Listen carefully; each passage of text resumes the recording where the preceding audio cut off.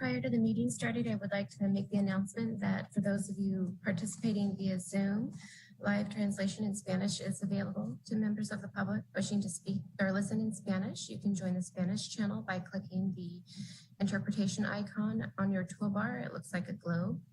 Once you join the Spanish channel, we recommend you shut off your main audio so you only hear the Spanish translation. Para los recién llegados a la reunión, la interpretación en español está disponible y las personas quienes desean escuchar en español pueden pasar al canal de español. Para cambiar de canal, haga clic en el icono de interpretación ubicado en la barra de herramientas de Zoom. Parece un globo terráqueo. Ya que se una al canal de español, recomendamos que apaguen su micrófono para poder escuchar la interpretación claramente. Thank you, Charles. And Stephanie and Dina, I am seeing a quorum of council members, so let's go ahead and reconvene our meeting that we started last night. So I'll call us to order at 8:01. Let's go ahead and call the roll. Okay, Councilmember Tibbetts. Here. Councilmember Schwedhelm. Here. Councilmember Sawyer. Here. Councilmember Fleming. Councilmember Alvarez. Present. Vice Mayor Rogers. Present. Mayor Rogers. Here. Councilmember Fleming, have you joined us? Let the record show that all council members are present with the exception of Councilmember Fleming. All right, thank you so much. So before we go in, jump into this council, I just want to reiterate some of the comments that were made last night. We did have a chance to hear from the public, and that was great. And then today is really a chance for us to hear from our staff about some of the accomplishments, some of the things that they have on their plate so that we can better weigh exactly what we want to add to the workload in this coming year and to talk about what our priorities are as a community. Mr. City Manager, did you have some introductory comments? Yes. So before we get underway, I just want to talk about how important these next 2 days are. They really set the vision and the guideposts for the organization. You will see that there are opportunities abounding in the work plans and the mandates that are coming forward from staff and in the organization. You know, it assists us in navigating challenging issues, and I'll give you an example of one is housing. Housing is a necessity for us as a community, both on the social and economic fronts. We've committed to a Housing for All plan, but at its base, we still wrestle with the fact that unlike other states around the country, housing does not return the investment that it generates from communities back into communities because of Proposition 13.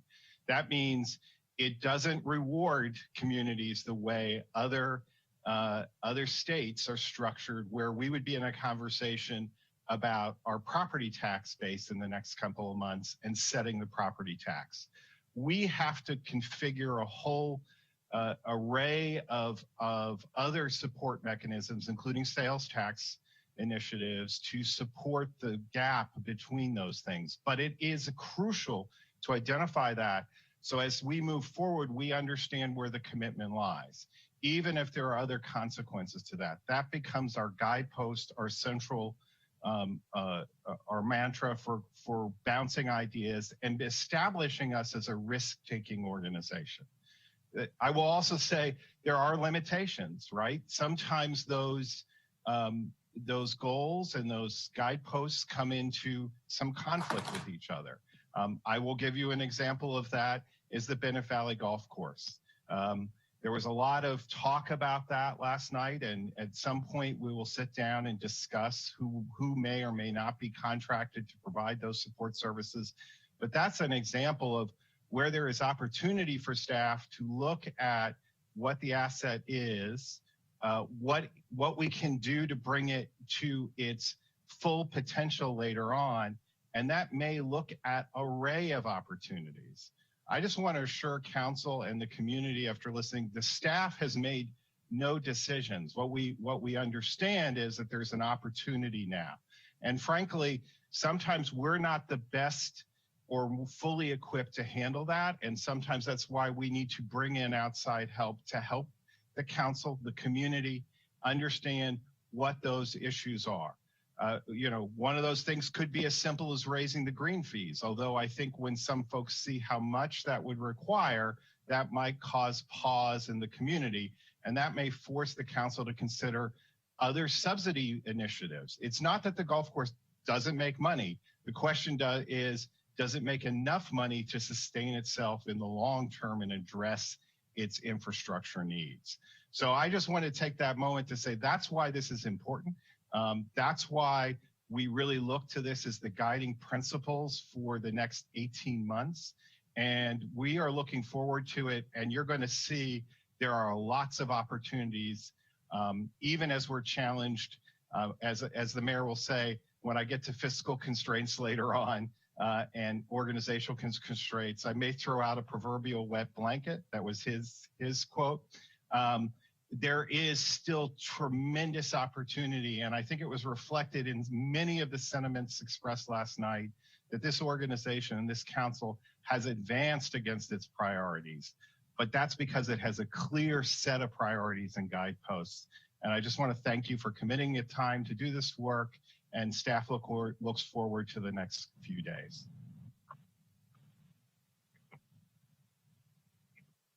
Thank you, Mr. Manager and Mayor, for those opening comments. I think the ball or baton now passes to me. I'm Greg Larson. I'm with Management Partners and ecstatic to be back with the City of Santa Rosa again, like we were together just, well, it seems 6 months ago in the midst of the early days of the pandemic to do priority setting to get through the pandemic.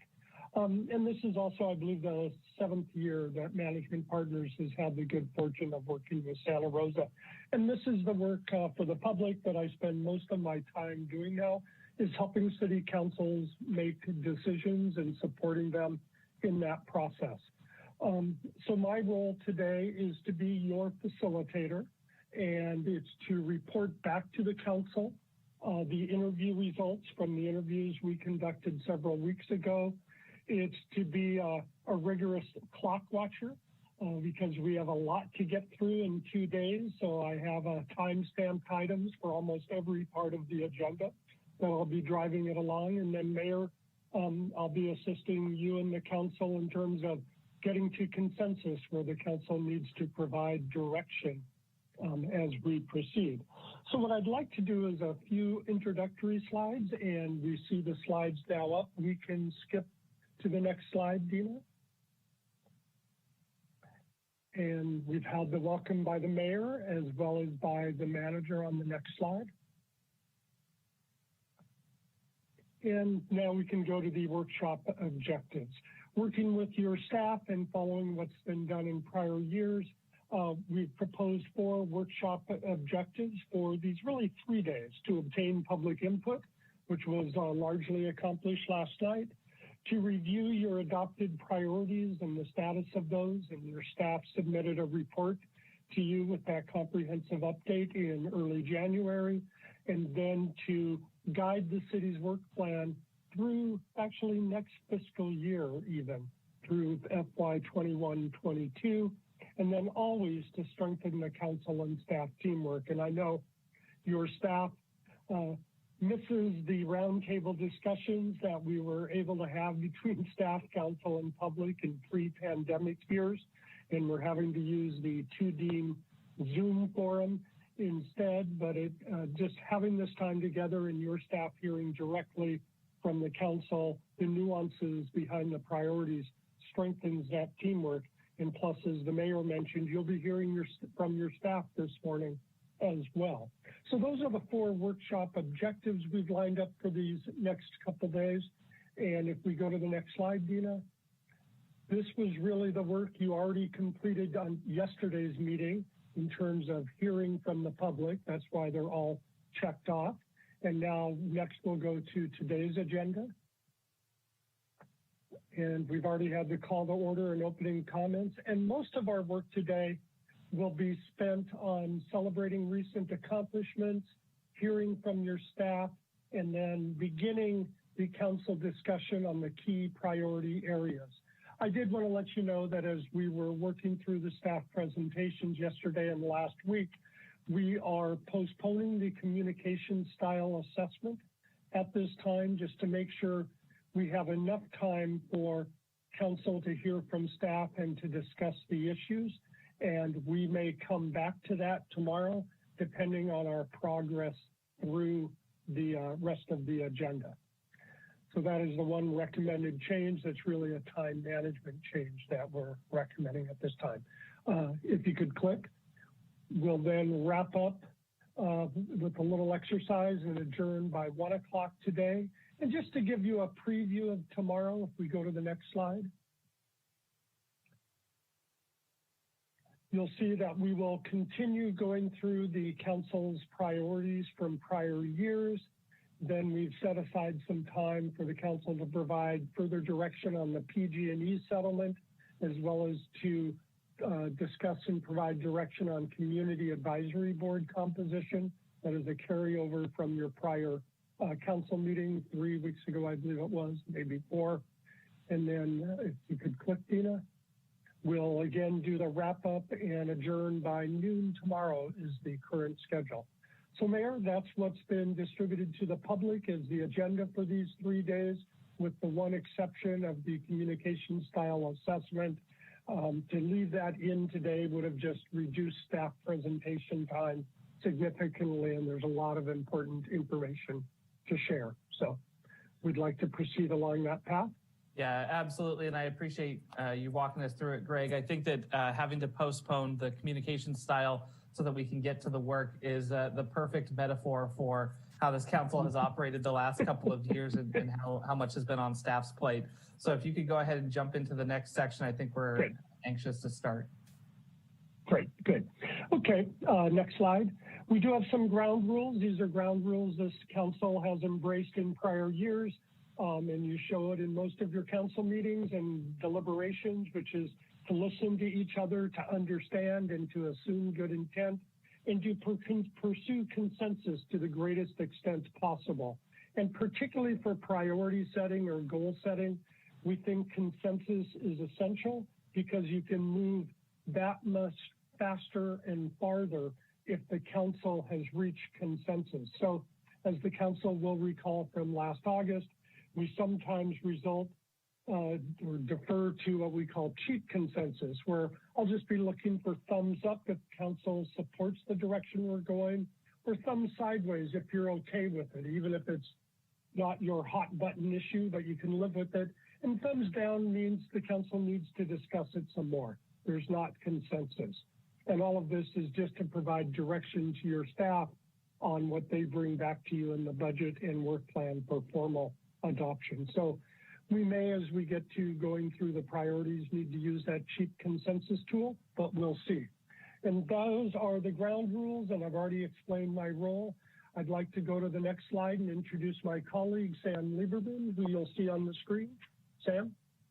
Thanks, Greg. I was with you back, I think it was in August of last year. I'm happy to be back again. I will be taking copious notes of your conversation, keying in especially on the important topics in regards to your priorities. But as you have your discussion, there will be some things that you discuss that you'll want to talk about at another time that won't be as relevant to our discussion today. I will capture that on our bike rack so that we have a record of the discussion, and so that you can pick up that conversation at another day. But I'm happy to be with you guys, and happy to be taking some notes again, and looking forward to the conversation. So the bike rack will be a tool we'll use if we're just spending more time on an issue than we have time for during these 2 days. We'll place it on the bike rack and work with your staff to schedule that to come back for a more full council discussion, maybe with the information you need in advance of that deep drill. So with that, let's now jump into the meat of it. And the first thing is to celebrate recent accomplishments. And in the wake of a pandemic, so many cities I work with across the state, all they've done is pandemic response and dealing with the fiscal and community and workplace dynamics of the pandemic, that it's been challenging to get to the work plan that existed previously.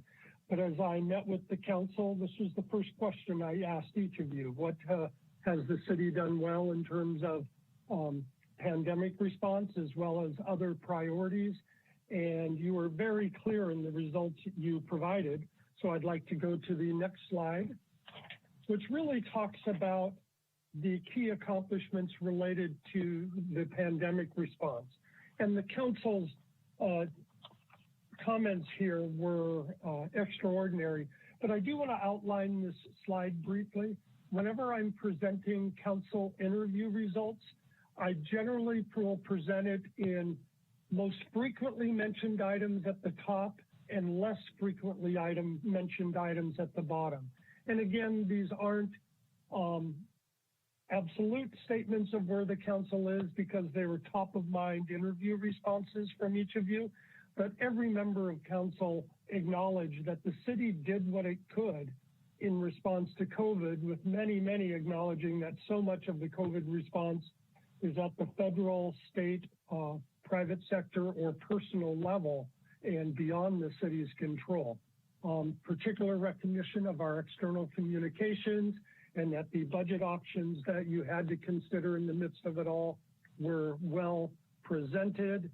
And then lower down the list was recognizing the internal communications got stronger and stronger, that there was support for businesses, the support for workers with the paid sick leave, continuing to provide community services in very different ways than we did pre-pandemic, and then the direct support for homeless and people, unhoused people in your community.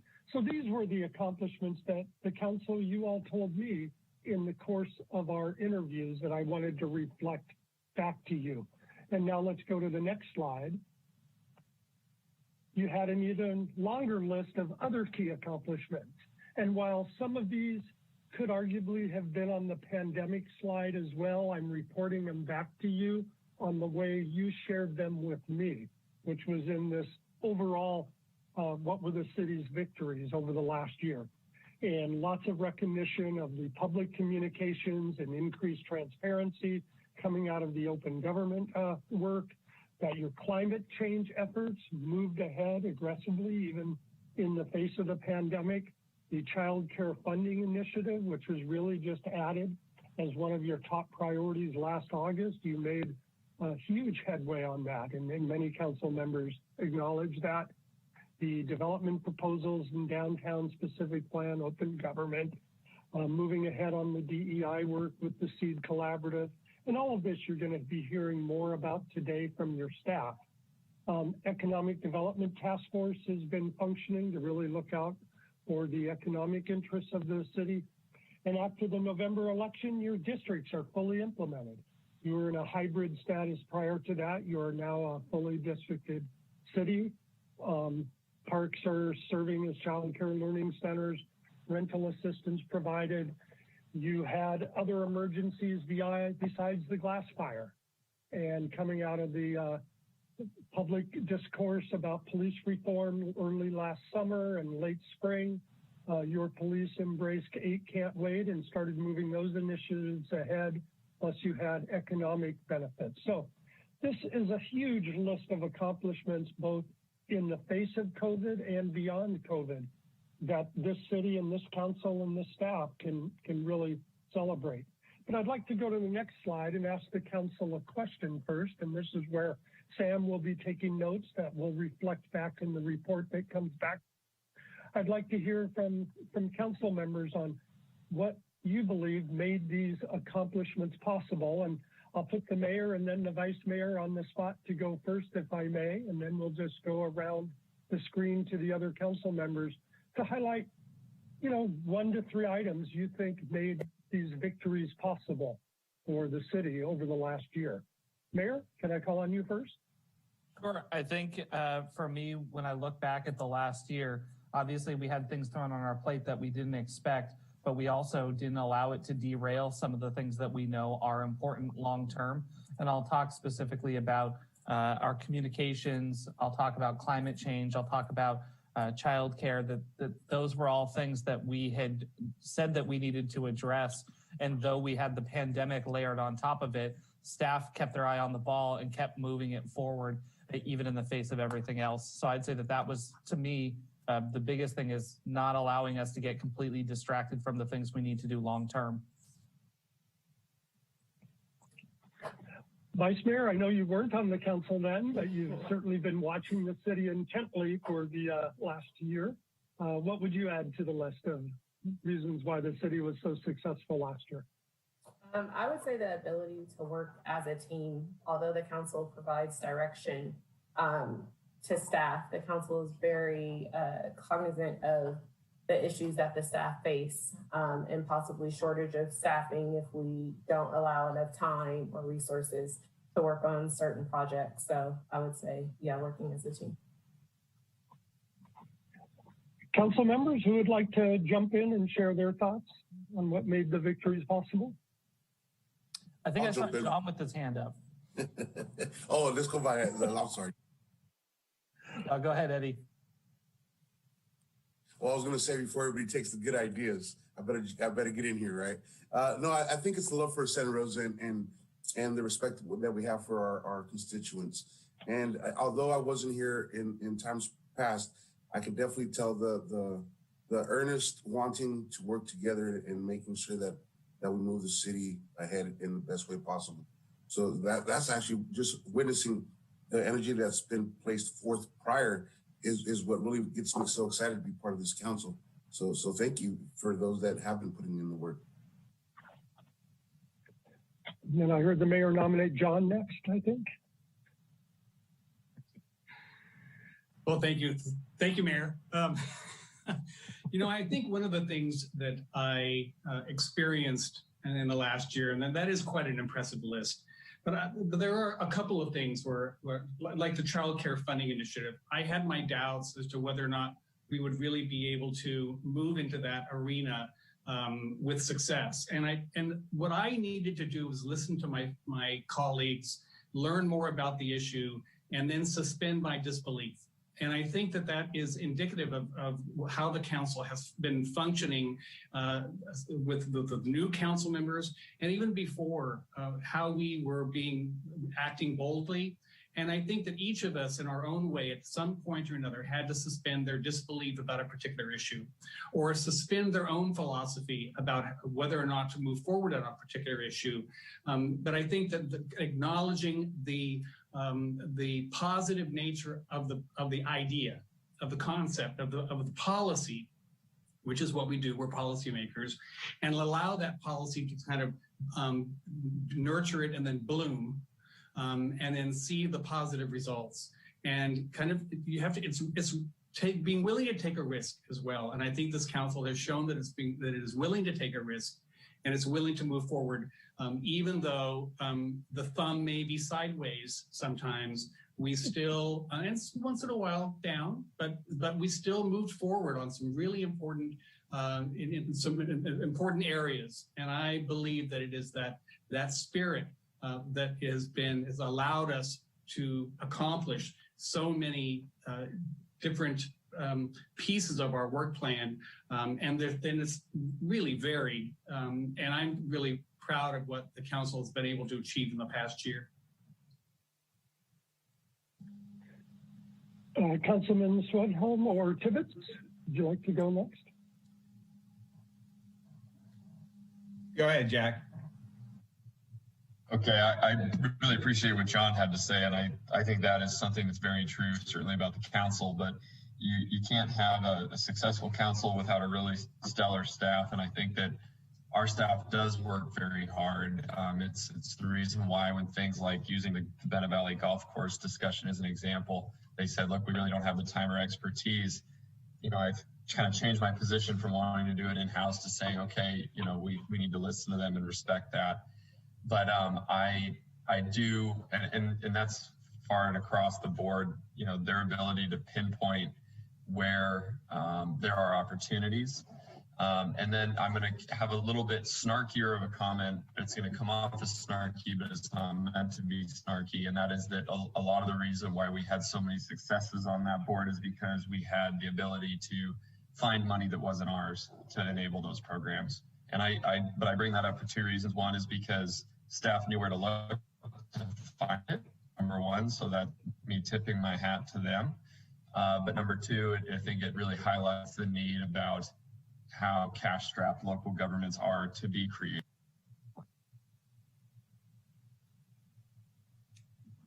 And for me, it's mainly two things. I'm a big believer city council is a team sport. We can accomplish so much more working together, and I think we've demonstrated it over the last 2 years. And also a huge part of that team is our staff. And again, we were working together. We weren't doing things to each other. We were working in concert. And the other thing, the last time we did, our last goal setting was kind of abbreviated given the challenges that we had. But 2 years ago when we started that, we also spoke of staff capacity, right? And being focused on goals that we can accomplish versus we have a whole bunch of things that may sound great, but we're not accomplishing anything. So let's focus on what we can actually accomplish and do well, given the capacity that we have now, and stay focused on that. And I really appreciate the city manager and his team listening to what council had to say and how do we accomplish those goals that we established. And I do see Councilmember Fleming has her hand up. Yes, thank you. I am juggling being a single parent and getting my kid to school. I will be on the video in a little bit later on today, guys. But I definitely wanted to chime in here because I think that we've done some great things this last year, and I wanted to attribute them to a couple of different factors. One is, all of our city departments have worked so well together, and it's not always easy to get planning and infrastructure and transportation and public works to do things as seamlessly as they have. And I just wanted to thank them and encourage that continued integration, participation, and view of the big picture. The other thing that I think really, I know we're not really calling people out by name, but I'm going to go ahead here and say that Stephanie, Dina, and Sandy have done yeoman's work in terms of making this possible for the public and us to participate seamlessly as possible in a remote world. And that without their dedication to this process, I don't know where we would be.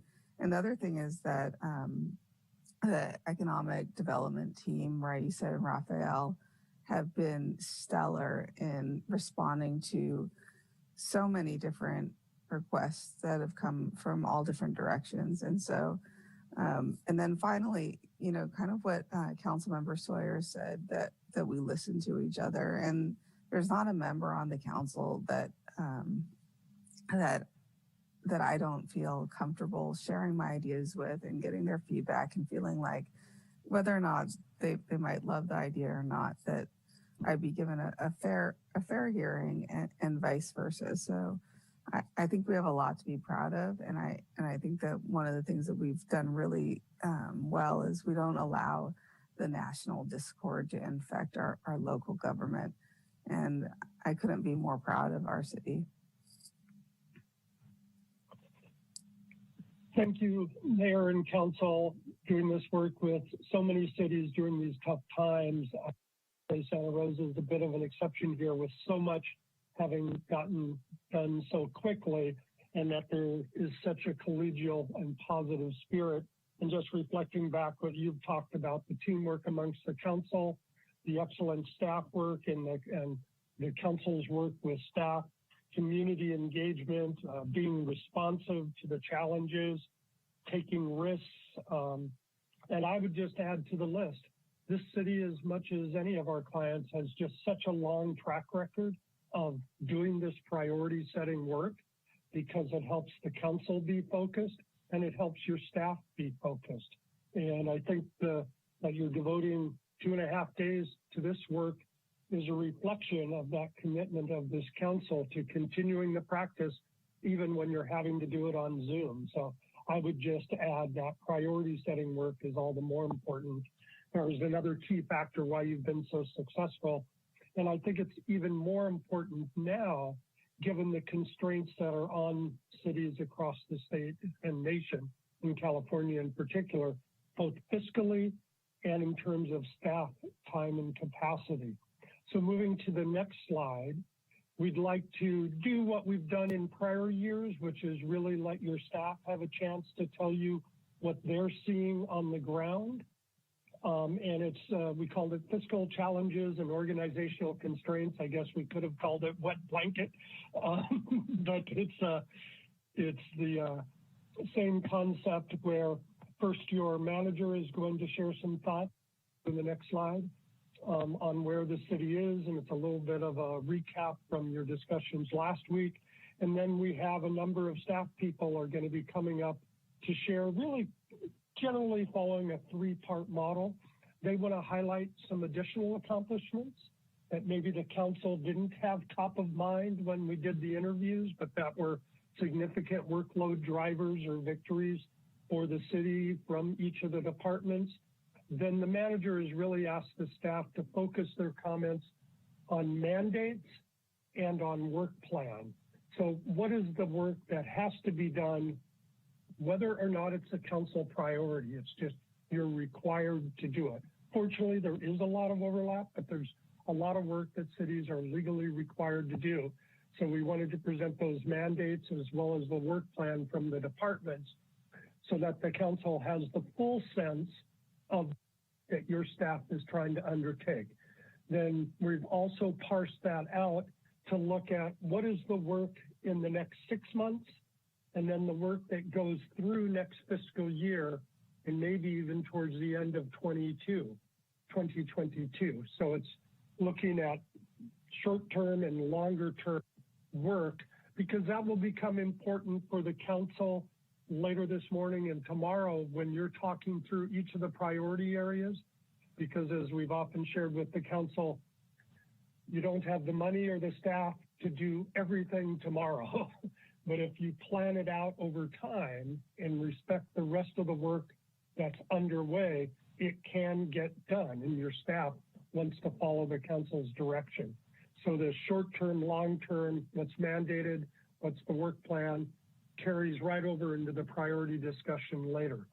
So with that, I'll turn it over to the city manager who will drive the rest of this program.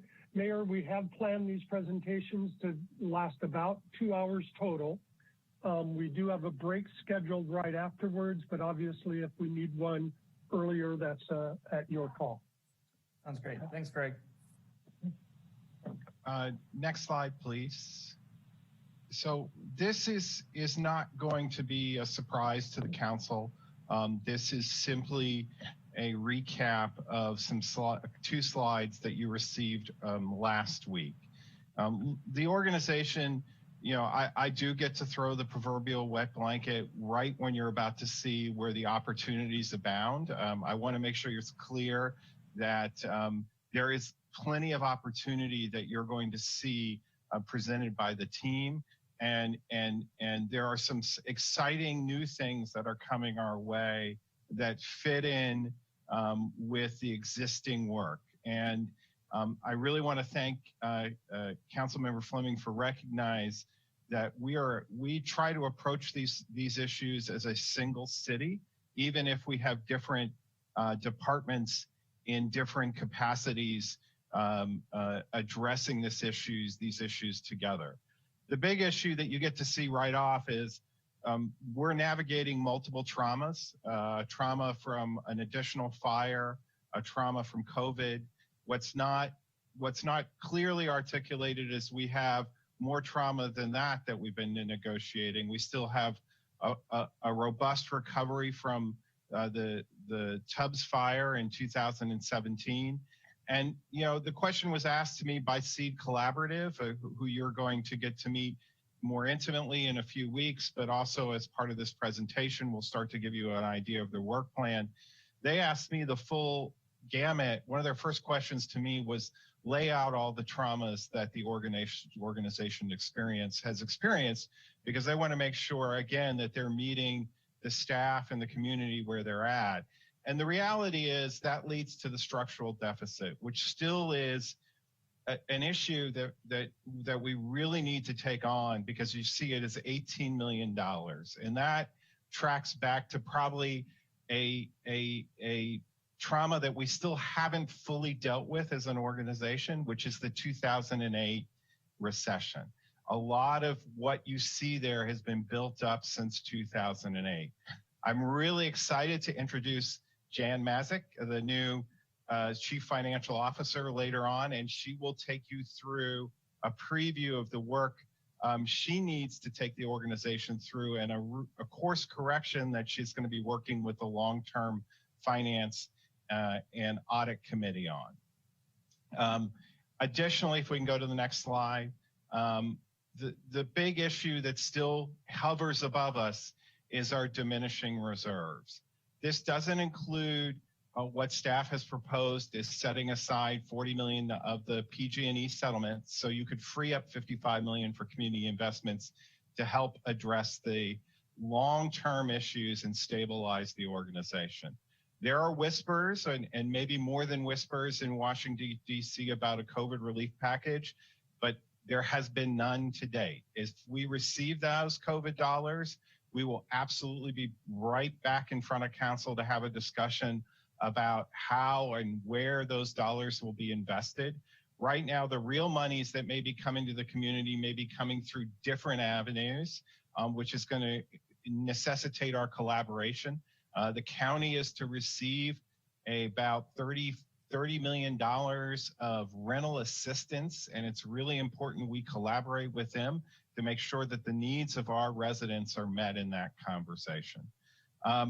So if we go back, that's the one thing that really is a challenge for us, is right now we're on a course to only have $5 million in reserves at year end without making some substantial adjustments to that. And as you go back, if you go back one slide, you can see those trauma-induced items are still, we're accruing costs around them. That includes costs around how this organization was the first in the county to adapt to the needs of our shelter and expand into hotel services. We've built the expansion with $2 million in general fund to expand the site at Samuel Jones Hall to help us just press some of those costs, but it's still going to be a transition period as we wrestle with the realities of the pandemic. So that's just to give you a picture that there are structural issues we need to address. There's an immediate issue about our reserve health, and there's still the lingering uncertainty of what a relief package will be from Washington, D.C. And lastly, we're holding nearly 40 positions, and we're asking an awful lot of our organization. That's why I'm requesting that we be focused and disciplined when we come out with the principles.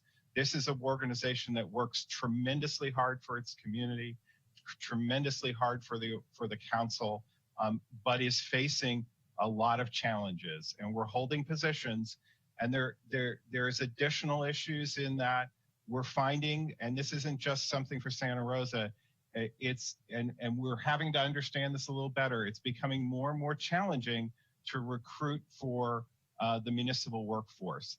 This is something that has been identified across the state.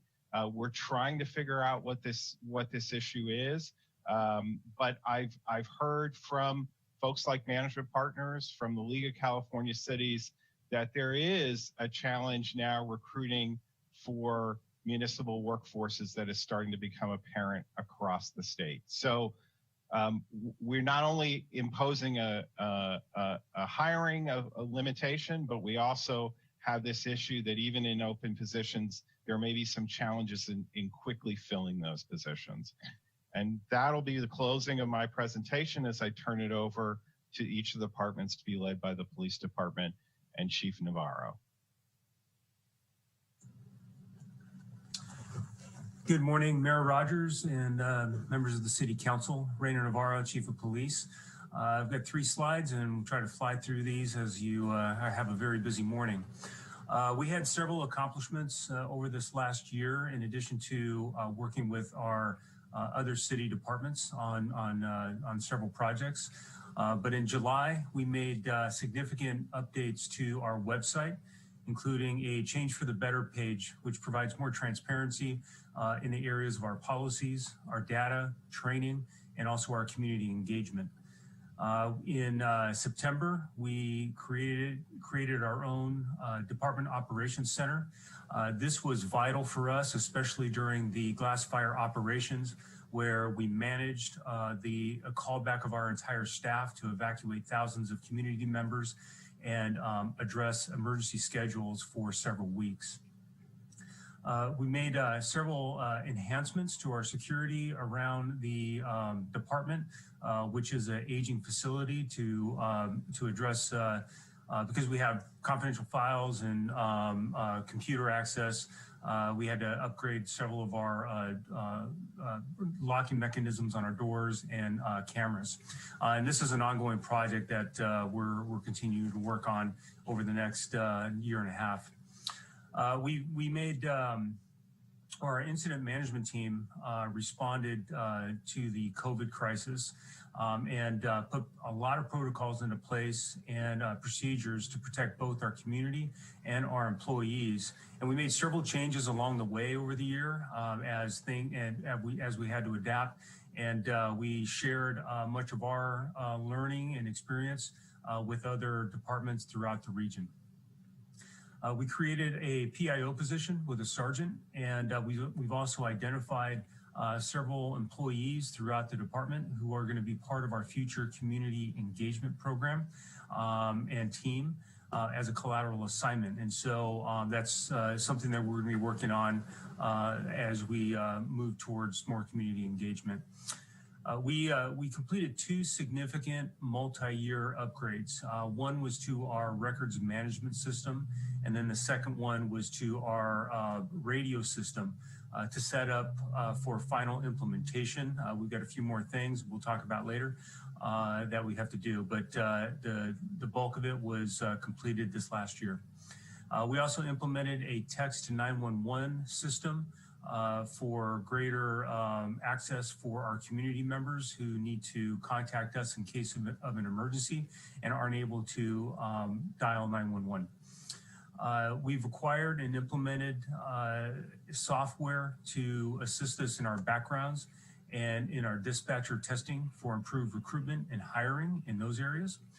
And in the area of wellness, we've established a collaboration with First Responders Resiliency. It's a local nonprofit to work with our staff, and then also acquired a wellness app through our longstanding relationship with Wellness Solutions, which is providing options for our staff with all of the emergencies that we are going through. The next slide, please.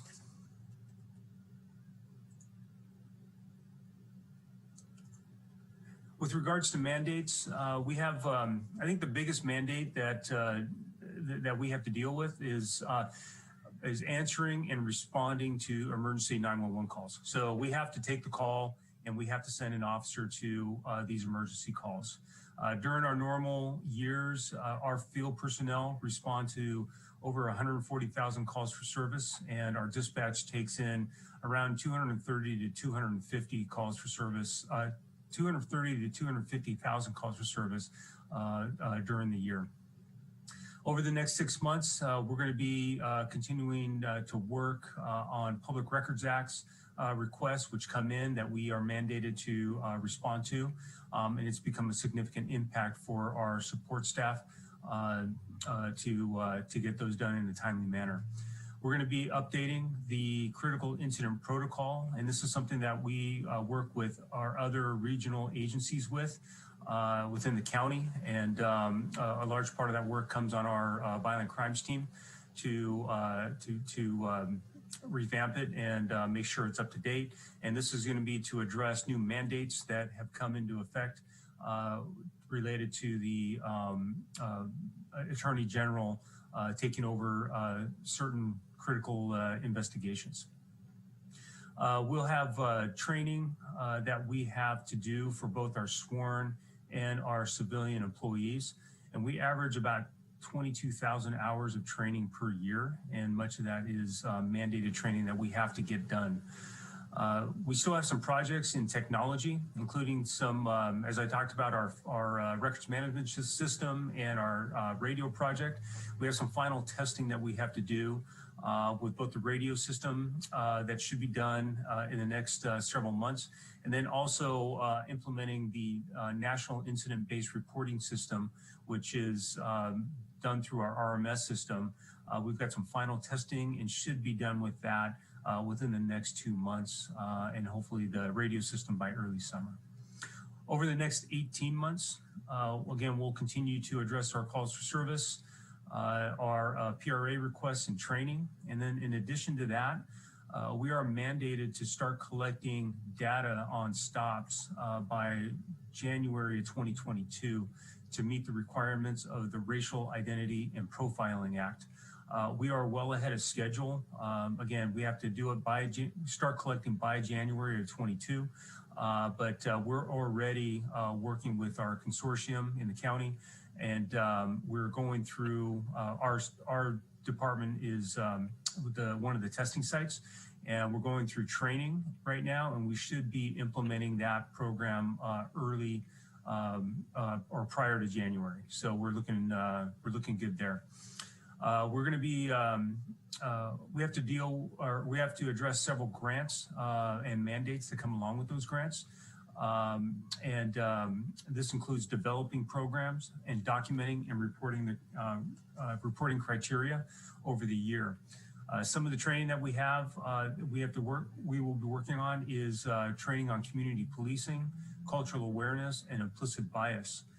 And then we'll also be working on operational grants to enhance our efforts in the areas of traffic safety, alcohol violations, and acquiring safety equipment. Next slide, please.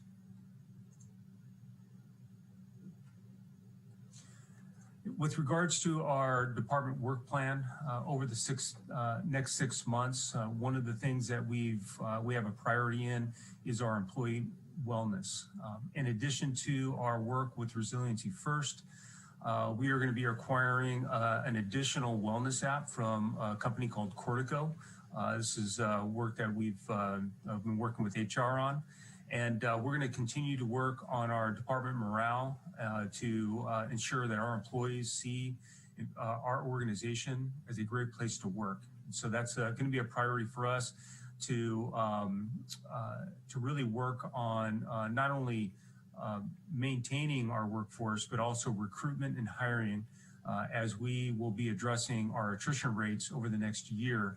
As we may be seeing, or we have over 20 employees eligible to retire in 2021. We're going to be working with the city manager's office to implement a police auditor. We had a discussion with the public safety subcommittee, and we are going to be putting out an RFP within the next 60 days and implementing that program back here very soon. We're also going to be working on our Chiefs Community Ambassador team, and we have gone through applications. We're going to be doing some interviews next week, and hopefully getting that up to speed with some virtual training in April, and moving forward with that with our community engagement. And we're going to continue to work on our ongoing emergency preparedness, specifically for potential issues that we have been seeing every fall. Over the next 18 months, or 7 to 18 months, we're going to conduct a staffing study. We're going to look at a staffing study that's going to inform us on not only our patrol, which is historically what we've looked at, but also all of our divisions, and will include staffing needs in our investigative assignments, in our dispatch, and our records section. We're going to evaluate our future response to calls for service and use that along with our staffing study to inform us and help us look at what calls we should be going to and other calls that we can either address through maybe civilian civilians, go into calls or maybe doing it through online services. And we're going to be working very closely with our community engagement team on our, as we prepare for in-person engagement again, and working with the SEED Collaborative on our equitable policing plan. We'll be working with our teams to address traffic safety. Last year we had 8 fatalities and 8 additional major injury collisions. So that is one of those core operational areas that we need to work on. We're going to be working on violence reduction. We saw a 49% increase in shootings last year, including 4 homicides and about 240 firearms taken off the street. So that's another area of that we want to improve on. We're going to be addressing technology issues to address our. We'll need to address our body-worn cameras and look at an extended solutions as we have contracts that last about 5 years. We'll also have to be looking at improving our video equipment for our investigative assignments in our interview rooms because our technology is aging and starting to fail. We want to implement an electronic citation and an improved accident investigation software to improve our efficiency and improve our response to community service. And we also want to develop a thriving public safety internship program. Right now we have one that focuses on our vehicles, but we want to really work on something where people get exposure to our investigations, our patrol, and our record section. And that's going to help us as we look forward again to our recruitment and hiring. Finally, we are going to be working on our aging public safety building. Again, we have additional security needs around our parking lots, and we're going to be working on that, developing RFPs and looking at what we need to do over the next 18 months. And we are, the one thing I didn't add on here, and I'm sorry I missed it, but we're going to be working on our mental health response team. And that should be looking at, we're looking at probably early summer at getting that up to speed and getting a team out there. It won't be 24/7, but it'll be a start in creating a program for that to go into the future. That is the end of my slides, and so I'll turn it over to the fire department. Thank you very much.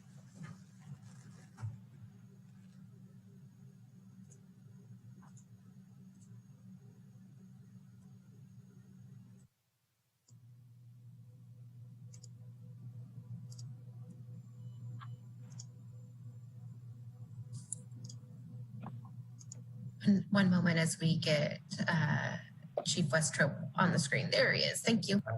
Here we are. Good morning, Mayor Rogers, members of the council, Scott Westrop, interim fire chief.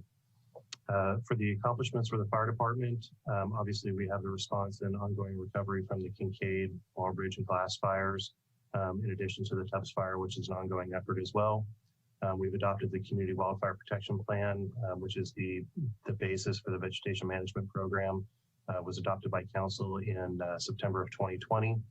And we've developed and implemented programs such as evacuation zones, which are used in the Glass fire, the Know Your Way Out public campaign, and the temporary evacuation points, which are COVID-friendly ways to evacuate people into a safe area versus a congregate shelter. We've implemented our recruitment and diversity strategic plan, and of course our wildland resiliency and response strategic plan, which you've all seen to some detail.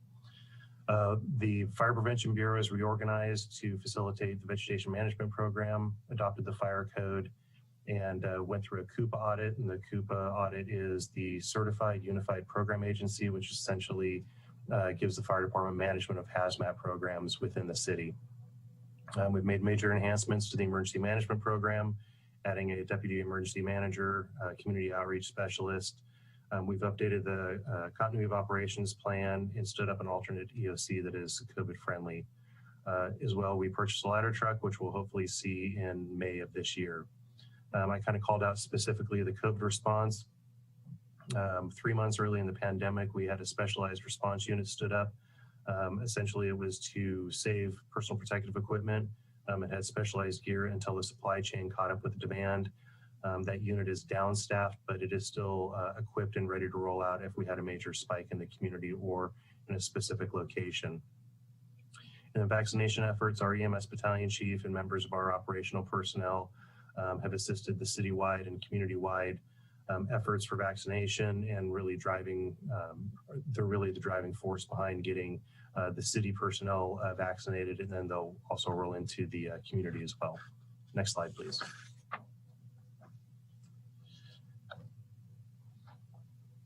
Under mandates in the next 6 months, you'll be seeing the burning ordinance coming to council on March 16th.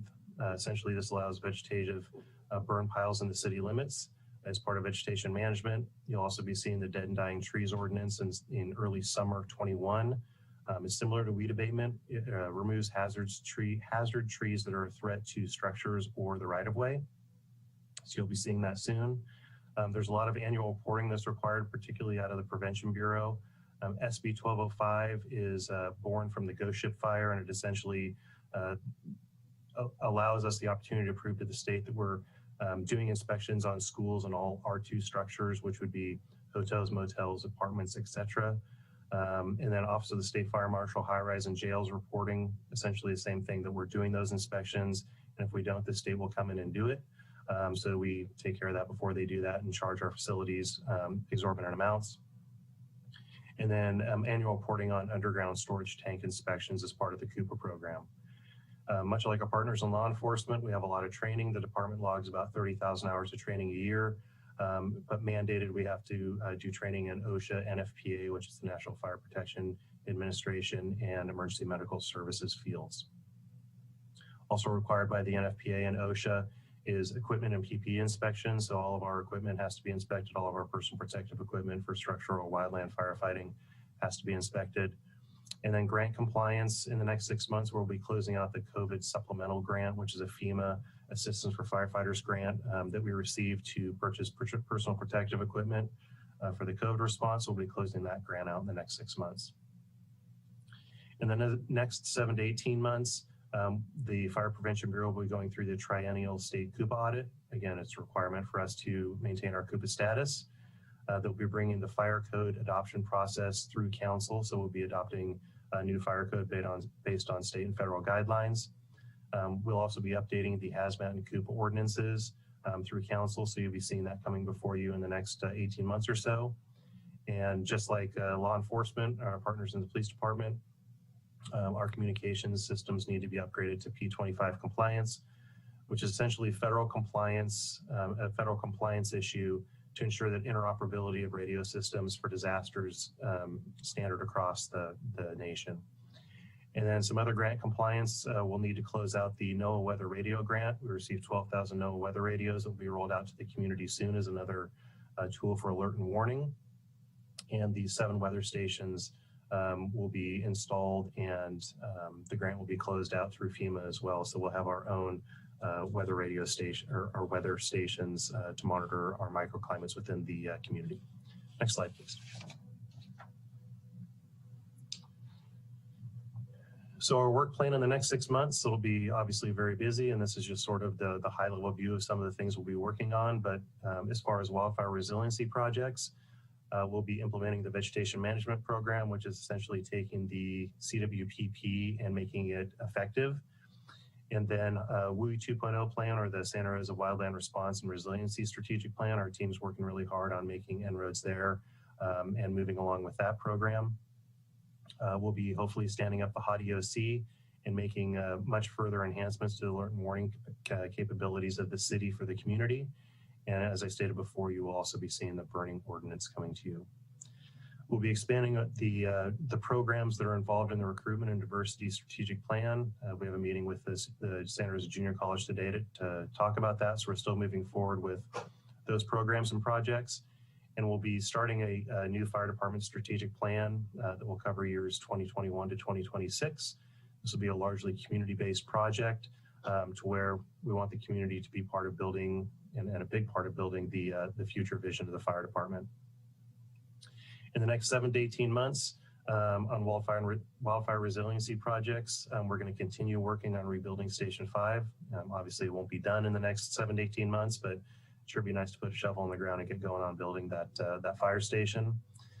We'll be exploring the options that we see in filling some gaps in our all-risk service delivery and social services.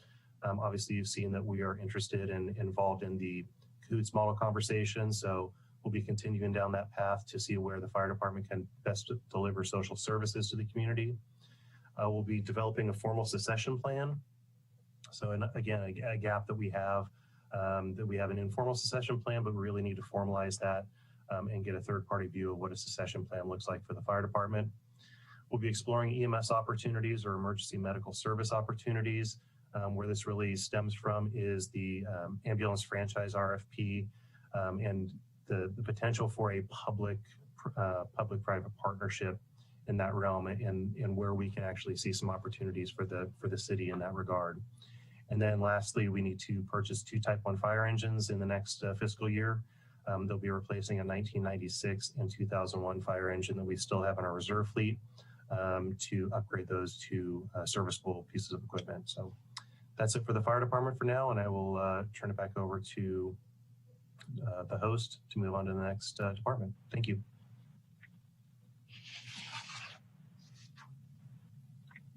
And we're next going to hear from both Transportation, Public Works, and Water. Yes, good morning, Mayor, Council members. Jason Nutt, I'm the Operations and Transportation Assistant City Manager. I'll be covering Santa Rosa Water and Transportation and Public Works projects. I do have Jennifer Burke available if there's any questions as we get forward with this. So let's just start off by talking about accomplishments in Santa Rosa Water. It's been a very, very busy year. Well, let me just start by saying both the Santa Rosa Water and Transportation and Public Works teams have been working extremely hard over the course of the last year to ensure that all of our operations and day-to-day functions are continuing to go as quickly and as efficiently as possible through the course of this pandemic in an effort to make sure that all the infrastructure is adequately cared for. As you can see in the accomplishments slide for Santa Rosa Water, there's a number of things relating to new water discharge permits. I think some of the keys are looking at the bond sale. This was a big deal for Santa Rosa Water. They're very excited. They had the opportunity to go out for bond, which allowed them to then refinance the existing bond that they had.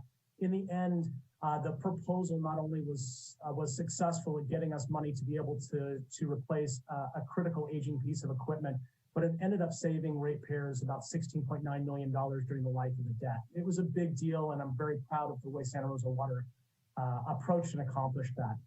As you've heard from other departments, we've had a number of activities through the course of this year relating to service interruptions with PSPS and wildfires.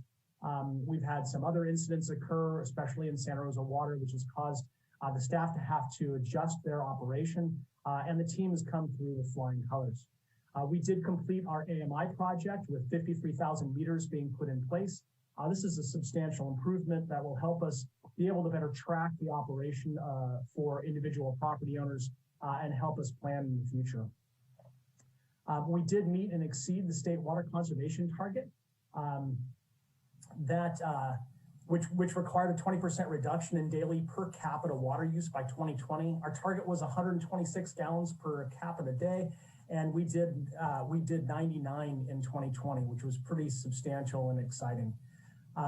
As you can see here, we're also dealing with a Streets to Creeks campaign, creating awareness about the effective everyday activities of our creeks, and we're working on a cost of service study so that we can bring forward a 4-year rate recommendation. And I'll talk more about that in just a minute. Next slide, please. When we look at the accomplishments in Public Works, our transit team's really taken a leading role in combination with Mayor Rogers, looking at how we're going to be evaluating all of our transit systems in the North Bay, in particular Sonoma County, to ensure that we've got the best possible combined operation moving forward. And our transit manager, Rachel Eade, has done a great job of helping lead that within the region, and we're really excited. That also includes our activities with MTC and the Blue Ribbon Task Force. So we're excited to see that move forward, and we are pushing it. We have started the initiation of our electrification of our bus infrastructure. This includes the approval and purchase of 4 battery electric buses, as well as the integration and deployment of the charging infrastructure associated with that.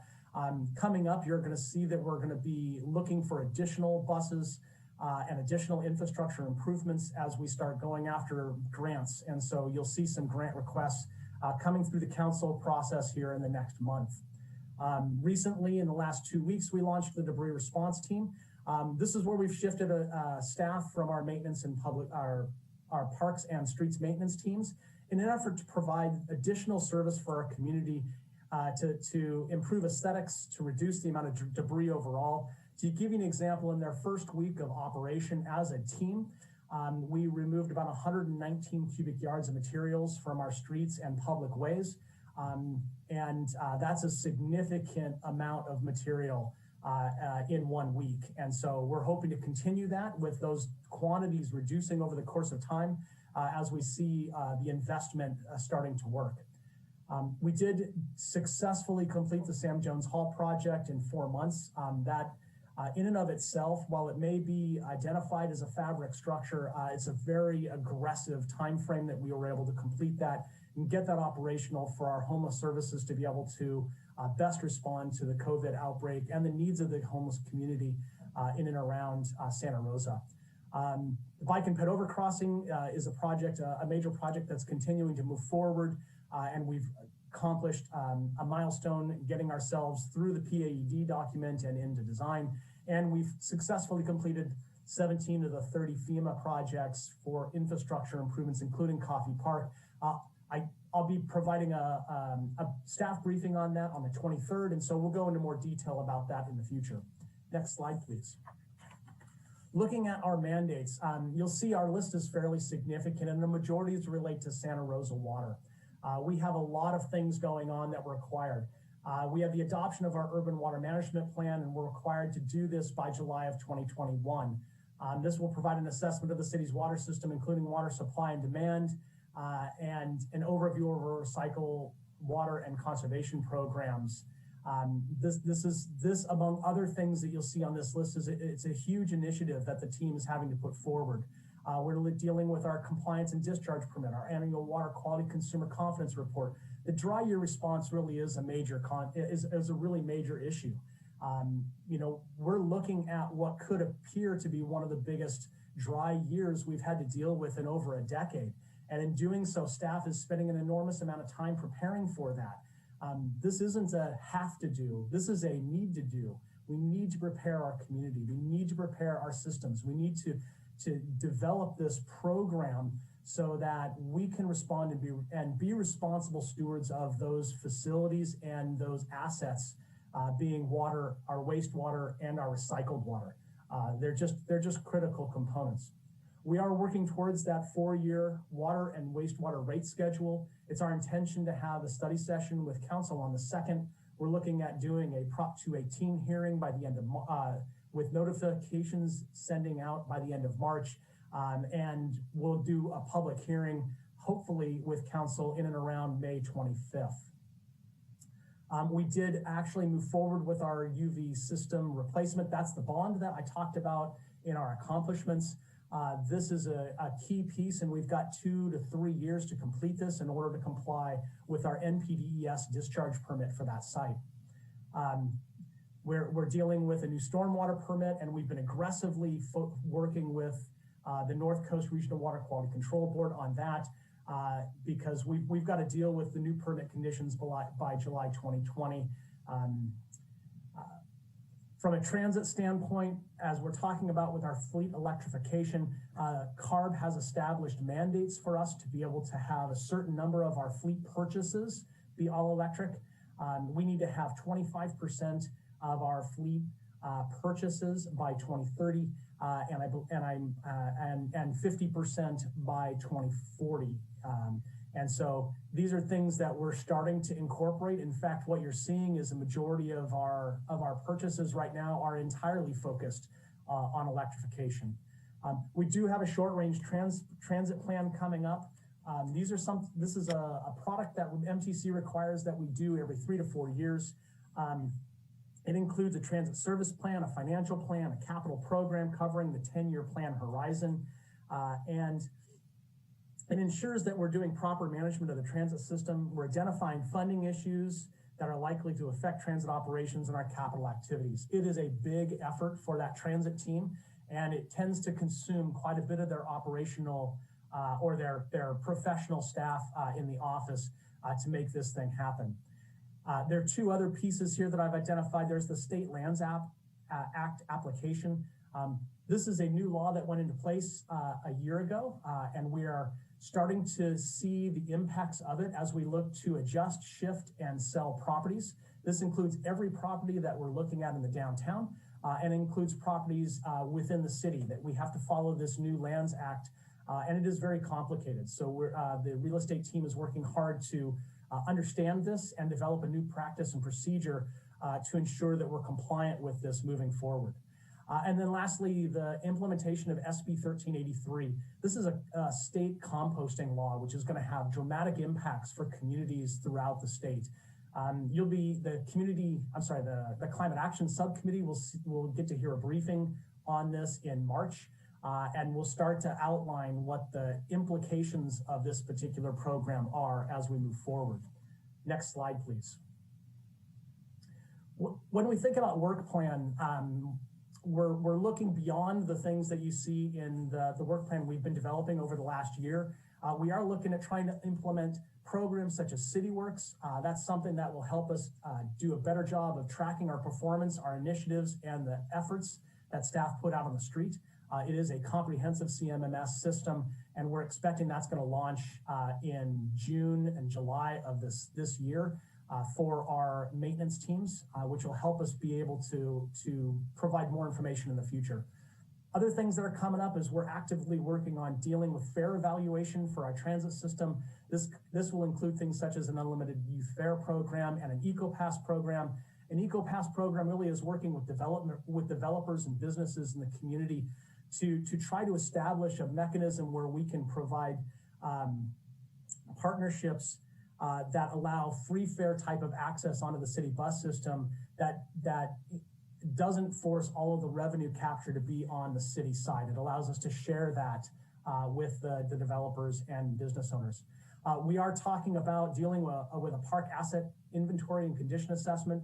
That is coming forward, and we're hoping to have that completed by this summer so we can start understanding what our investment should be. We recently went out and are working on a DDA with Freebird on the Bennett Valley Senior Center. We're excited to see the 62-unit affordable housing complex come forward. We think this is a great shift in service and resource for our community, and this is one that's going to start to take and ramp up here in the near future. Looking a little further out, we are looking to try to finish the remaining FEMA projects this year with one that will probably linger, and that'll be the Fire Station 5 project, who we're anticipating a completion date in the 2024 timeframe. Regional Organics Processing Facility is one that we're working with Zero Waste Sonoma, an effort to put a regional composting facility out at the treatment plant, and we think that will also be a benefit that is ongoing. The Potter Valley project is a large initiative that we've been working on with many partners. It's a hydro facility that's up on the Eel River. It does impact the Russian River watershed, and so we're working with all of the agencies involved, the coalition, which includes California Trout, Humboldt County, Mendocino County, Inland Water Power Commission, the Round Barn, Indian Valley Tribe, and Sonoma Water. We are part of Sonoma Water's portfolio, and so we're working actively with them to ensure that this particular asset is a benefit for the city of Santa Rosa and Sonoma County into the future. We're continuing to work on consolidating and evaluating our transit system with our adjacent partner operators within Sonoma County. And honestly, the dedicated staff that you have in your maintenance program is actively and continuously working to try to improve operations and to try to make our infrastructure as livable, viable, and long-lasting as possible, given the resources that we have And we're a very dedicated team that's continuing on that. Two other initiatives that you'll see on here is the microgrid and energy utilization study. We expect that that'll come with a final report later this summer that we can begin to start looking at an implementation plan. And then we've spent quite a bit of time as discussion relating to the PG&E settlement funds about wildfire investment. One of those relates to a traffic resiliency initiative, and it's something that we're going to be looking at in a number of different ways because we do believe that this is a critical component for us moving forward. And with that, I'll conclude my remarks on the operations and transportation portfolio and hand it over to Claire Hartman.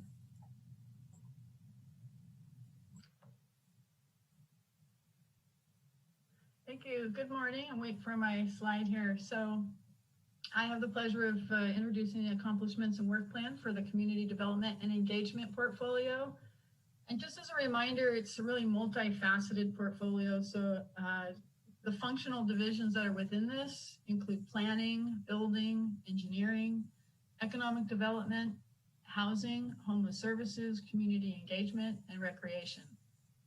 So it's broad, but we have a lot of functional alignment within our team and also across the organization. Many of the things I'll talk about today, we don't do alone. We may facilitate, we may play a primary role, but all of our work actually relies on partnership across the organization. So with that, I'll start off with accomplishments. Now, you all did a tremendous job reflecting back on the accomplishments of the CDE team, but just a couple of other highlights I'd like to talk about. One is just COVID compliance. In our section, we do have code enforcement, and they were charged with addressing COVID compliance. We were very successful this last year. We collaborated with other departments. We collaborated with police and the PIO team. We collaborated with operations as well, and we applied the education first approach. And a lot of that messaging was very strategic, and I actually want to thank several of the council members for participating in video messaging and radio spots. It had an effect. We had very few fines issued. We had a lot of compliance. The other thing I'd like to highlight is our PED, Planning and Economic Development Permit Counter, a virtual counter. This is something that we had thought of for several years previous, and COVID basically ripped the Band-Aid off and said, let's do it, because we needed to continue our operations and start continuing to process permits. We activated the permit center within 4 weeks. Now that included 100% remote plan review, and it's actually more closer to like 95% of our permits are taken in electronically then and continues today. We do offer some in-person services for those that cannot access computer or feel more comfortable submitting in person. So we do accommodate that, but this is something that we'll see that will continue on in the future. The other thing I'd like to notice is, and I'm glad that Stephanie and Dina got some commendations about virtual public meetings. They really took leadership in that. We supported them in that process. Through this portfolio, we handle a lot of community meetings, as you can imagine, and also many review authority meetings on a regular basis. So I'd like to say that we dovetailed nicely with their leadership. And within 3 weeks of the shelter in place in March, we were all operating, every board, commission, committee, in a virtual sense.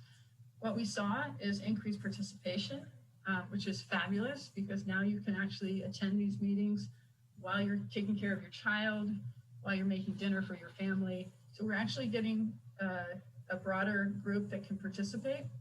And they're also feeling more comfortable participating and not just observing because of all the different mechanisms that we've set up and tested and tried again. It'll be an ongoing process, and it gets to an audience, and I'll talk a little bit further about future steps for that. The other thing I'd like to highlight, and you guys mentioned already, are homeless support services. And again, you'll see that's across the organization. But what I think the accomplishment is here is that what we learned with the Finley example, and with the sprung structure, adding 60 beds to restore the capacity, but at a non-congregate, in a non-congregate way.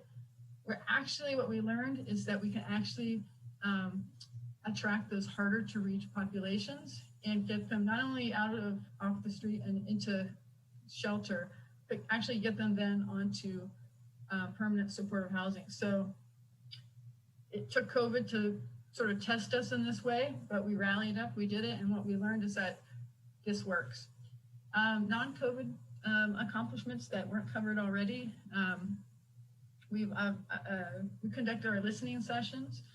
We extended this time in reflection of bad air quality and COVID restrictions. And a lot of the audiences that we wanted to reach out to with listening sessions required in-person meetings. So you can imagine doing very, very small groups. This took a lot longer. So we've been working through that, and we're excited to be presenting that later this year, the results of those sessions. Another really popular thing has been our violence prevention awareness series, and we recently had a deconstructing race and racism seminar. Great attendance. It is recorded. It's on community engagement website, and we hope to do several more of those types of seminars.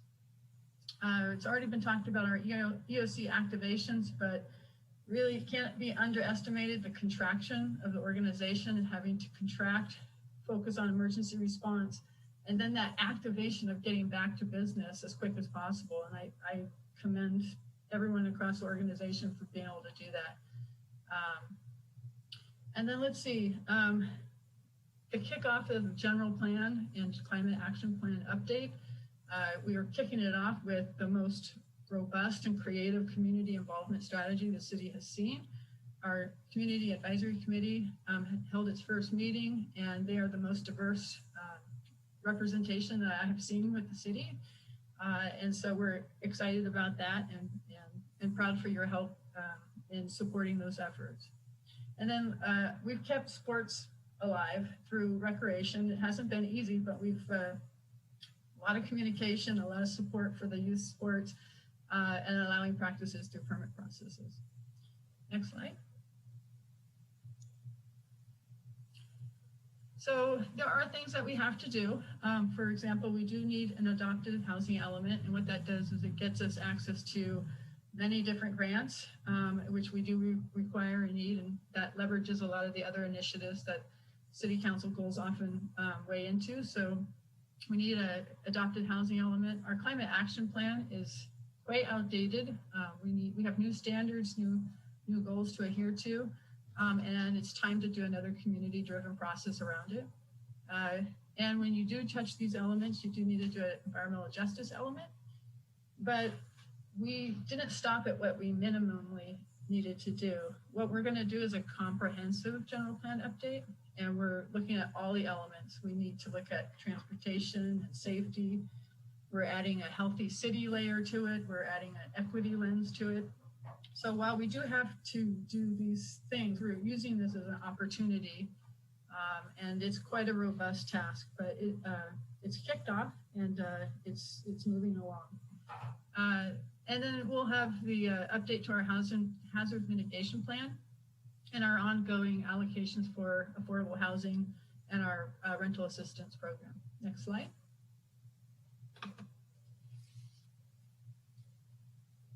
So in terms of the work plan that are associated with council goals, we have a lot of them. We're quite busy. I have to say that there's a lot here, but it is really a labor of love. This portfolio is full of extremely talented people. We're very lucky to have them. They're very energetically looking at council goals and how we can fold them into our daily operations. We appreciate the focus and direction that council goals provide our work. And in most cases, we are able to fold them into our daily tasks. And where we can't, we leverage other resources. So we are always on the lookout for grants. We're looking for leveraging work that other departments are doing, or even community partners. So we make it work.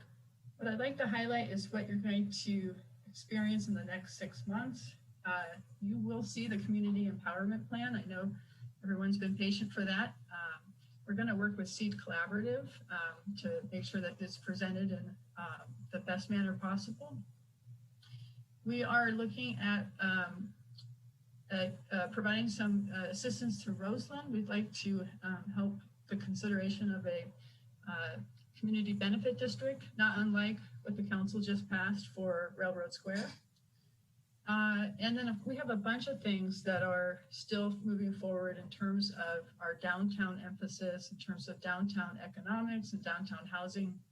So we will be, as mentioned before, we will be before you shortly on our first phases of the EIFD, our ENAs and DDAs, and also we will be looking at launching a request for proposals and request for qualifications on 2 of our city sites. And then most recently, we convened an ad hoc to help the county with its decision-making in terms of locating its civic center. And there is a lot of housing under construction right now. There's actually other infrastructure projects under construction or in the works for downtown. And similar to what you see for our rebuild sites, so the dashboards that we have for the glass fire, for housing and for the tubs, we are going to create a dashboard for downtown. So you can actually follow the progress of our work down there. In terms of longer term, we are getting the initial steps together, but it's an ongoing program for the lowrider patrol car. Obviously, we're working heavily with operations and also police to get that up and running. You'll see that soon. Again, emphasis on supporting Roseland. We want to support their work in getting organized. Economic Development Subcommittee has an interest in looking at universal childcare. So we'll look at work, taking what we've started and moving that forward. And then, expedition of development permits, that will be an ongoing task. We do think about that quite a bit because, but again, the council's leadership on prioritizing those permits has helped tremendously. There's other areas that we'll be working that are longer term. So we already talked about the general plan update. That's going to take 3 years. A little shorter, but still a year to a year and a half of would be historic surveys for the downtown, our missing middle housing initiative, and then the Mendocino Avenue specific plan. Next slide. So there are other items that come up from time to time to our attention that are quite important, but do fall outside of council goals, and we just don't have the capacity to fold them into our daily operations. So these are things, though, that we feel are so important, we'd like to look into. And so in the near future, we will be looking at efforts towards the community engagement strategic plan. We have a new division director for this section. We would like to take time to evaluate its structure, its focus, and get it really on the most efficient and effective path forward. Same with economic development. And then there's a lot that goes into building up to summer recreation programs. We're hopeful we'll be moving out of tiers. Because there's so much preparatory work, we're moving forward in that direction. A lot easier to cancel the programs than to just ramp them back up. So we are moving in that direction. And then longer term, you've heard about vacation rental ordinance. We don't have one, so we make do with what we have. It's a lot of education. But there's work to do on that. And then, of course, probably the most you've heard about is telecommunications ordinance. We have one, but it's quite outdated. And we do need to update it, not just for legal reasons because it's outdated, but also our community has demanded a community-driven ordinance that would address small cells, but also macro sites, which are the cell towers and whatnot. And then we'll continue to seek grants for longer-term projects, such as the Southeast Area Annexation and Specific Plan, which is important because we need to work with the county on implementing our new housing numbers called RENA. And a lot of the county will be looking to the south side of Santa Rosa to place their housing. And we would love them to place it in a well-planned area that integrates with our urban principles with the city. And that's my last slide. And the next speaker is City Attorney Sue Gallagher.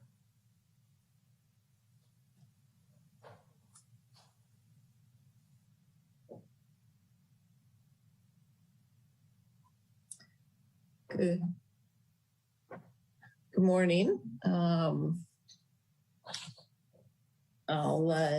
start in. I'm not seeing my picture yet up there, but and I will try to stay brief. I know we're running a little late in our process, so I'll review our city attorney accomplishments. Some of these have been mentioned previously, so I'll run through them quickly. As you well know, we did finalize the PG&E settlement from the 2017 fires this past year, received over $95 million for the city. We had a key role in preparing and presenting the open government ordinance that was presented in December to the council and adopted. We were integrated into the development and approval of the downtown specific plan and EIR, a tremendous effort working very closely with Claire's team. And we worked in partnership with HR, successfully negotiating MOU extensions with all bargaining groups where the contracts were up. And then, of course, we were very deeply involved in the 2020 election, including council member elections. As was noted, this was our, we became fully into district elections this year. So working on council member elections and also our successful tax measure. Obviously, I worked very closely with our city clerk and her team in all of those efforts. And we worked closely with both human resources and with the economic development staff in navigating some very challenging responses to COVID, including personnel policies, wellness efforts, and then business assistance and employee protections. We also were involved in ongoing defense of critical litigation. We have a tremendous number of cases currently pending in our office, but the keys were litigation that that arose out of the protests last May and June, litigation that is ongoing regarding our homeless encampment policies and practices. We were challenged under CEQA for our all electric ordinance, also challenged under CEQA for our downtown specific plan.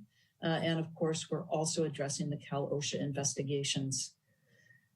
We had a very successful year in code enforcement, included several receiverships, a number of receiverships on properties that really serve to protect our neighborhoods.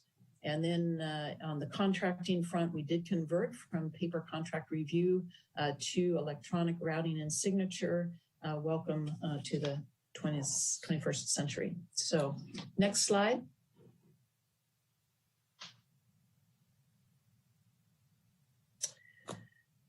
The city attorney's office is subject to mandates under both state law and city charter.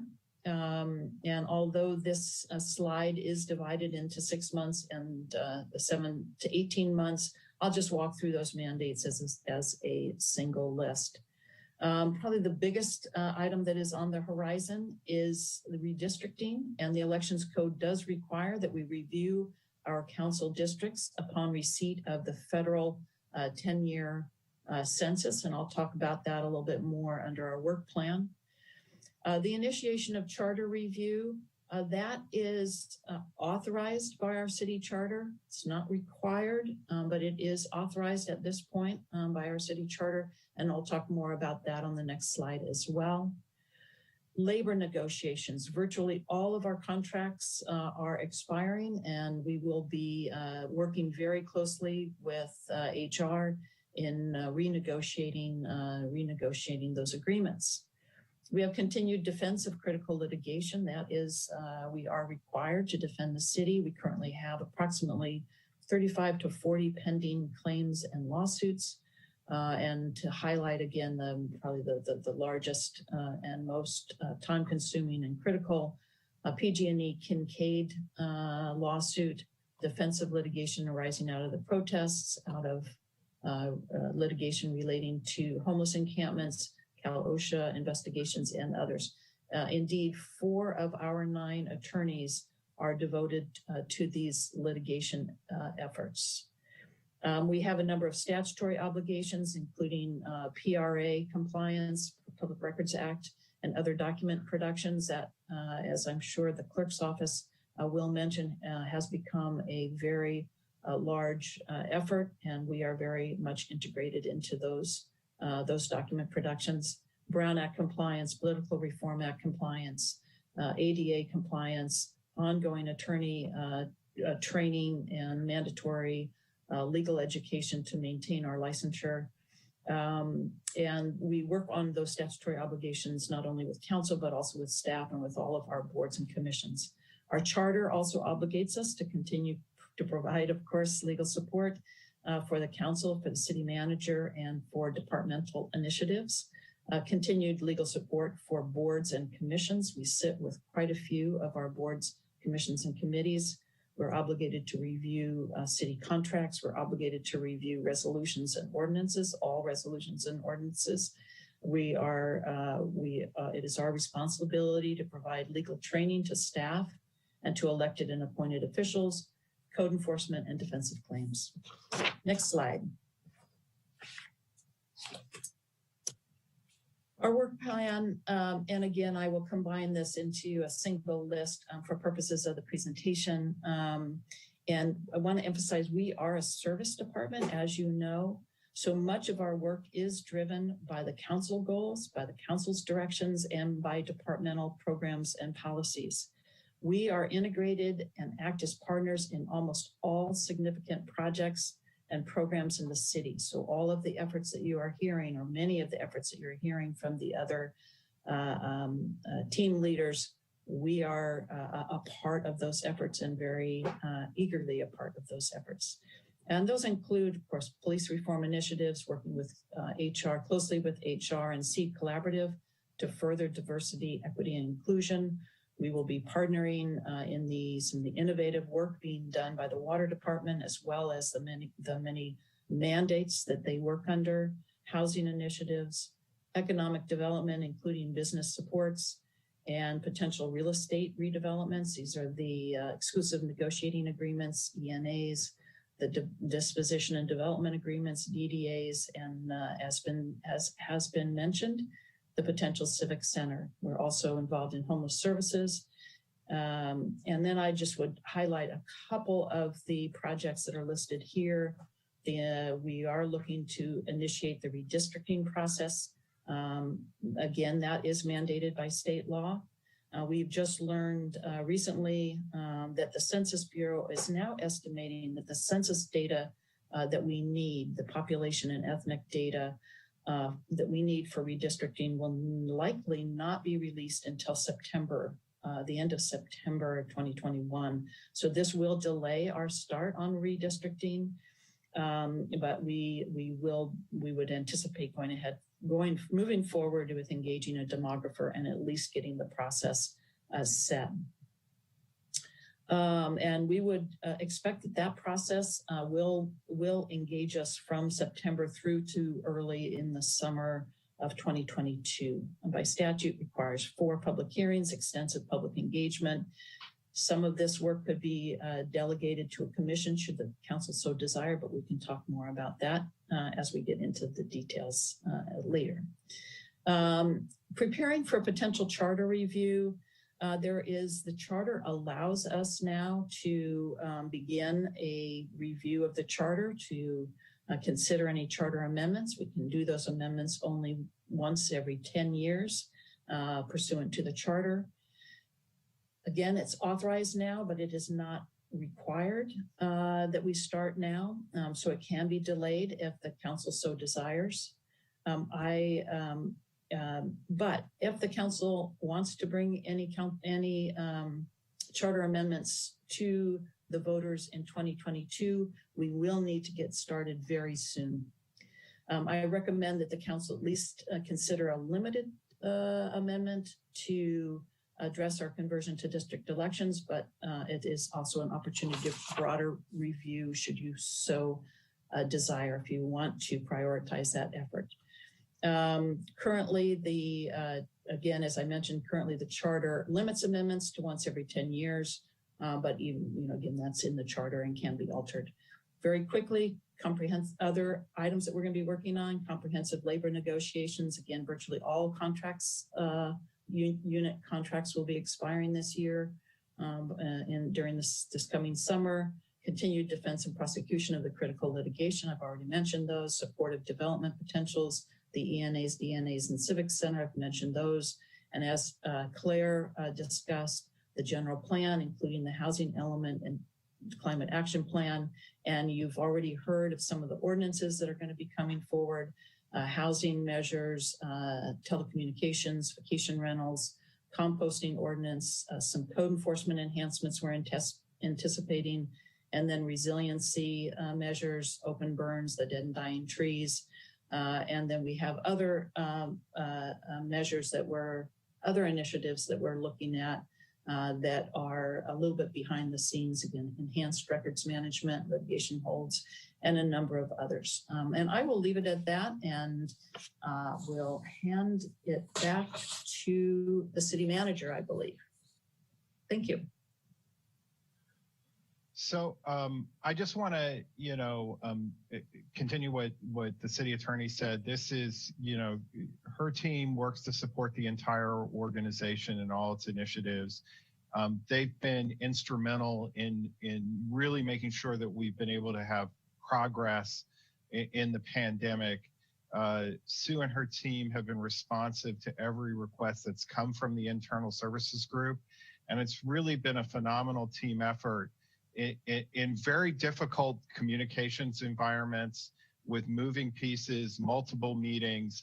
And that's the real praise I have for the internal services team and the legal team working together.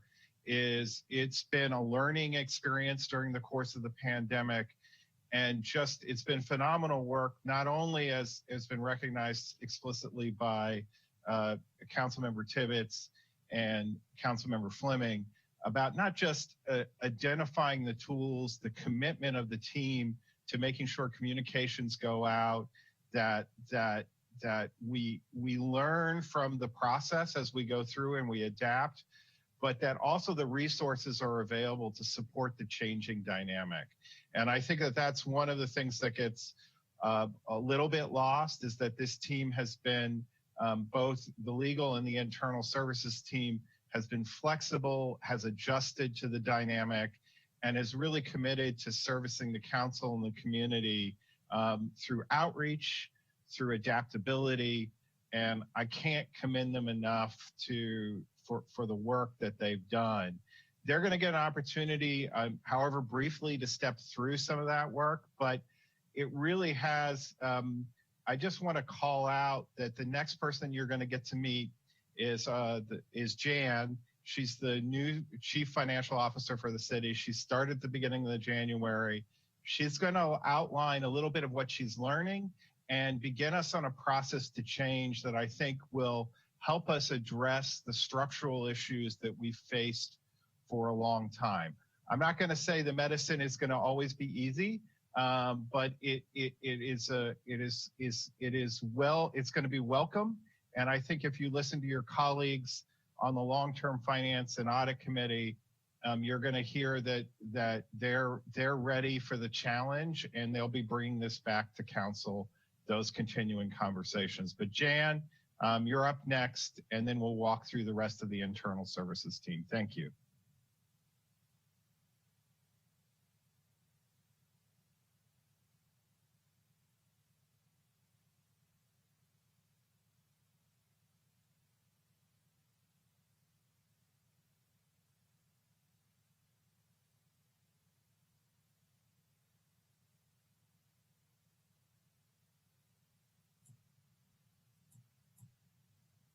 Good morning, Mayor and council members.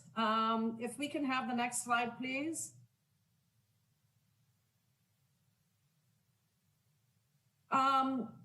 Just a little bit about the work plan for the finance team in the upcoming fiscal year. One, it's organizationally comprehensive in terms of the financial initiatives that we will talk about in the next slide. And those initiatives, though, extend really between a 2 to 4 year horizon because of the associated timeframe needed to realize meaningful growth, I think, perhaps with regard to reserves. And they're also reliant on agency-wide participation with regard to underlying policies, practices, and for ongoing decisions. The department's resources are also allocated to capital projects related to water billing and parking garage repairs. Next slide, please.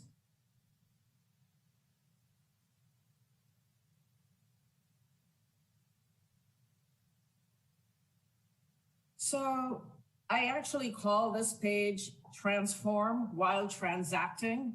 That's not a term that I've coined, but it's one that's used a lot in the financial business, meaning that we really don't have the opportunity for two-step processes anymore. Most of us are sort of transforming in real time while we get our work done.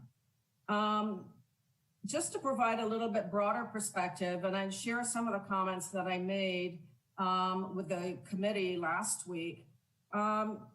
When I came to the city, I think at the end of my first week, one of the things that we needed to get on top of right away was financial position. You know, what was it the city manager wanted to know in preparation, I think appropriately for the upcoming budget year, and also giving the council some opportunity to see where we were ahead of being asked to make upcoming budget decisions. And so with that, you know, it really sort of became a scramble. What does that mean? And then you realize that you're sort of giving this perspective, which we're being asked to give, but with things not fully within our control. There are a lot of business activities that take place in the departments, revenue posting, posting to the GL, you know, paying accounts payables, and those are all things we have to consider in the finance department. And it's some of those practices that we think about. Yes, they will remain where they are, but how do we get on a cycle for making some of the changes so that we're able to get information in more timely and for really for decision-making purposes. To provide a little bit broader perspective though, as I was asked to do that review, it was really difficult to do that without taking a look at what had been going on over some extended period of time. I call it a view of historical data that's generally indicative of future performance and puts information in context. And by that, I mean very simply, are we moving upward or downward financially, or are we sort of fluctuating from year to year? I think the short answer is that revenues for some time have been declining. Expenditures for some time have been climbing. And, you know, that divergence really paints a very difficult picture, but also paints, you know, the part of the reserve story. So financial condition, which is what I call it, is impacted by a number of factors. And it's a convergence of environmental, fiscal, meaning financial, taken along with economic considerations, organizations, and as I mentioned earlier, policies or decisions and other actions. So the results tend to show up in a number of ways, which is budget balancing challenges, service levels, and susceptibility to what are socioeconomic forces. And so we're being forced to make adjustments in real time. I think you can see evidence of all of those things that are converging for decision-making, but also financial impact. And so with that in mind, I think our best alternative is to strengthen budgetary, fiscal, and financial practices with the intent that those practices enable the ability to ensure strong execution across the business and to give you feedback timely. This means rebuilding reserves, balancing recurring expenditures from recurring revenues and providing timely information that need action. And if it's even to stay the course, you affirm that decision or you make a different decision. And so these are some of the strategies, and I think I've enumerated many of them, but the long and short of it is we have a high operating cost structure. You know, we had a conversation just last week with a consultant about our CalPERS liability. And, you know, to sort of paint it very vividly, is the one thing that is certain is that obligation is going to increase every single year. How are we going to manage that resource? That's a given. Even if nothing else in the business changes, those are going to be increasing costs. And so I think that, you know, we have to leave ourselves some runway. We have to leave ourselves some room to have financial flexibility. So revenues are they're not really within our control. And, you know, most sustainable revenues that we're going to be able to realize are going to come through tax and fee policies, which will need ongoing adjustment. You know, I think we've learned that with Measure O and some of the other tax measures that are currently in use at the city. We have to continuously examine spending plans. You know, one of the things that came up at the committee was, you know, why, you know, how we sort of get a better handle on what's happening budgetarily, because, you know, there's ongoing requests at City Council for budget decisions with the expectation that somehow funding may come from reserves if need be. And I think one of the things we're going to be implementing with the upcoming budget year, and I'm not going to spend much time talking about the budget, but I will share this. The city manager hasn't seen it. So, but, you know, we talked about, because we talked about it at the committee, is we're going to go to try to get departments, all of us, to really think in the budget preparation process of what that plan looks like.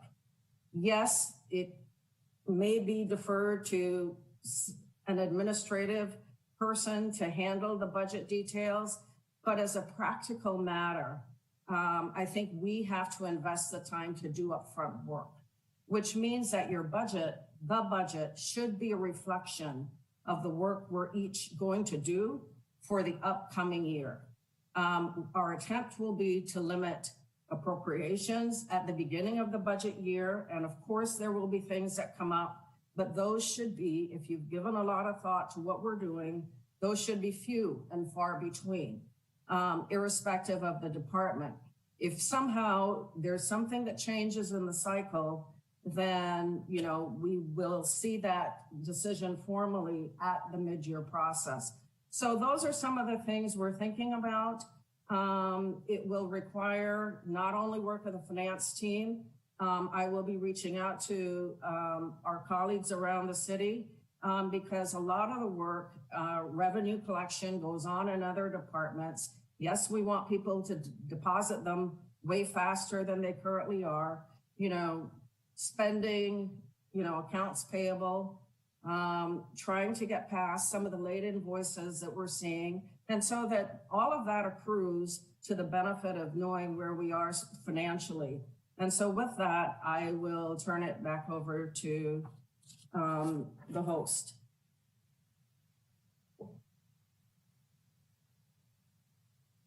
Next up is going to be the Human Resources Department and Amy Reeve.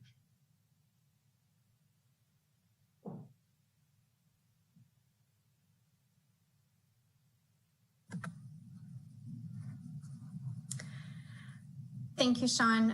Good morning, Mayor and Council members. I'm Amy Reeve, the Director of Human Resources. So I'll briefly cover some of the mandates that the Human Resources Department is working on, as well as a work plan. And then I'd like to give some additional context to the extensive work that we'll be doing with SEED Collaborative. So in terms of mandates over the next 6 months, we anticipate that we're going to have a focus on safety compliance and specifically OSHA safety compliance. So we are partnering with Alliant, who is currently our broker through the JPA. They have a safety division that will be assisting the city in creating a citywide OSHA compliant training program. Additionally, we're going to be assessing workplace exposures and job classifications based on the consultant's recommendations. And we'll also be proposing to hire a safety officer and department liaisons to support those citywide safety programs. We also will continue to have a focus on implementing policies and procedures and providing regular guidance as it relates to the pandemic and FFCRA. In the next 7 to 18 months, as Sue has already mentioned in her presentation, we are going to have a focus on labor negotiations with 12 bargaining tables and virtually all of the contracts coming open. If we can go to the next slide, please.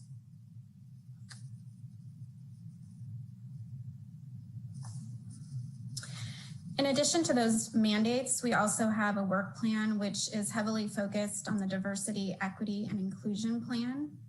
So in the next 6 months with that plan, we anticipate the hiring of a diversity and EEO officer for the city. We will be beginning interviews with stakeholders. And in fact, council, you've probably been contacted by SEED Collaborative to start that interview process.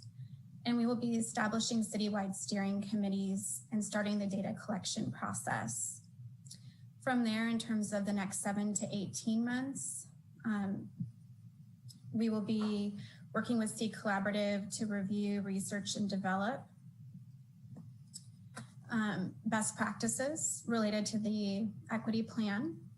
We'll be creating a recruitment and diversity task force for fire, an equitable policing task force, and a citywide equity task force. In addition to the work with SEED Collaborative, we are going to be identifying and implementing new benefits and a third-party administrator, as well as transitioning to online self-service enrollment for all of our employee benefit plans. In addition, we're going to be continuing the implementation of new modules in NeoGov, which include Learn and Perform.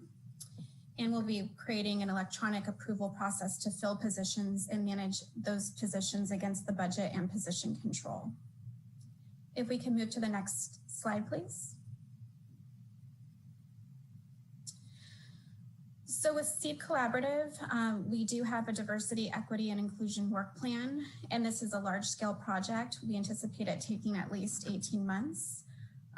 Just to give some additional context here, as council recalls, one of the goals in increasing diversity, equity, and inclusion within the city was to hire a consultant to help with this work plan. And after an RFP process, the city steering committee selected SEED Collaborative. They will be providing consulting services to assist the City of Santa Rosa, the City of Santa Rosa Fire Department, and the Santa Rosa Police Department. SEED's engagement process is founded on the principles of inclusion and seeks to build trust and high buy-in.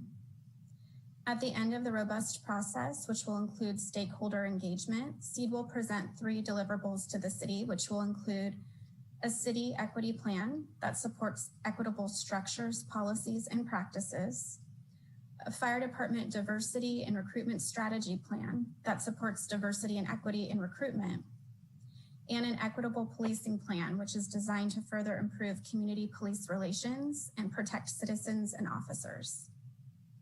All 3 plans focus on advancing a more equitable, inclusive, and diverse city, fire department, and police department. The consultant proposes to assist the city with the following processes.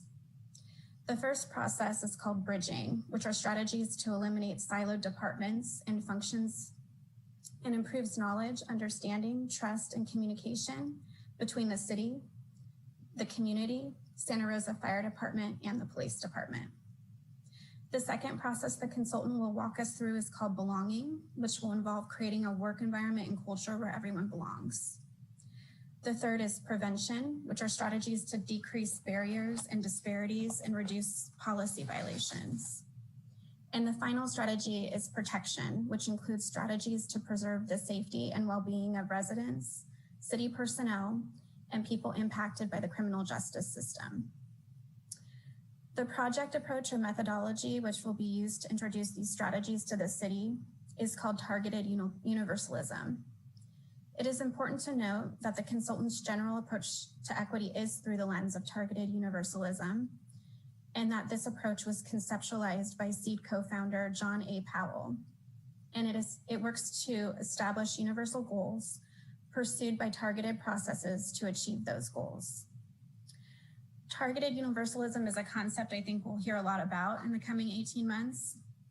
And it recognizes that to accomplish a universal goal, we must first acknowledge the fact that different groups of people are situated differently within society.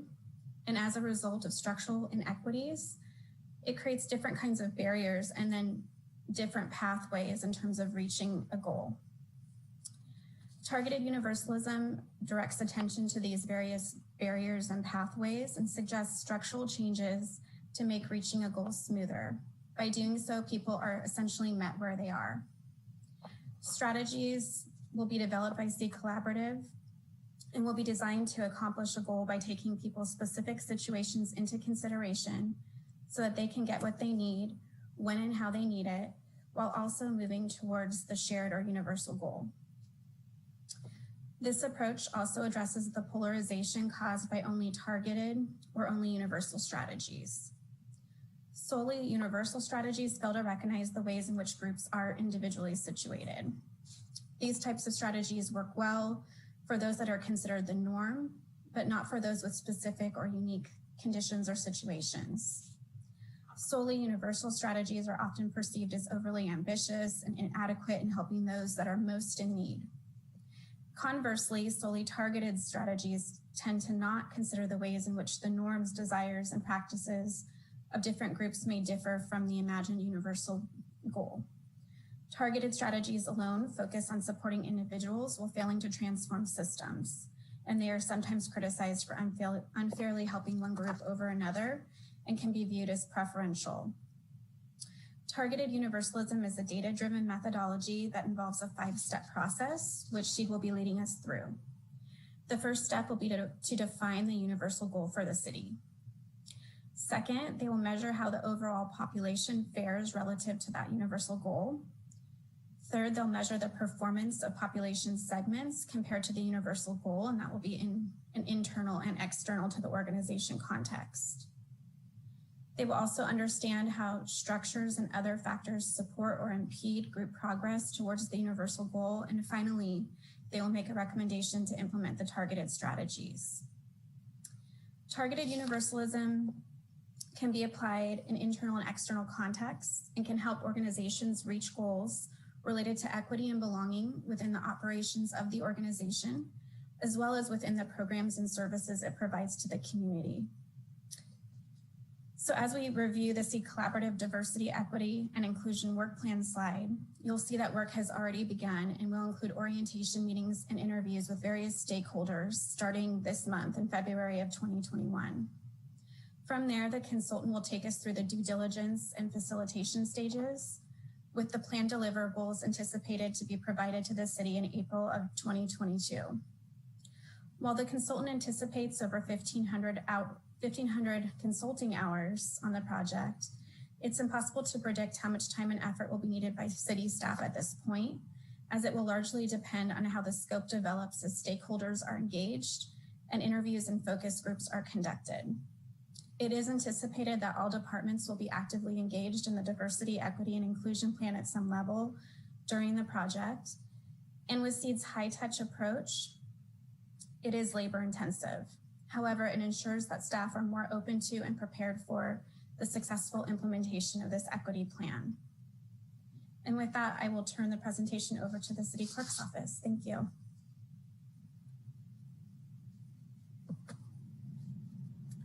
Thank you. Before I just start on the mandates, I just want to say that give kudos to the City Clerk's office team We are small but mighty and work very hard and collaboratively across the organization. And we have accomplished quite a lot in this past year during this time in COVID. Most of the city clerk's office work is dictated by legal mandates of the government code and the elections code. As you can see from the Brown Act, the California Public Records Act, Political Reform Act, MADI Act, and so forth. So for the next 6 months, we have started the implementation of the adopted open government ordinance. We are working with the organization and staff to get that up and running and helping them meet the mandates of that ordinance. And that is ongoing and will be for the next 6 months. And the 17th to 18th month mandate is redistricting process in partnership with the city attorney's office, and also our election 22 preparation that will be starting, very soon. There's a lot of work that goes into both of those, and so our team will work with the city attorney's office to get that rolling. Next slide, please. So our work plan for the next 6 months, we have some training coordination happening, our AB 1234 ethics training. We have that scheduled for March 9th from 3 to 5.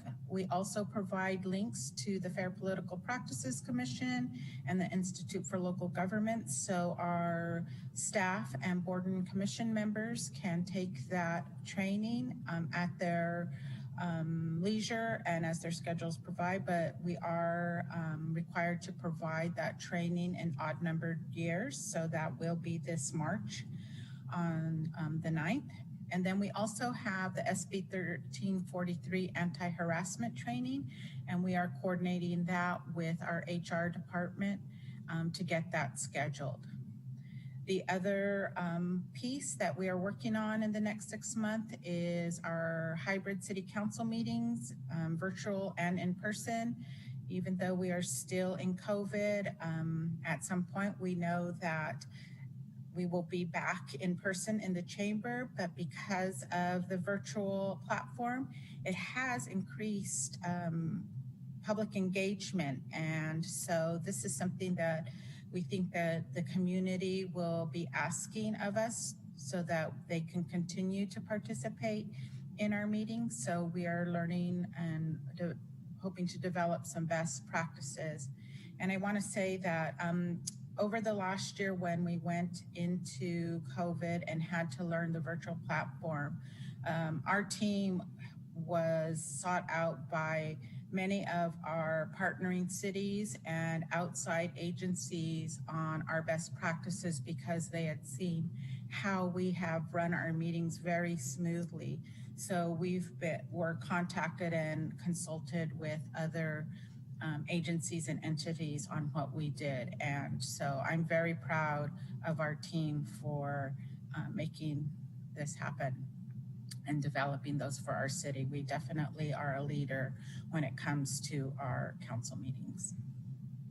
And with that, I will turn it over to our Chief Communications and Intergovernmental Relations Officer, Adrienne Mertens.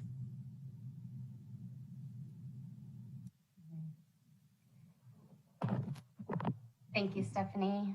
Good morning, Mayor Rogers, Vice Mayor Rogers, members of the council. Adrienne Mertens, Chief Communications Intergovernmental Relations Officer for the Communications and Intergovernmental Relations Office.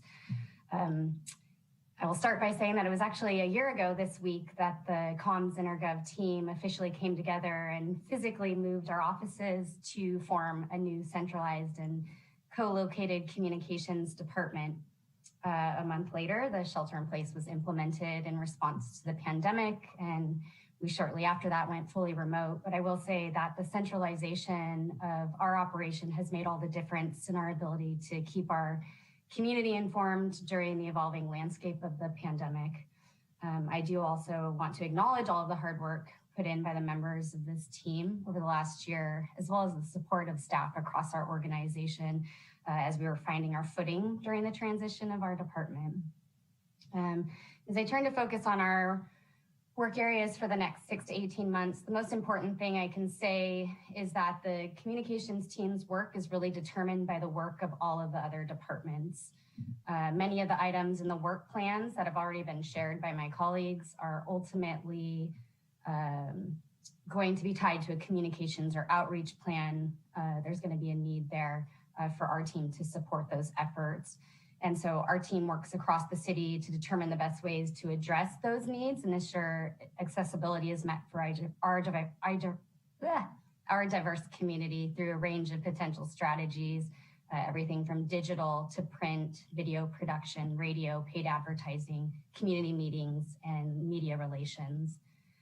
For our mandated work for the next 6 months, supporting the public information needs through the pandemic will continue to dominate our team's time.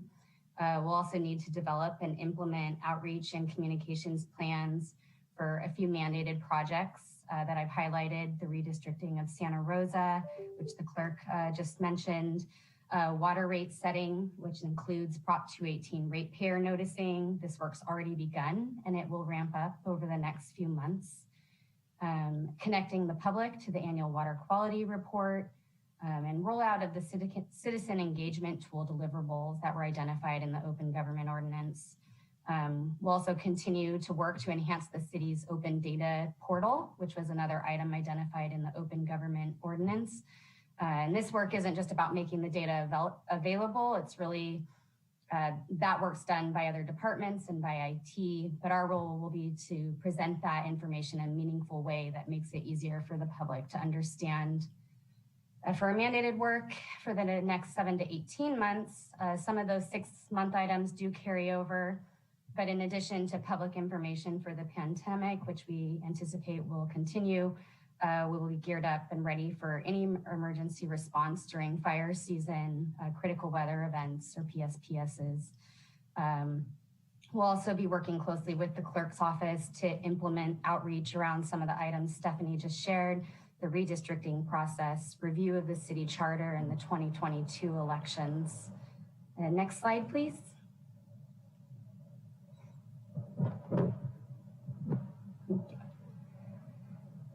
So on our work plan for 6-month priorities, to keep us speeding through this, the first bullet on the slide, it's outreach and communication plans for key programs and projects throughout the organization. So you've already heard about many of these, as I said, during presentations by other members of the executive team. So I'm not going to go through them, but I have identified the big ticket projects that will rely heavily on communications there on the slide. And in addition to those, we'll continue to provide our communication support for 2020 fire recovery and rebuilding. We'll explore opportunities to improve our community information systems. So we're always trying to find ways to strengthen this area, whether we are communicating with our residents for urgent emergency reasons or for routine program and service announcements. We want to continue to look at opportunities and make sure that we're using the best tools possible. Another item is updating our citywide social media policy. This is something that we actually wanted to implement earlier in the year due to the pandemic, haven't gotten to it. We're ramping that back up right now. Our policy hasn't been updated in several years. This is something that will eventually go before council sometime in the next 6 months. And really the technology and what's available on social media platforms has far outgrown the policy as it's currently written. So we'll be looking to do a complete update of that. For our website, we do try to pick a few focus areas of the website to concentrate some major improvements on, including redesign and reorganization to better enhance just the aesthetic and also just user navigation and the ability to find information.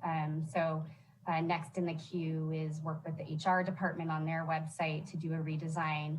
And then you heard from Claire earlier talk about the virtual permitting counter, and there's some website enhancements that do still need to come as part of that work. And then a few weeks ago, council adopted the city's first ever federal legislative advocacy platform.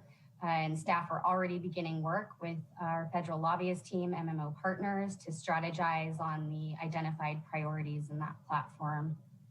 And then within the next 6 months, we'll be working on an RFP process for a state lobbyist contract. Our current contract is due to expire later this year. And then for our 7 to 18 month work plan, the first bullet on the slide, outreach and communication plans for key project program areas. Again, this identifies major areas that we expect to spend our time on communications plans and outreach. So I won't call those out, but they've been identified on the slide for you. And then a couple additional website projects will be in the works, revamping the fire department's website, and we need to do some redesign work of our parks projects information pages. And then we will, once we have our state lobbyist contract in place, we'll be developing a state legislative platform similar to what we just did for our federal program. And then in a year, we'll also want to revisit that federal legislative platform to update any priority areas as needed. And that's all for the comms and our gov team. So I'll turn it over to our IT department. Thank you.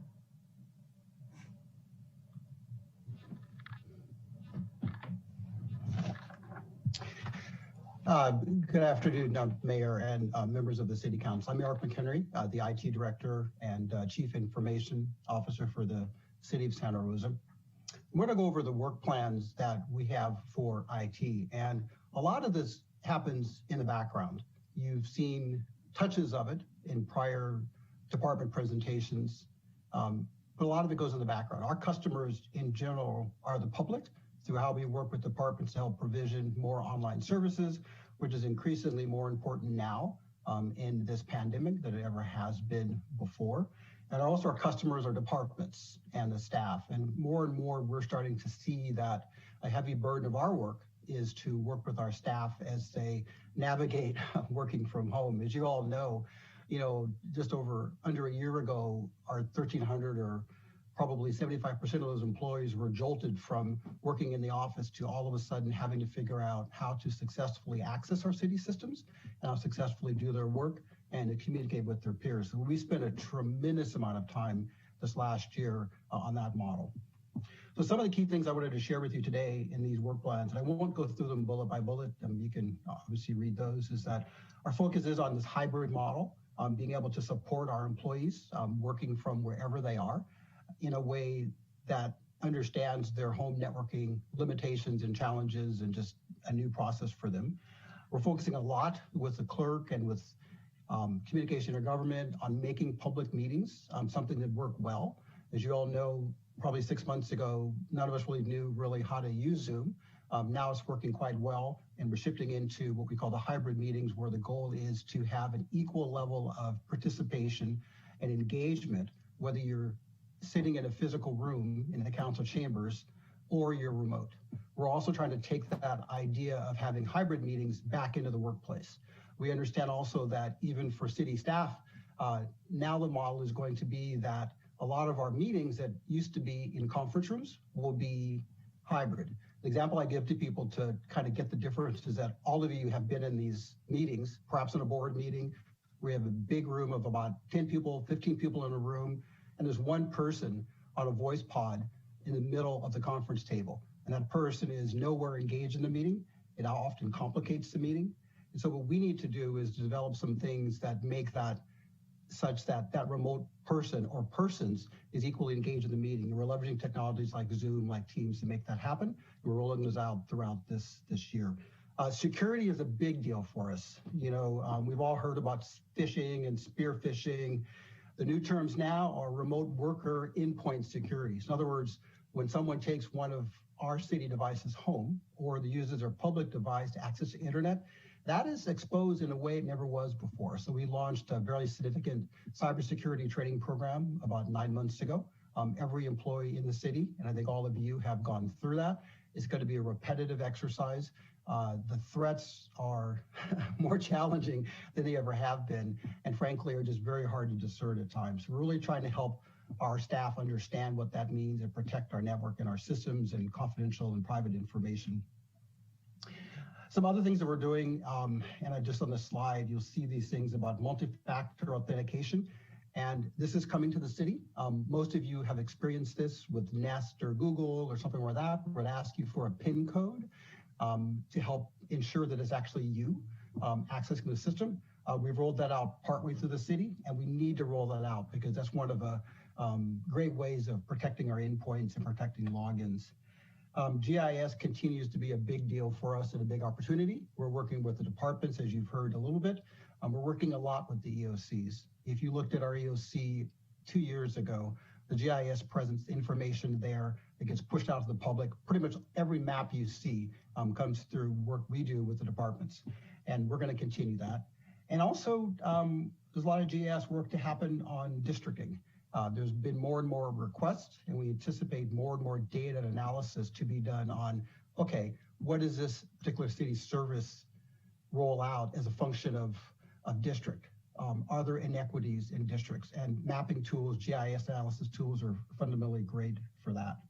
So that's what we're doing. We're doing a lot of our standard work also, just keeping the network up and running and just really trying to help our city staff be efficient as we move into this new world that we are definitely engaged in for quite a while. Thank you.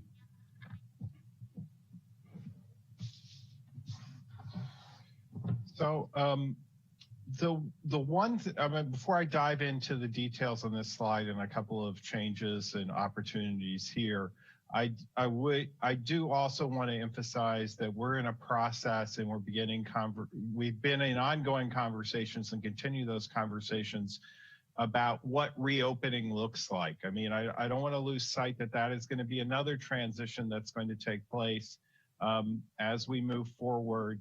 Staff is going to have to adjust. There will be questions about what environments we continue. What does the new normal look like as the vaccinations roll out and we return to a different environment? And how does that impact how we engage with the public, how we disseminate information, how folks work on projects? There's a lot of work that to be done on those topics in that transition, and those conversations are underway. There are another transitions. I informed council that for the immediate future, the homeless services team will be coming to work in the city manager's office. There's a unique opportunity to engage in a regional conversation. We are at the limits of what we can do as an organization to impact the regional issue on the local level. I believe the other cities are committed to this. There seems to be interest from the board about a regional collaborative and how we can really move, how we care for and address the unsheltered in our community needs to expand that beyond just the city work. And so they'll be working with me on a day-to-day basis, and I'll be working with those peers across the county to try to address change in that environment. There's also a real opportunity that I suspect the mayor and Councilmember Sawyer will discuss with you in more detail around a collaboration and an offering to analyze the county complex question. Essentially, the county is down to 2 locations for the future of their complex, either staying on their current campus or potentially moving and becoming part of our downtown. I believe there's an opportunity to vet this process, probably engage in substantial visioning with partners about what this opportunity outlines, but there's the county has a very firm deadline to meet some of that and revisit this conversation with their board of July 2021. And we believe that there's an important conversation because it has impacts in other areas of council priority, including the housing equation, the economic development equation, and frankly, the future of our city. But we do feel that there needs to be a visioning part of this exercise. beyond just a math problem, and that would require staff resources to look at the vision of what that could be downtown, to look at the vision of what that could be on the county complex, but more to come with that. And then lastly, but certainly not least, there is an opportunity for this council to begin the work on potentially addressing a charter revision. The first date for charter revision to come forward would be in November of 2022. For council to put something on the ballot for consideration means that you would have to back up to that August 2022 date. One of the things you've heard from the legal team, from the clerk's team, is that we do have a mandate to do a process on redistricting. I would say we're pretty much at our capacity to do significant outreach, and the date keeps being moved back in terms of when we will get the information to do the census. So one of the questions that I would like the council to consider is, where do you want staff to put its resources? Which of these exercises do you want to organize around? We'll be here to answer specific questions, the city attorney, the clerk's office, myself. But there is this question, again, I just learned when you all listen to it, we won't likely see the census data until September. If we're going to take on a charter revision, we need to be already working on the charter revision, and we need to have instruction from you about what the scope and scale. Is this a charter commission? And we're happy to schedule a study session. I mean, I don't think we can get the details relatively quickly out of this to talk about a charter revision process. So that's one of the big ones hanging out there, is that you have this mandate around redistricting, but you also have this opportunity of your first time that you can actually address the charter revision. And so that's one of the things staff is hoping that you'll give us a little more clarity on where you would like to go in that conversation as this conversation unfolds. But I think you can see it's a pretty extensive work plan from the team over the next 18 months. And we look forward to the continuing conversations, and we're here to answer questions or help facilitate this process moving forward. And I'll turn it back over to Greg. Thank you very much, Mr. Manager, and all the staff. I'm not sure about the council, but I'm exhausted just hearing all that work that's being done.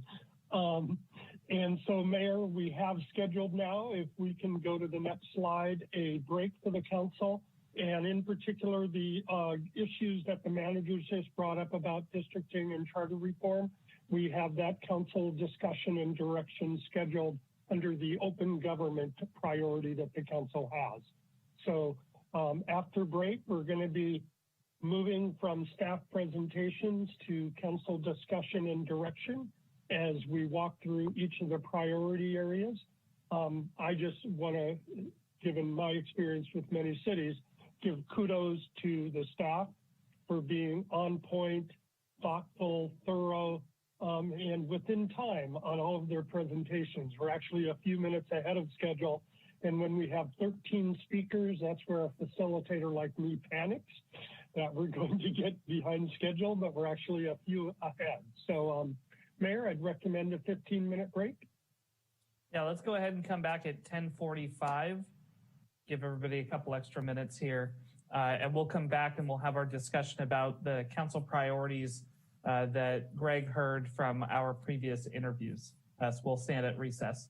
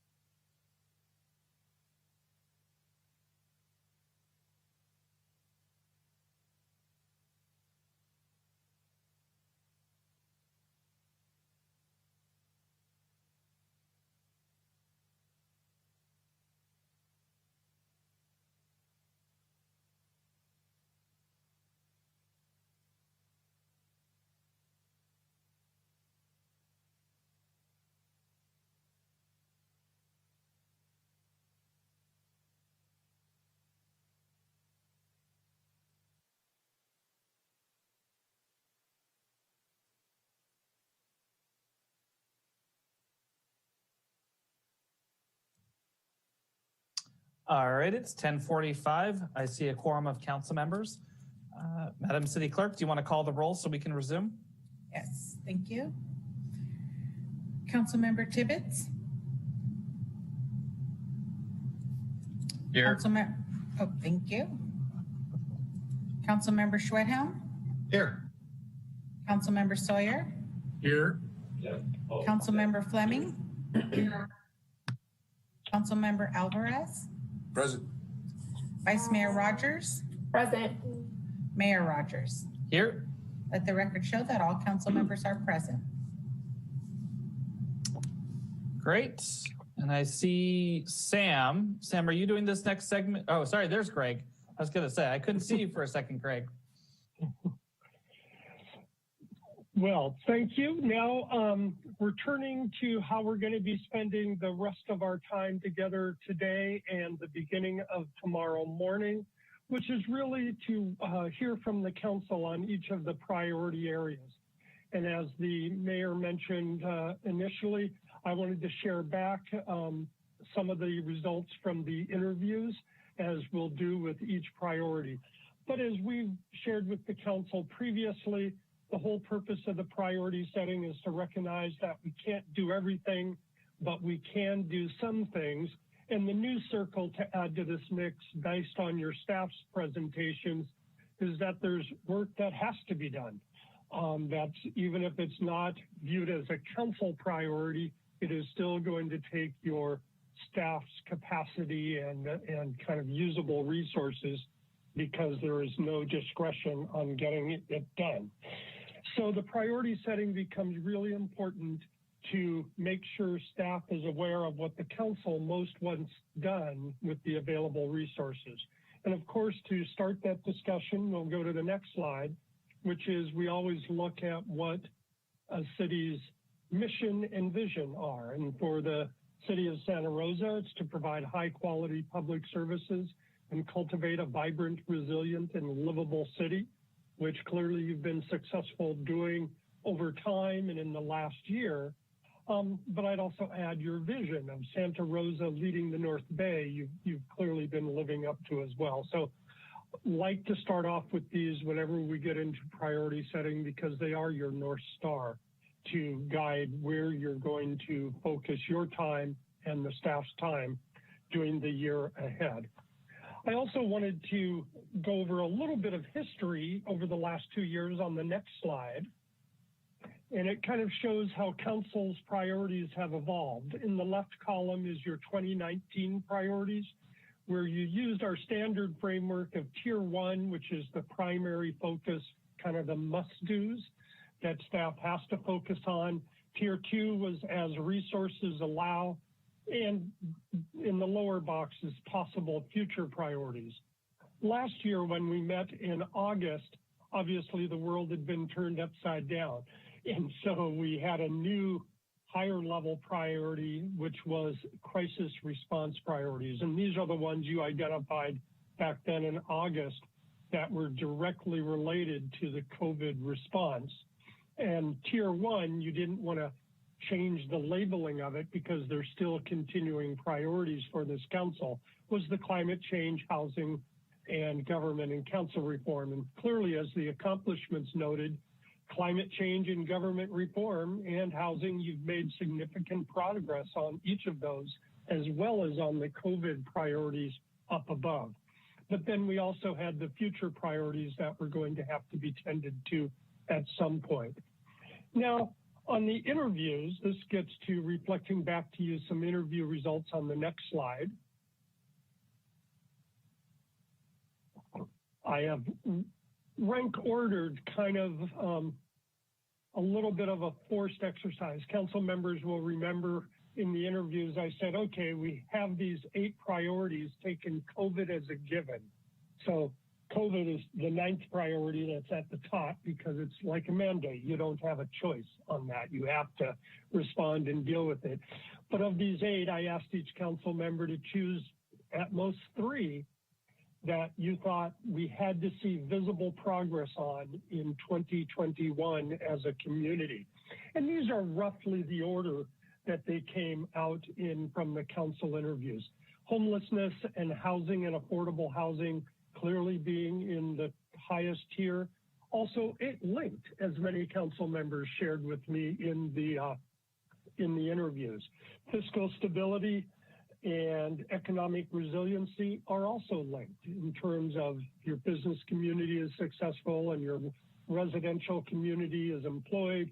It helps on the tax revenue generation for the city, which helps the fiscal stability as well. So there's some linkage there. And they were matched with climate change as kind of the next tier in that forced dotting exercise I made you do orally with me. And then in the third tier was public safety priorities, DEI, and government and council reform. And again, as you'll see later on as well, there was much linkage between the public safety priorities and reform and the organizational diversity, equity, and inclusion, and recognizing those are overlapping quite a bit. So I did want to reflect back to you that this was kind of what you shared with me in the interviews, but as I was explaining to your manager and staff, it was more evenly divided amongst all of them than I typically see with the city. So it's not like homelessness, housing, and fiscal stability was all of you thought those were tier one and everybody else thought the others were tier two. It was much more nuanced in between them, which to me reminded me of the discussion you all had last August, which was choosing between these is like choosing which of your kids you love the most. You know, it's impossible to do. They're all priorities for the city.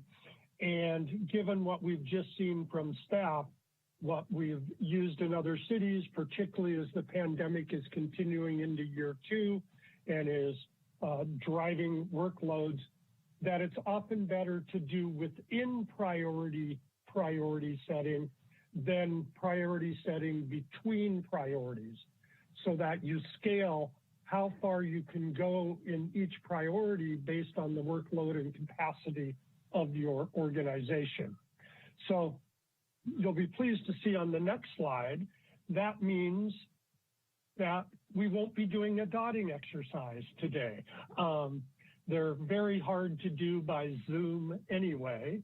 And based on the feedback you already gave me in the interviews, it's not an essential tool we have to use today.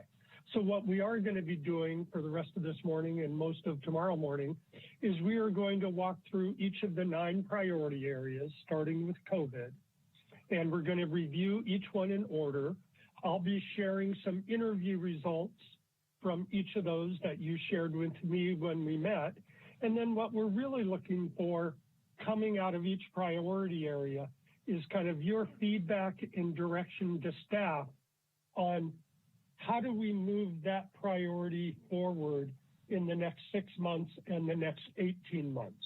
Then following the 2 days worth of work, staff will come back and start incorporating that direction into the budget development within the resources that are available, since there are constrained resources as was lined out earlier. But then also work plans based on staff capacity in each of the priority areas with their mandates and other work as has previously been described.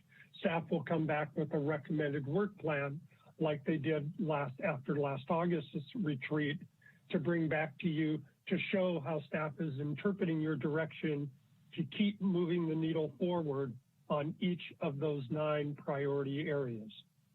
So that is our recommended approach. Our goal today is to get through COVID response, climate change, economic resiliency, including child care, and fiscal stability, funding and services, those 4 priorities today. We've allocated roughly 25 minutes for each one, knowing some will take a little bit longer, some will take a little bit shorter, but an average of 25 minutes for each item for the council to get to consensus on where staff should focus their work in the next 6 months and 18 months in that priority area.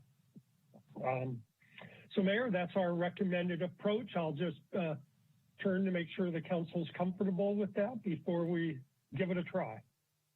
Yep, let's keep moving. Okay, great. And we are running about 15 minutes ahead, and I've never heard of anyone complaining when a retreat ends early. So if we stick to the schedule and end a few minutes early, I'm sure there won't be complaints. But if the council needs more time to work through an issue, we do have a few minutes available. So for the first one, COVID response. The interview results are again presented typically how I always present them, which is in a rough ranking of what the council shared with me in the interviews. And in this one, the economic recovery for businesses and workers was clearly the highest in mentioned by most of the council. And the next three were also mentioned by council. And your staff has talked a little bit about each of these already in terms of homeless services and improved relationship with the county being moved up as a priority in the manager's office to really lead that regional discussion and discourse. And it was mentioned by one member in an interview, but it was also on the pre-existing work plan. And I did want to highlight this, that you will see on each of these charts that we've standardized for all of these priority areas. The interview comments that came from council are bolded and sourced to interviews. Other items that came from the pre-existing work plan that staff shared with you in January, the completed items we didn't put on this chart because we're really trying to look at the work ahead. The items that are listed, such as don't cut or reduce utility services, were items that were listed as future work in the work plan that staff distributed to you in January. So we've carried that forward so you don't have to be jumping back and forth between documents, and you have the interview results and the pending work plan work on one slide in front of you. So this becomes the artful work of now trying to get council feedback on the priorities for staff for the first 6 months and for 7 to 18 months.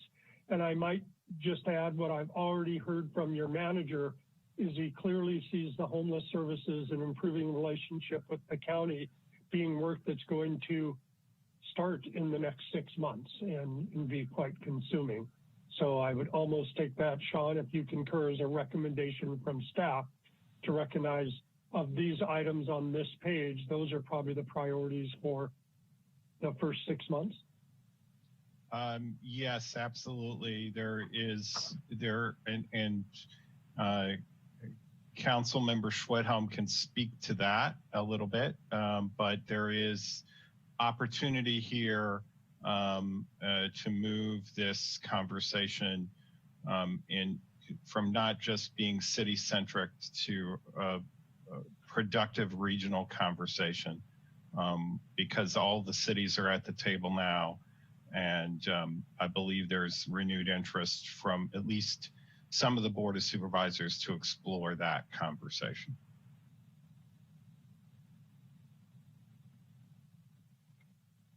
Well, and I do know Councilmember Schwedhelm had to duck off for a couple of minutes here, but he and I have had that conversation recently about the need for a more collaborative regional approach. And I know specifically the state auditor has come in and looked at the state's fragmented homeless services system as well, recommending the same thing. So I don't want to put words in Councilmember Schwedhelm's mouth, but he is the city's representative for the continuum of care. Is just to start moving towards consensus. So is there council consensus for the homeless services, and particularly in consultation with the county and the other cities, being a priority for your staff for the next 6 months? Okay. Seeing all thumbs up on that. I think moving now to the top of the list, because of the nature of our brief interviews, we couldn't get into detail, was economic recovery for businesses and workers. could run the gamut of many, many things. And so I think trying to get some clarity from council members and your thoughts, and so many of you mentioned this as a priority for the next year, on what you would like staff to focus on in this area in terms of COVID response would help staff then come up with a realistic work plan to reflect back to you of what's in their capacity. So I'd turn it over to council members who felt economic recovery for businesses and workers was a top priority for 2021 to share a little bit what they'd be looking for staff to consider or develop a work plan on, provide a little more color to this direction. And Greg, I did want to jump in as well, and then I'll call on council members. But what I did hear last night from the public comment that fit into this space as well was the right to recall or worker retention, economic recovery and business support, downtown support specifically, early child care and education programs, as well as project labor agreements and skilled and trained workforce. So I wanted to make sure that the public's comments were reflected in this segment, as I'll do in the others. That I'll go to Councilmember Tibbetts. Thanks, Mayor. At the risk of sounding contrarian, what I liked about how this was phrased by Greg was trying to narrow the focus about business and workers. And so that's where I was coming from, is trying to separate out things that could have a tangential nexus with it, like homelessness, affordable housing, childcare, and really focusing on more of the direct inputs that sustain our business and workers. I would say that, you know, the right to recall would be an issue that would be directly related to worker retention, but issues that also, I think, just more specifically keep the doors of the businesses open. And I think to figure those policies out, we should go speak to the businesses where they are, their trade associations about what they need, so that we're really addressing what their needs are. If we want to add other things, I'm all for that, but I think they should come in as standalone items in other areas of our priorities tier. All right, Councilmember Sawyer. Thank you, Mayor. I agree with Jack wholeheartedly, and I certainly would not want a conversation around PLAs get in the way of us gathering information from the business community as far as what they think is necessary right now. I mean, I think we need to gather, and our economic development department is very, very effective and can help guide us in how to solicit information from the business community to know what they feel would give the most relief the fastest. And that's kind of what I would be looking for is input from that community, and not get, except for the issue you mentioned around the right to rehire. What is that's not the actual term, but I think it's issues like that I think that we could probably implement pretty quickly, and could have some really positive effects and take some stress off of the workers as we move forward. But I think we need to get fairly surgical on what we do to help the businesses, and I'm not sure that we can get that surgical until we have the right information coming back from the patient, if you will. So I would look forward to that, gaining that information to help guide our path. All right, Councilmember Fleming. Yes, thank you. What I'm hopeful for is that that through the Economic Development Subcommittee, that we can continue to work on a work plan that includes the values of the organization, which are financial sustainability, but also diversity, equity, and inclusion. And in some ways, what we do along diversity, equity, and inclusion will allow us to help keep our businesses open and also support our workers. And to that end, things like childcare and project labor agreements, right of first recall, I think can all be prioritized within that committee and not be a huge boondoggle for the whole council to take up each one of these things. What I'm hoping for is that we can be more less reactive to business or labor concerns and more proactive through that committee and set an agenda that is supportive to both business and labor and not have it be, one or the other. Because when our businesses do well and our labor community is doing well, everybody is doing well together. And one of my major goals is that to reduce the tension between these two groups. And I think that that has been largely accomplished as exemplified by the emergency paid sick leave that we recently took up, and how labor and business both came together and said, we found a good compromise. I think that those things could be extended to right of first recall, to project labor agreements, and to childcare, where the business community and the worker community have both expressed a strong desire to do that work together. So I'm in favor of all of these initiatives, and I don't think that we can be specifically surgical when there's so many things flying at us. I think what we need to do is be intentional and strategic, because there's all the conditions of COVID are constantly changing and are impossible to predict. I mean, where we are right now would have been difficult to see 3 months ago or 6 months ago. And so I think that we just need to activate that resource that we have.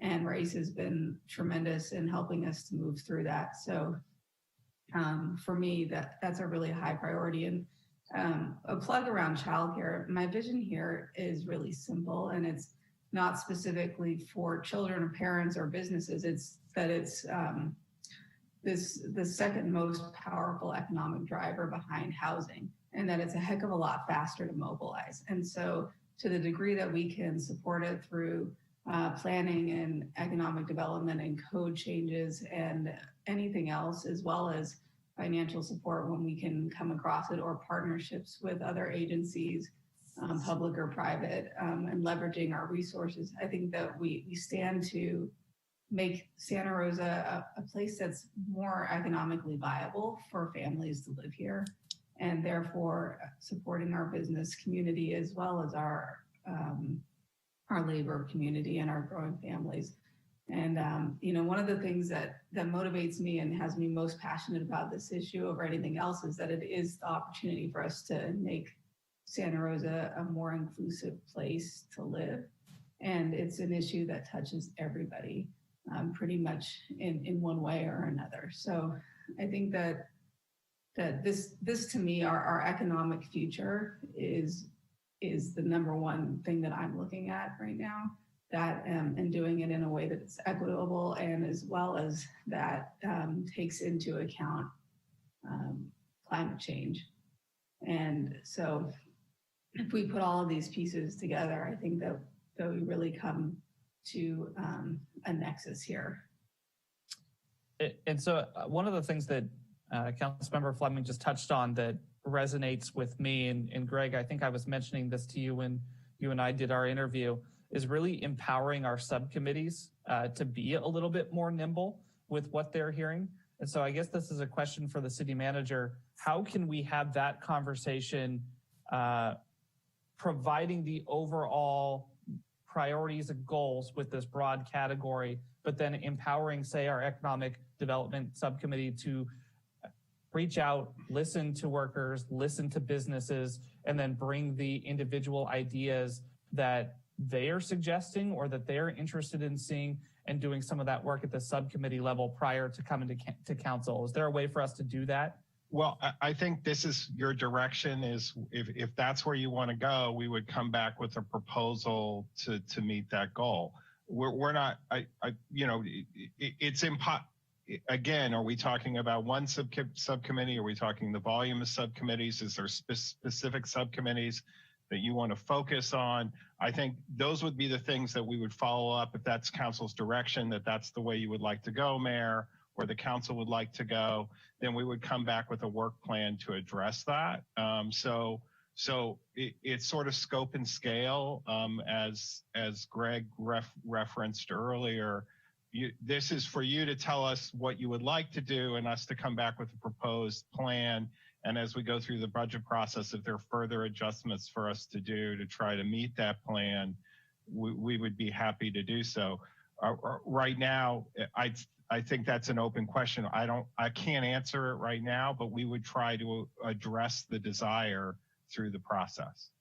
Yeah, and my intention, my hope is to empower our subcommittees to help facilitate some of that. But I think I need to hear from you and others. Does that create additional work for staff, or is it the same amount of work as just bringing something straight to the council? Anytime we do outreach and organization, we need to evaluate that against the work plan, say this is how we would propose getting there.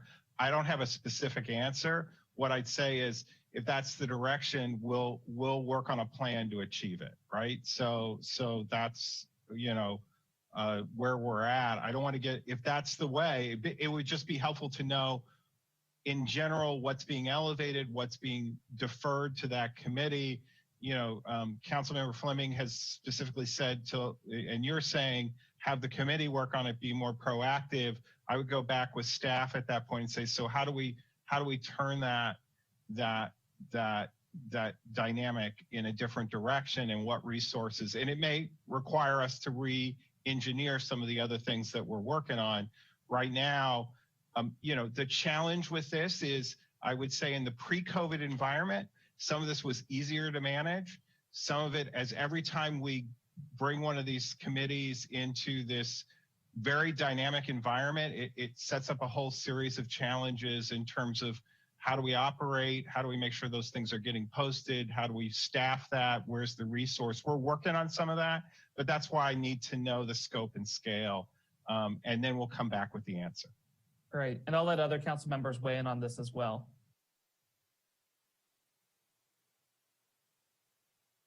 Greg, you're on mute, Greg. I'm there. Yeah, sorry. And I might just add that it's kind of why we frame the issue, because particularly for the Economic Development Subcommittee and the Climate Change Subcommittee, there was some pretty good council recognition that the committee has done a lot of leadership work on behalf of the council. But the challenge for staffs in many cities is always to make sure a strong committee doesn't supplant overall council direction, and that those are always being brought into alignment. And that's where the work plan issue becomes important. And so what I'm hearing is economic recovery for businesses and workers. Two real messages from the council so far, and then there's several who haven't spoken, is one, let's hear from businesses and workers what it is they need as part of the COVID response piece of that.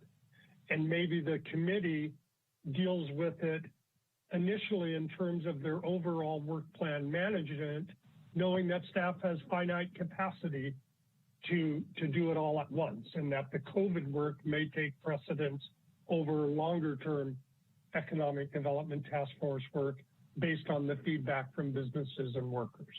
That's kind of what I've heard so far. What Mr. Larson is saying is largely what I believe we have been doing. And what I'm hopeful in this, what we can come out of this retreat is a more formalized direction from the council to continue doing that, with the knowledge that, we're not setting policies, we're prioritizing, evaluating, and, open at all times to receive new assignments from the council in general and return them back to the general council for review and implementation. So that's it. Mayor to the Vice Mayor or Councilmember Alvarez for comment. Thank you. I agree with everything that's been stated thus far. I do believe that the inclusive invitation to our business as well as our labor force is actually absolutely imperative. Last night we heard from Juanita, who's seeking stability in regards to the worker recall and worker retention. I would like to see that these issues move forward. In regards to separating the issues, I do see the point of doing so. So hopefully we can remove, for example, the worker recall, so that staff can focus on the longer range issues. such as the climate, as well as the child care and so many other issues. I do believe that when it comes to the homeless issues, as well as many of the housing, those are all going to be issues that hopefully we'll be addressing, as well as the service and equity, specifically Rosa. But I do believe that separating the issues allows us to focus on them individually. But I hope that we do not lose focus on the other issues as well. But definitely the worker retention, so that our labor force understand that we are looking at post-COVID.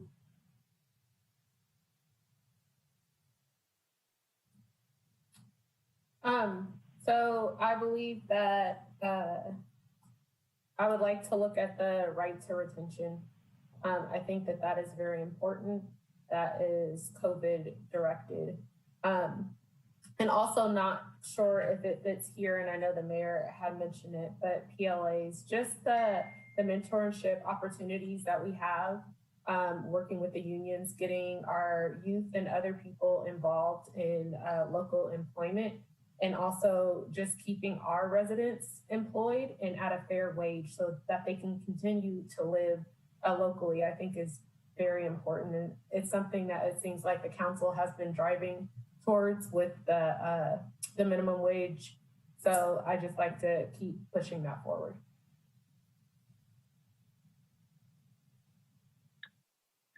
And I believe we've heard from everybody who's now with us, Mayor. And so far, I heard all thumbs up for the homeless services and improved work with the county, clearly being top tier, that the council fully supports, where staff's going on that the economic recovery work, including right to work or right to rehire and other COVID response, be delegated to the committee upon hearing from businesses and workers what they'd like covered.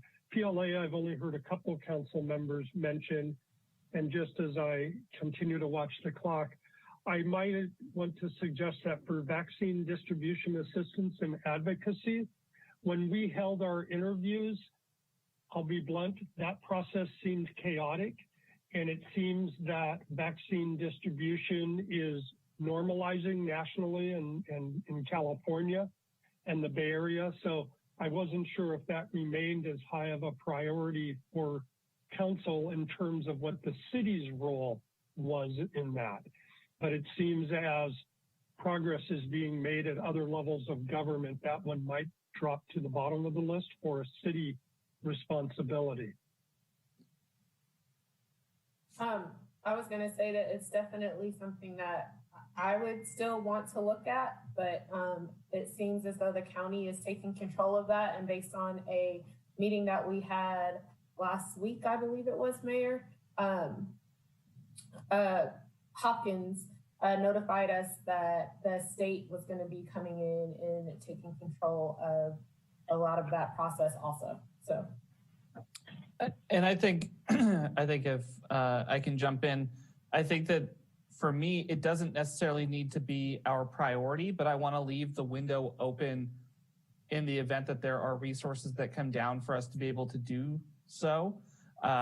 There's a lot of talk with the new Biden administration of direct partnerships with cities to create mass vaccination sites or to help marshal additional resources. And so there could end up being a role for the city to play that's a little bit bigger than it is currently. And I don't want us to end up having to scramble and overwork and overstress staff to be able to meet those mandates or to miss out on an opportunity to help. So I think that was part of why I wanted some of this on here as well. And really fast, Greg, I just want to jump back because one of the things that I was hoping for with this conversation was a very definitive, very resounding response. Yes, everybody gave thumbs up to the improved relationship with the county, but specifically the conversation around pursuing a joint civic center or some form of move in that direction that the Councilmember Sawyer has joined me on. Mr. City Manager, can you talk a little bit about some of the direction that we're looking for here as well? So I'm not sure. I think this was COVID response, and I think we're starting to drift out of the COVID response bucket. So I think there will be a place for that conversation, but this is COVID response. Okay. Yeah, I do want to have the broader conversation as well, and I hope we'll get some strong direction from council at that point. 2 items from now under economic resiliency. Right. Thank you. Sure.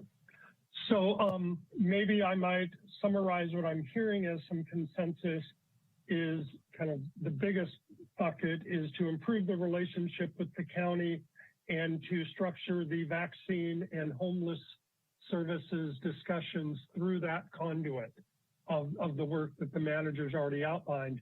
And second, in terms of economic recovery for businesses and workers, to have the committee kind of own that in consultation with the business and worker communities to set priorities within staff capacity. And it sounds like starting with the right to rehire as an initial discussion focus there. That's what I'm hearing is consensus for this bucket. See a thumbs up from most council members? Okay, good, great. So quick process check. We're going to promote Jason now because he's going to be the staff liaison for climate change. Okay. And just as a quick process check, that's what we're going to be doing 8 more times this morning and tomorrow is hearing what the council told me in the interviews and then getting some council feedback and trying to identify a direction to your staff, what to put into the work plan and how to approach it. And in this next case, Jason or the manager will always jump in if they feel there's information missing from the council's discussion or additional clarification of the council direction is needed to wrap up that item. So for the next slide, moving to climate change. Sorry for the size of the type, but there was a lot on this list. Hopefully you can see it. I have taken the liberty of where the council raised interview items that were higher level and more broad, and I saw work plan items that really nestled underneath those higher objectives. I've structured it that way. So the bold is primarily from the interviews, while the italics flush right underneath it were the work plan items that I saw linked to the broader goal that the council had mentioned. So clearly, as Council Member Fleming mentioned, this was one of the places where several council members said, you know, the Climate Action Subcommittee is providing good leadership and seems to be balancing the workload and capacities of staff to drive issues ahead, that following that approach, then next tier was to set the goal to really on what's the long-term vision here of reducing the carbon footprint by 2030 and adopting the climate action plan update. It's part of the general plan update process, and to really look for what are the most tangible actions to achieve that longer term goal.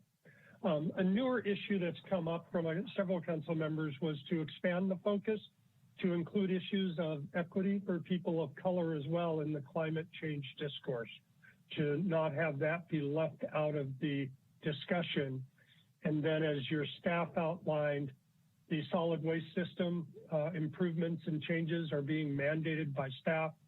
As a former solid waste manager, I think it's integrally linked to climate change action. Others think of climate change action more vehicle miles and energy related. I think it's all linked, and that's the appropriate place in your work plan to be reflected. Then you have the municipal fleet discussion items, street lights, and then the Roseland Creek Community Park Master Plan and CEQA certification was also listed under this work plan in what was submitted to you in January. So that's what has come forward. And given for both economic resiliency and climate action, I might ask my colleague Sam to just put on the bike rack to work with staff on what is the process for committees to drive work ahead, provide the leadership that's been so successful, and to have the touchstones with council to make sure it's a council-wide priority and that staff time is being reflected in there. And that's not under any one of these. That's a more of a overarching process question. But let's focus on climate change. Is this a fair reflection of the work you want done over the next 6 months and then over the next year and a half? And Greg, I think I'll jump in again, like I did on the last item. What I additionally have heard from the public, both in our listening session last night, but also we've recently done a listening session at the Climate Action Subcommittee to hear from folks what they'd like us to focus on, is I did hear Sustainability Director and Implementation Team as a possible priority. We also have heard repeatedly for an ordinance regulating new gas stations throughout Santa Rosa, and also the need for a discussion on a comprehensive carbon sequestration program. So I don't know if that's reflected in some of those elements, particularly I think the first one about following the lead of the committee staff. I think that it definitely falls into that category, but I did want to make sure that the public comments were reflected here as well and for people to see where it fits in. Maybe after we hear from other council members, I'll ask Jason to offer in what's kind of new and programmed work, new work versus programmed work.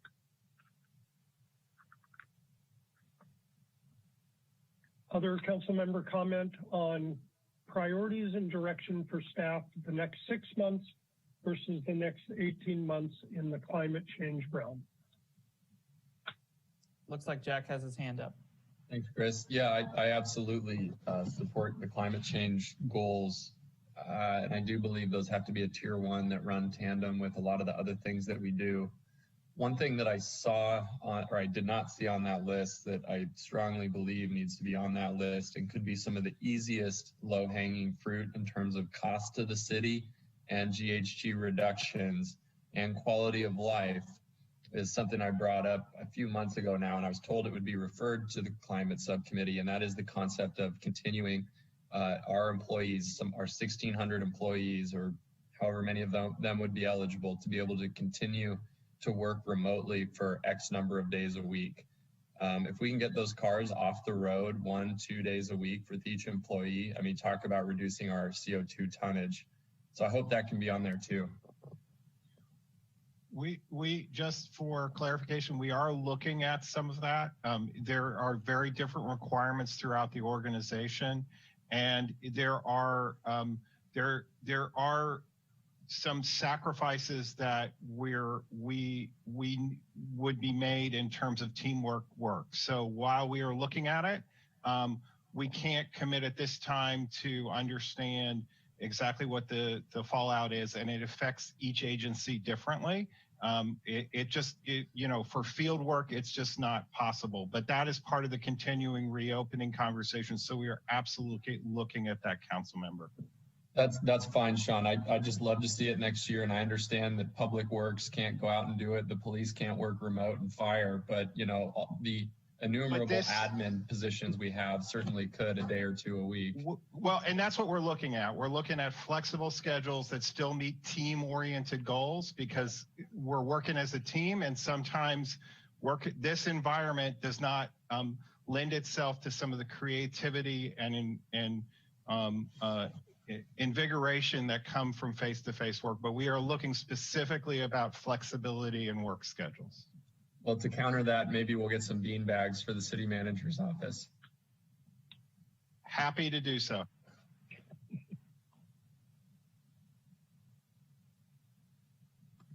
Other council comment on the climate change goal additions, items you'd like to see earlier, relative priority between these? Councilmember Alvarez? Yes, in regards to the Rosen Creek, which you just mentioned, Greg, I would like to know if the county is providing any additional assistance with their commitment with the pre-annexation agreement that we had. It's more of a question, I'm sorry. Councilmember Jason Nutt, can you give me more information when you say county and their pre-annexation commitment? Could you explain what your thoughts are there?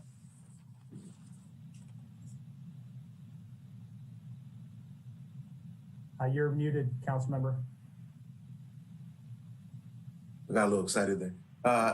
In regards to the open space and preservation of the areas that we have in Roseland, and I was thinking about the commitment that the county made to the city of Santa Rosa in regards to the shared expense as well as the expansion of preserving these open areas and really going towards the carbon footprint of families having to travel outside of our area opposed to staying within for the usage or gas usage. I appreciate that question.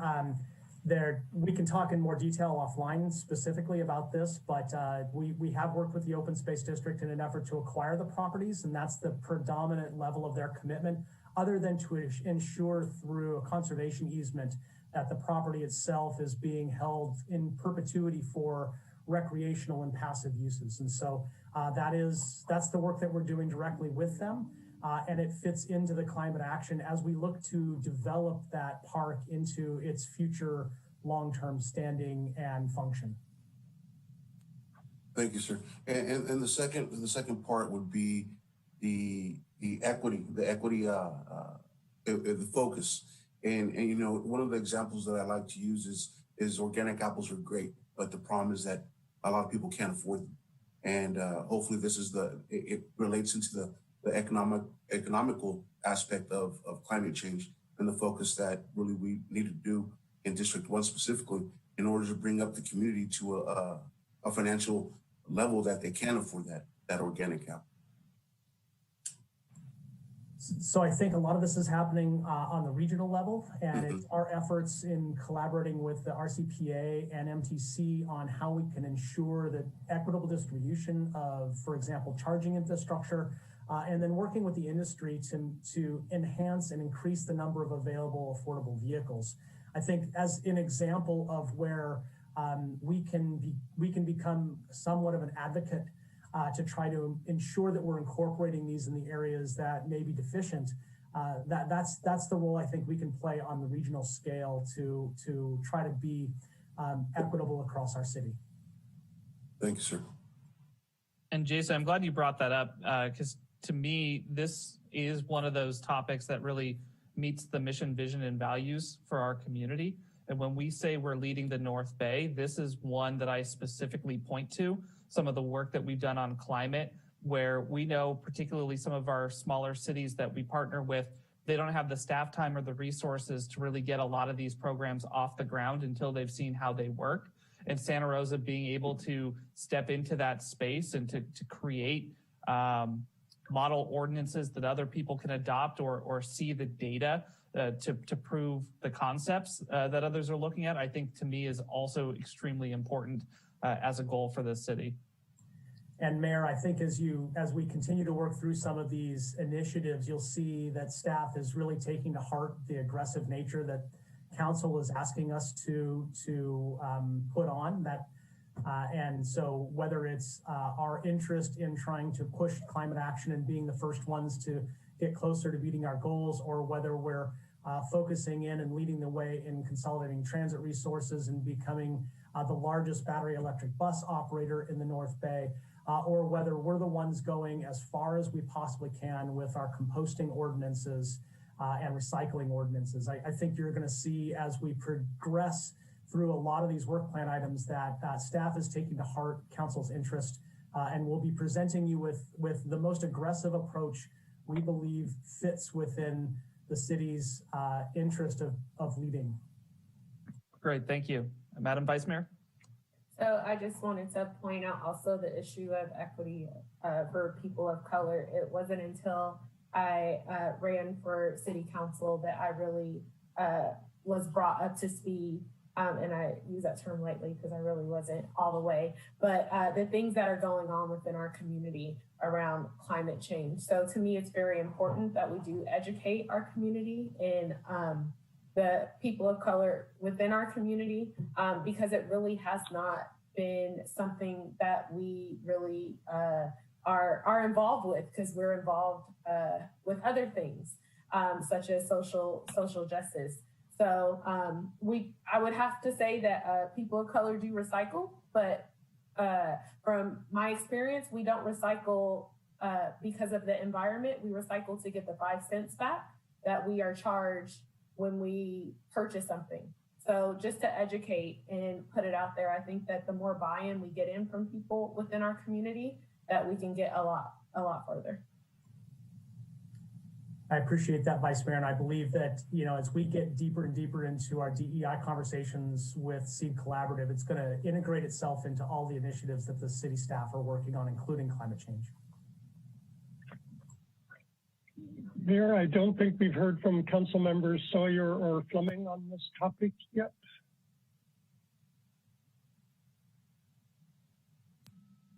I see John leaning forward so he can go first.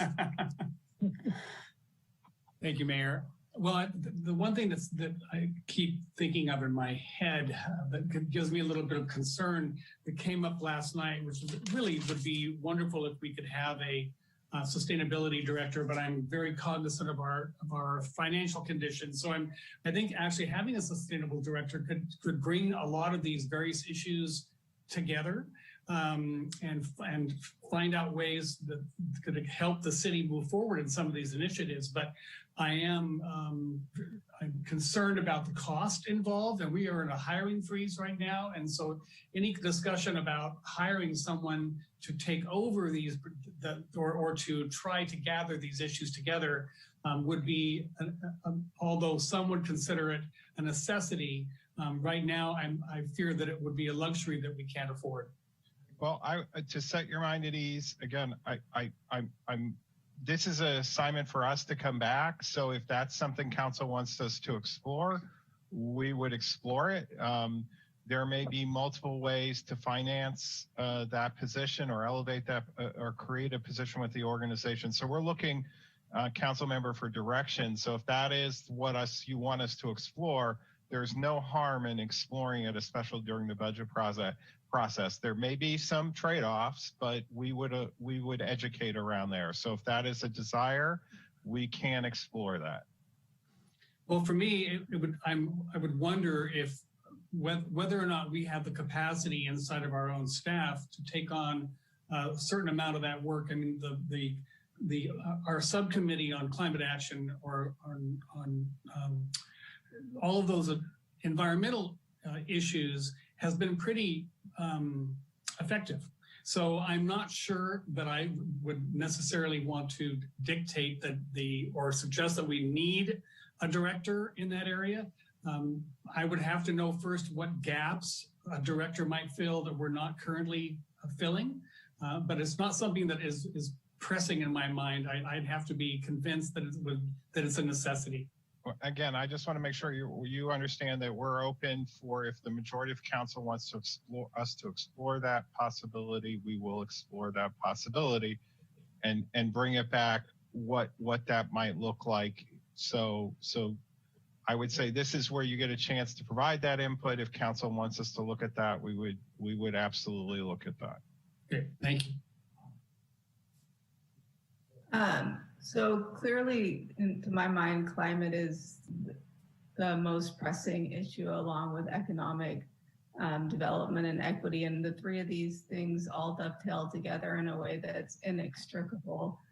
In that, we look at some of the major draws on our general fund have to do with wildfires, and wildfires largely have to do with climate, and so on and so forth. So, I think that we need to explore the idea of having a sustainability director, and we need to embrace these ideas as being integral to our public safety and our economic welfare, as well as just having a viable future. Now, if we can't afford it, or if we can't figure out a need for it, those are different conversations. But I think we'd be remiss to not look at the holistic nature of those three things coming together and how important they are to the future of our city. That's what I got to say about that. Jack? Thanks, Chris. I really want to reinforce my support for what John said. I'm not opposed to getting a sustainability director at all. And I think we could find that it may very well be a needed position if we're not meeting our GHG goals. And that's where I kind of throw in the caveat. I think what I would like to see for this year is us achieve our greenhouse gas emission reductions goals per our climate action plan with in-house staff that we have by making it a council priority prior to going out and finding a full-time, pension position that's going to be hard to get rid of once we have it, even if we're really completing our goals.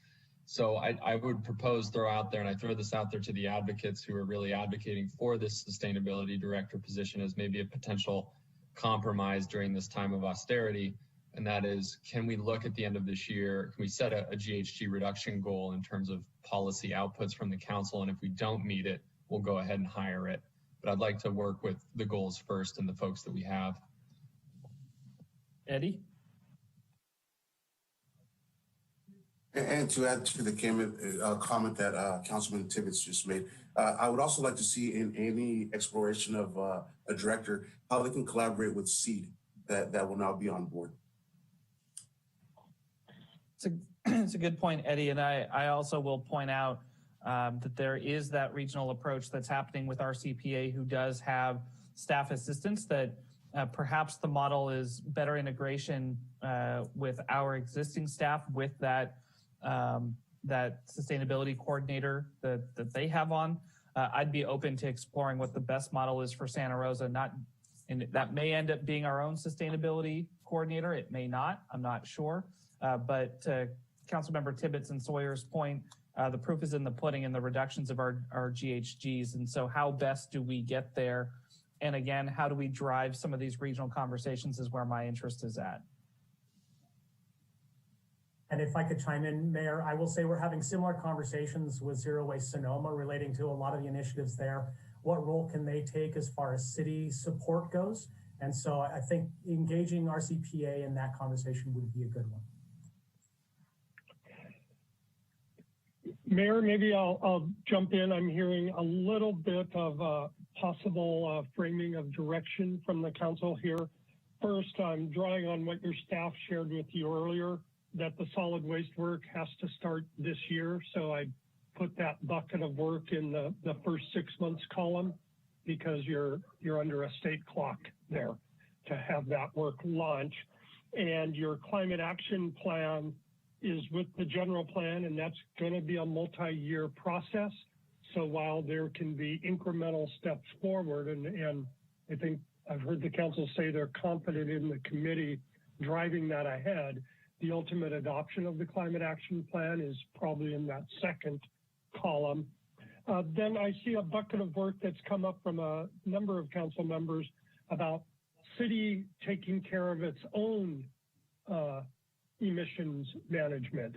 And it's both the fleet issue that is reflected in the work plan. It's the remote work issue that Councilmember Tibbetts and the city manager spoke to. I think it's also the street lights work. It's kind of, how does the city not just adopt policies and programs for the community, but its own operations? I see that as a third bucket of work that probably crosses both timelines. And then the fourth one is the equity issue, which I've heard it be talked about in a couple of ways. One, as part of the SEED collaborative and the work that's being done citywide there, as well as possibly linked to the county's work up above. Jason, would you have any other comments on how to package this up in terms of prioritization and your recommendations for council? No, Greg, I think you captured it very well and put everything together in some nice buckets. I didn't hear any follow-up on the gas station and the carbon sequestration program. Are those issues already in a staff work plan or further down the line as the climate action plan is developed? I'll say at this point in time, they're not on the priority list. That doesn't mean they couldn't be, but I'm interested in hearing whether or not council feels it's a priority above some of these others that are listed, such as VMT and dealing with our own GHG emission program. John?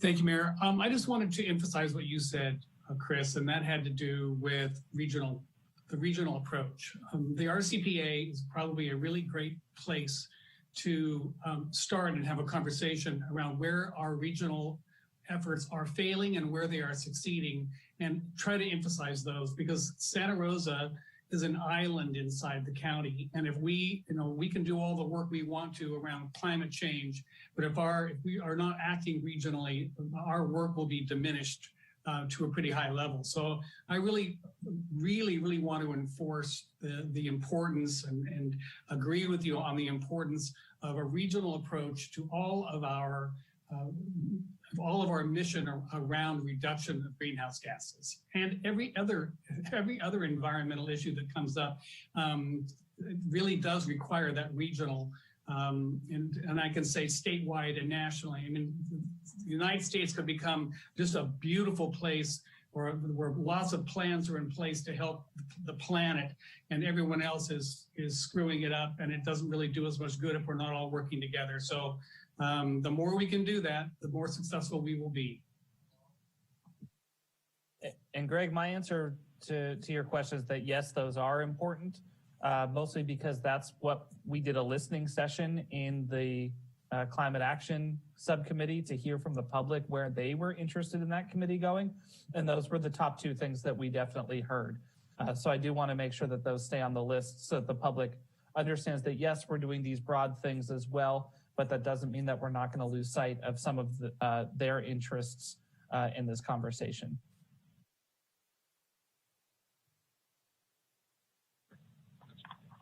So Jason, I think we have enough here to start crafting the work plan with this direction from council. I summarized it earlier. I hear a little nuancing of making sure gas stations and carbon sequestration are being put in there as possible work project items, but the tiering of the order will be based on staff recommendation of capacity. I did also neglect to mention that the whole issue of equity, I actually think it comes in three ways for the city on climate change. One is the regional discussion. Second is your own DEI discussion. And third is the state mandate that your general plan update needs to specifically address issues of equity. And since you're linking it to climate action, I think you have three ways to directly make sure that's being covered, as well as the committee hearing from their council colleagues that that's an issue of import. And then on the staffing issue, I think staff has gotten some general feedback of making sure we're able to continue leading on climate change, and that staff's recommendation, well, staff needs to review what's the best way to achieve that. Is it through a body, a consultant, a regional effort, or what? And your staff will come back with a recommendation on how best to achieve that. Okay. I think we can move on, Mayor, if I see general thumbs up on that summary of the direction. Okay, good. Next is economic resiliency. This is the other long list. Yes, Manager? And we're going to promote Claire Hartman to lead this discussion with this council. And while we're promoting Claire, as I looked at the work plan of your city on the existing priorities, the portfolio that Claire is overseeing is directly involved in at least 4 of the council's priorities. And you may recall that when she presented her portfolio's work plan, she had one whole slide that was simply the work of the portfolio related to council priorities. So I think as a former city manager, managing the workload of this portfolio is going to be one of the more challenging issues, because the council has a lot of priorities that affect this portfolio, but clearly the staff is embracing the work as well from what was shared earlier. So moving on to economic resiliency, it's another long list. It is another one like climate change, where there were a number of council members who said you know, we're making progress here, continue the work with the committee focus. As we saw up under COVID response, a real desire to provide small business support, particularly as we transition beyond COVID, to make sure there's that focus on small businesses. Then the next tier was recognizing some linkage between the economic and housing issues. While they're kept as separate goals now, I think the general plan process will inevitably blend those together, but there may be more immediate work the council is looking at. Maximizing federal funding for Santa Rosa with the new pandemic bill, plus what else comes forward. And a couple council members did raise the issue of starting to look at the next level of child care services and funding beyond the leadership actions you took this past year, which, you know, clearly was leading the North Bay, to borrow from your vision. And then you have all the other work that was in the work plan that was raised previously. I'd like to maybe, as we focus the discussion first, if it's timely, Mr. Manager, I don't see Councilman Schwedholm back yet. So maybe we hold off dealing with the city, county, civic center till he returns. And we just go, Mayor, to general comments here first, and then we'll come back to that issue later in this. I don't know, Mr. Mayor Rogers, if you want to do that. I mean, it's you and Councilmember Sawyer who were part of that conversation. So that we can go ahead on that topic if you'd like, or let's go ahead and do general comments on this slide first. I know Councilmember Schwedhelm is due back right around noon, which is only a couple of minutes away. So let's see if he gets back in time for the discussion around the Civic Center.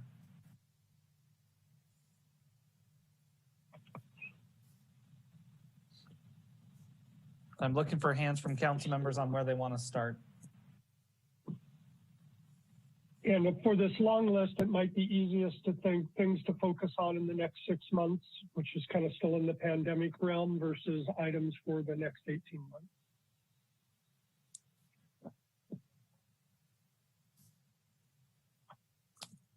Vice Mayor?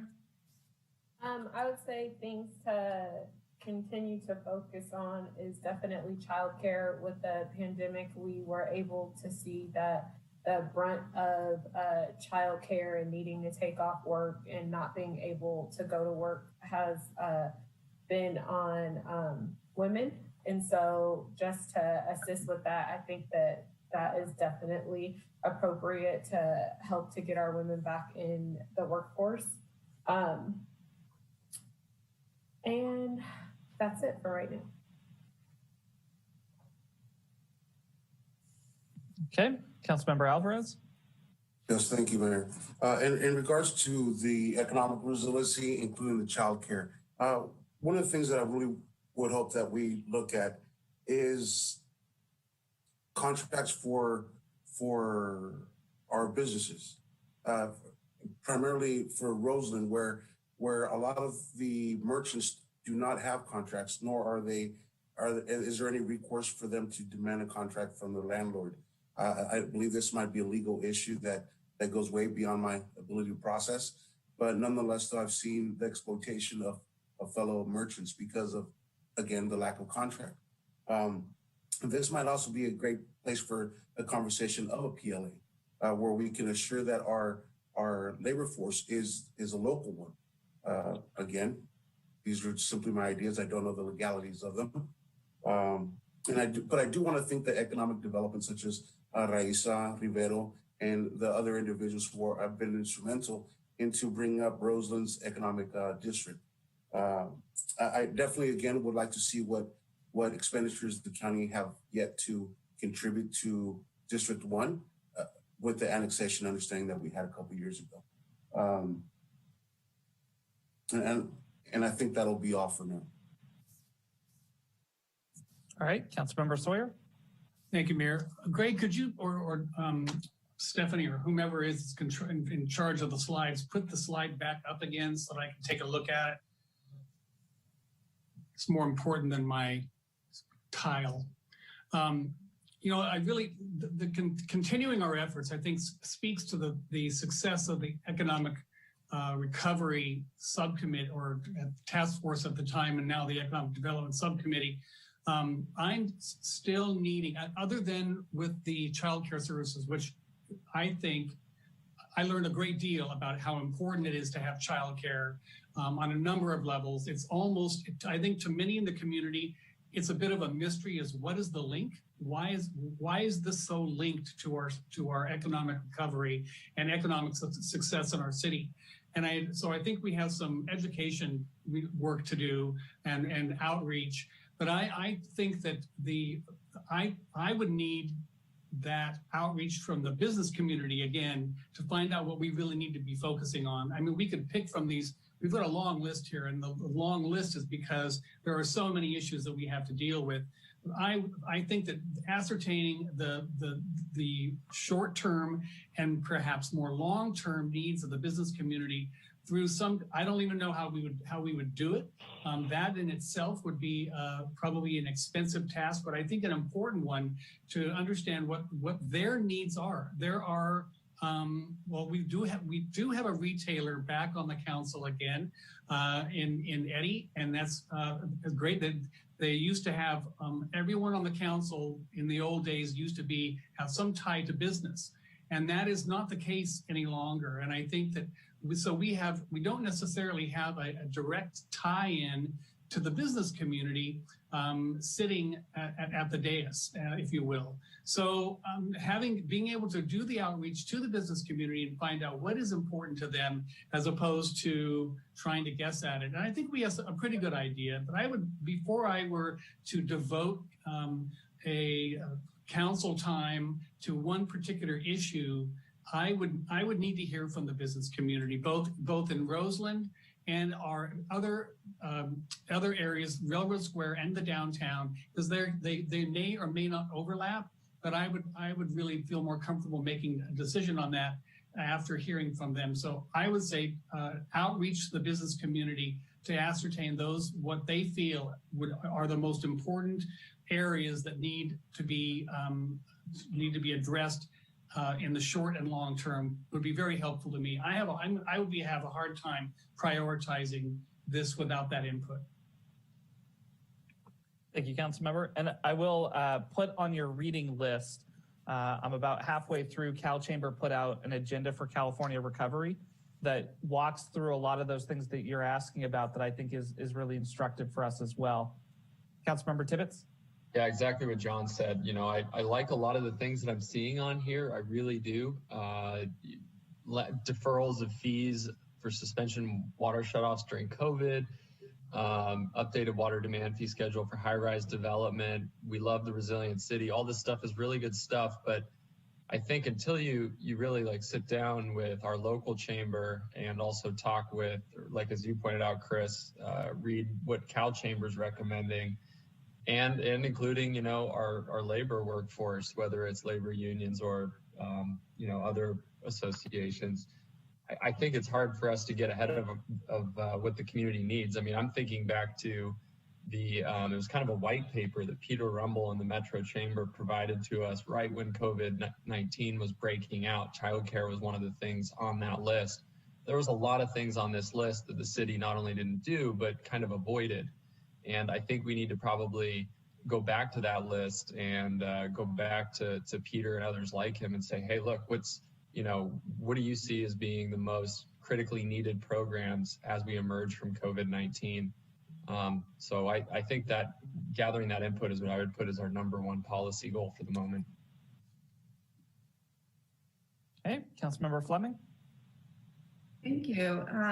Just for sort of the edification of folks, what we did do was we took the list that came from the chamber and we went down and we ticked off all the things that were state or federal, things that were beyond our scope. And while it's true we were not able to get to everything that was requested, we did end up doing quite a bit of what was within our scope and what was requested. And I think that to those points, what we ought to do is we ought to have a a mini goal setting within the Economic Development Subcommittee and present our findings, as an ongoing practice to the General Counsel to keep council members in loop and also elicit your suggestions for things that we ought to continue to look at. Because when I look at this list, it is a little bit like picking children. There's really nothing on this list that I don't think is really, really important.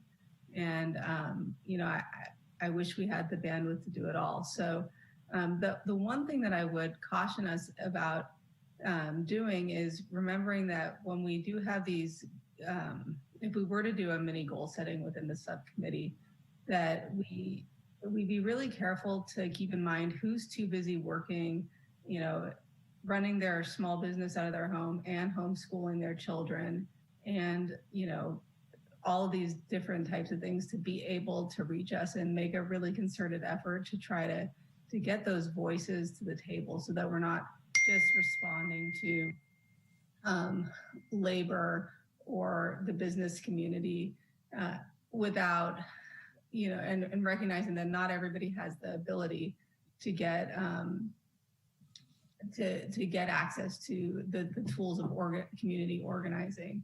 And so that would be my thought. And then the other thing is, how can we leverage our efforts? So if we do something like childcare, if we do something like, any sort of land use thing, how can we get other jurisdictions to do it so that we're not competing, but we're collaborating and amplifying our efforts in a way that makes the region more prosperous and fair for all workers and businesses.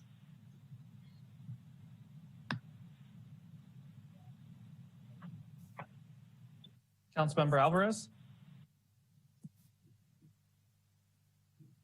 Mayor, I did speak, but since you called me on again, I did want to mention that I am assisting Rosa in creating a business organization. The name of it will be Ours: Opportunity, Unity, and Respect. And what I hope to gain by doing so is to really, as Councilwoman Fleming stated, those that might not have access to have their voices heard, hopefully through organization, we can actually produce a unified voice with the concerns of the community. Thank you. Great. And I see that Councilmember Sweathelm has rejoined us here. Councilmember, do you have any thoughts on this slide as well? Sorry for missing the beginning of the discussion, but the first, continue our efforts and what I heard both Councilmember Sawyer and Fleming say about the Economic Development Subcommittee. It's real important for me to have a process to actually prioritize those, whether it be from the business community or any other stakeholder. So just continuing that process. And I think it's great to start with this subcommittee. And then if there are a list of prioritized items, some of these that are here, because again, I don't disagree with any of these policy goals, but where do we start our efforts? I would love to see a recommendation from that subcommittee come to the entire council. Thank you. Thanks, Councilmember. And I largely agree with the comments that have been made. I do specifically want to call out, as I know Councilmember Tibbetts touched on, the deferral of fees and suspension of water shutoffs due to COVID. I understand that there's a priority that'll come out based on our discussions with our labor and our business partners. But that, to me, that's one that's non-negotiable. As a council member, we have to keep people safe during COVID. We cannot shut off people's water. So I do want to elevate that one a little bit within the ranking system. And then now that we have all 7 council members, I do want to touch on the conversation around a civic center, some form of joint partnership with the county, and just making sure that we elevate and provide the space needed for staff to be able to do that. And I wanted to start by just calling on Councilmember Sawyer, who was a part of this first meeting that we had last week, to see his thoughts and then look for general direction from the council. Thank you, Mayor. Well, we are really at a crossroads with the county in this conversation, and we have a unique opportunity to have not only a conversation, but actually have intentional work done in the direction of bringing, other than the jail and the courthouse and the sheriff's department, to bring the county campus to the downtown potentially. It is not is not all positive. I mean, there are definitely challenges that we need to identify and how that would happen. And the county is already doing some of that work, and we need to do some of that work as well, in how it would actually benefit the downtown and where the challenges would be to the downtown in bringing such a large campus to the core of our city, to the center of our city. But I think we need to give it our best shot. This opportunity will only happen once. And it's been a long time coming. And from the meeting that we had the other day, I'm seeing a lot of interest, cautioned interest. And I think it's probably it's a smart way to approach it, both from their side and from ours as well. But this is the closest, and people have been talking about this as a possibility. It would be a game changer for many of our businesses downtown, for the downtown if done right. And we have to do it right. But when done right, this could totally turn around the future of our downtown and change the landscape of the economic success of the downtown forever, possibly. So I think it's really, really important that we give the staff whatever they need to do the work necessary to identify the challenges and the potential success and the positive nature of bringing the county campus to the downtown. And I support it wholeheartedly. In concept, but there are a lot of issues that would have to be resolved and considered. So I would like to be able, however possible, to give the staff all the tools they need to do that kind of exploration. Yeah, and I'm going to let the city manager weigh in here for a second as well, to make sure that he's giving us clear direction on what he needs to hear from council in terms of authority and to make that space. Well, while I think Councilmember Sawyer is correct that it is to evaluate downtown, it is also to evaluate their current site. And we need to keep that in mind, that this is a process that they've asked us to join in and potentially bring partners to that would evaluate in its totality both locations and lay out the pluses and minuses. I want to make sure council understands that, because it's not, this is they're trying to decide between two locations. There's value. Those both are feasible locations, and the partnership needs to be a partnership and a legitimate evaluation and visioning process about both locations.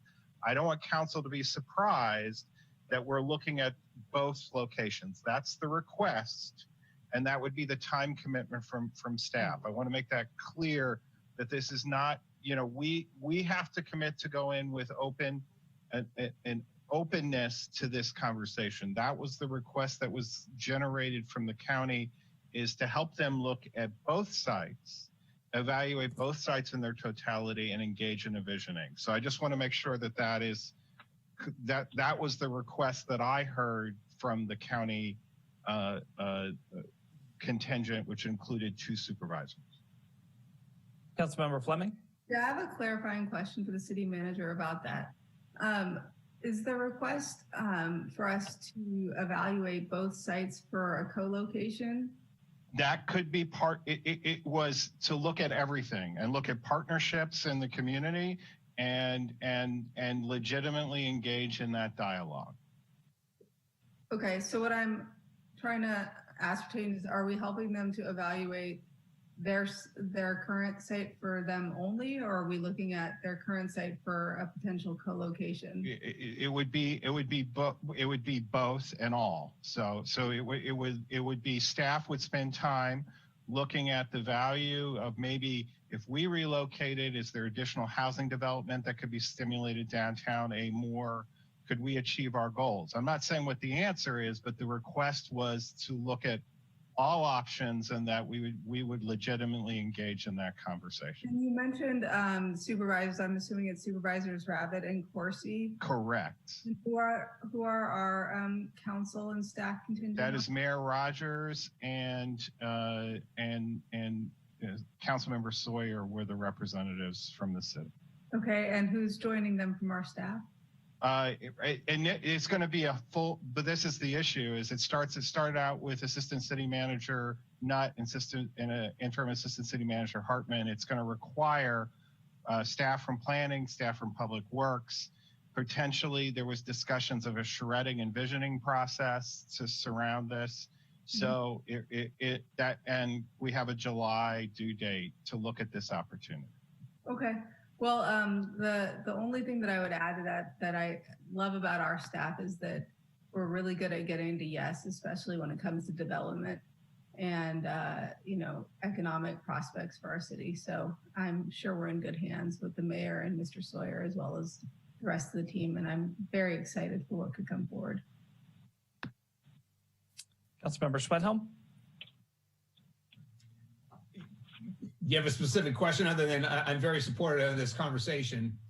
Yep, I'm just going around the table to make sure that council is supportive of us going this direction with the priority here for staff time. For me, the unknown is that we're not completely, we being the city of Santa Rosa, not completely in control of this.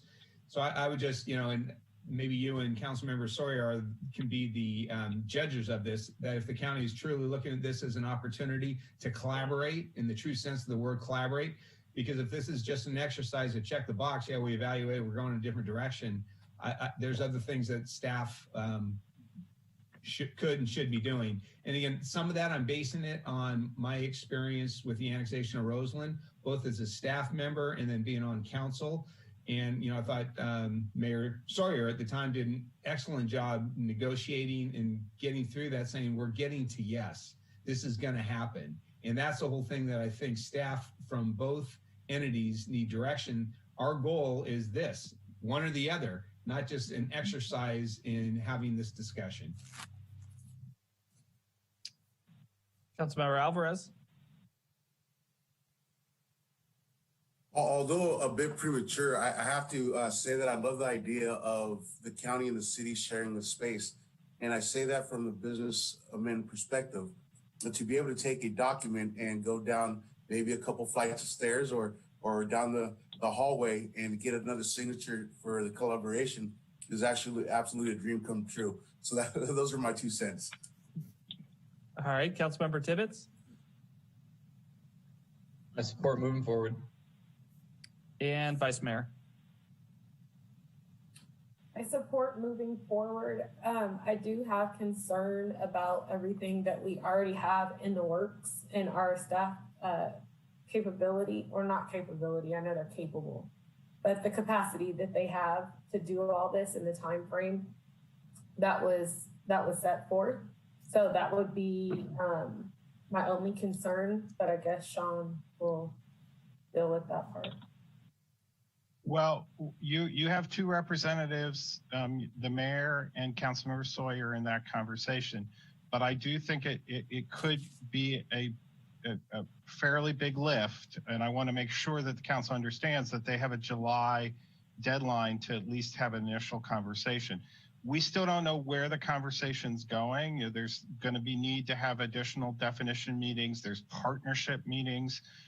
Others have reached out to us on the state side, potentially on the school district side, and some of it directly responding to Councilmember Alvarez's question. I believe that was the statement that some of our school district representatives said it would be great to be co-located so we could encourage, or maybe that was the mayor who said that it encourages dialogue between these entities instead of silos. And so I would say I don't have a clear answer yet on work commitment, but if this is a priority, there are some times where other things may be delayed to meet this July timetable. But you do have 2 representatives sitting in that conversation who can report back to you about the progress that we're making.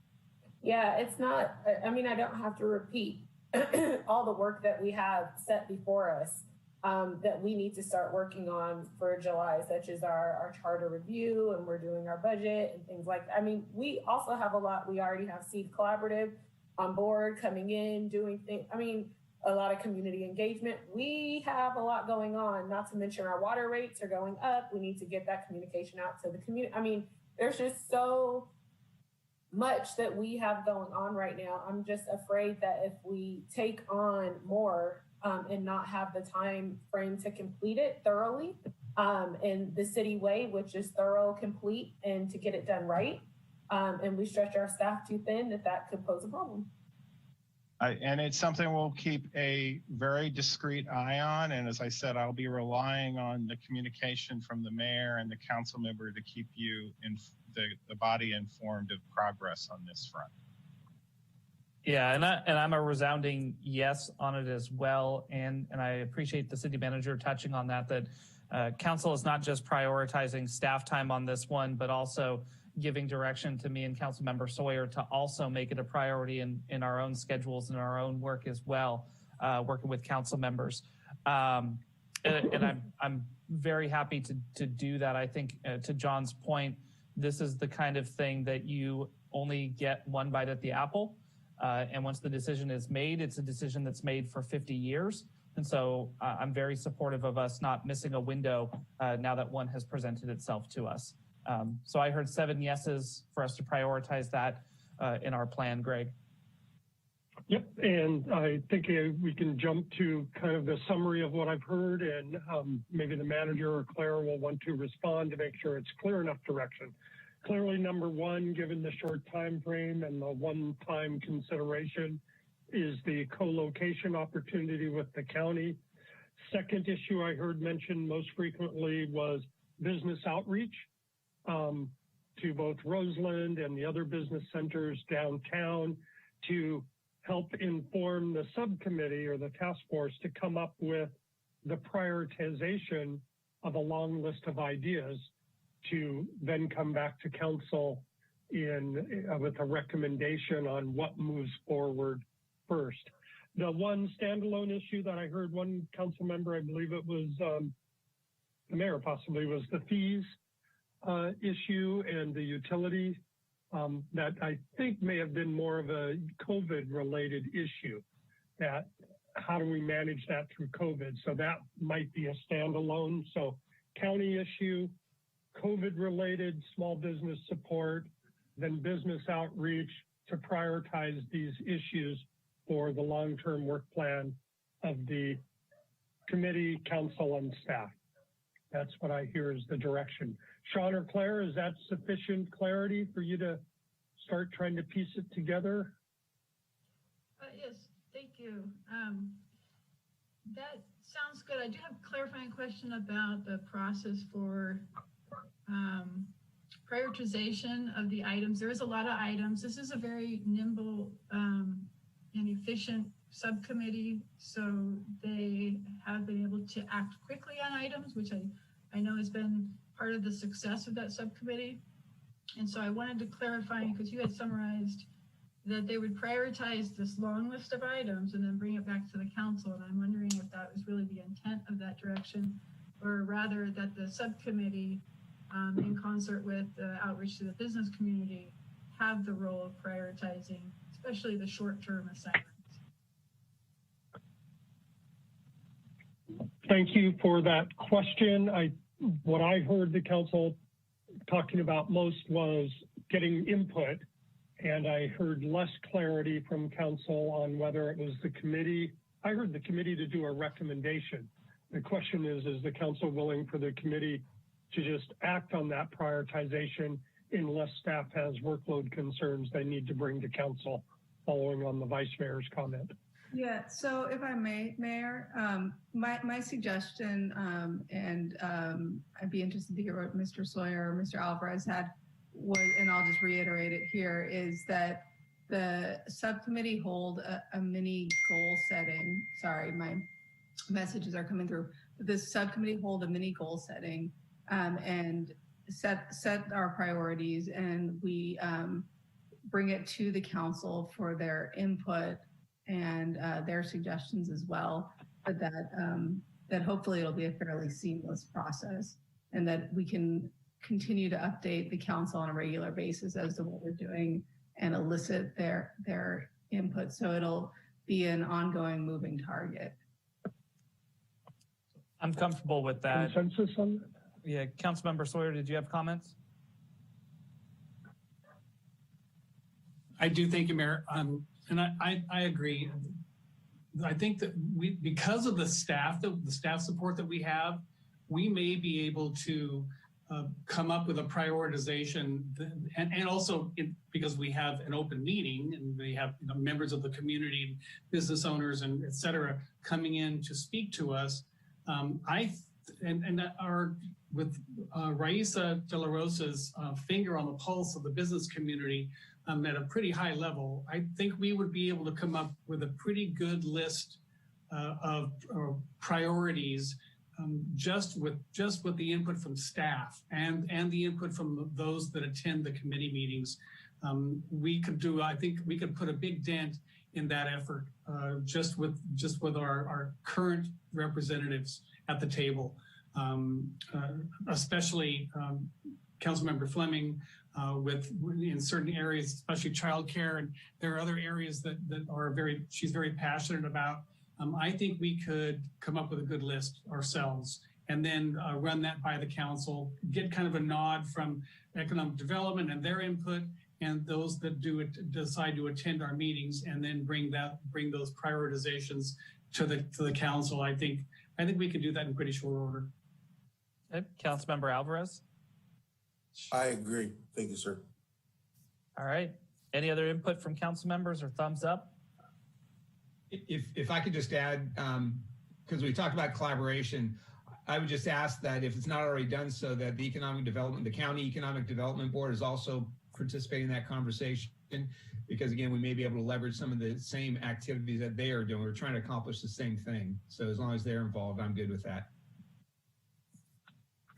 Okay. I will only voice my concern that we're trying to work on the county collaboration. I'm not sure we can work on every element of county collaboration.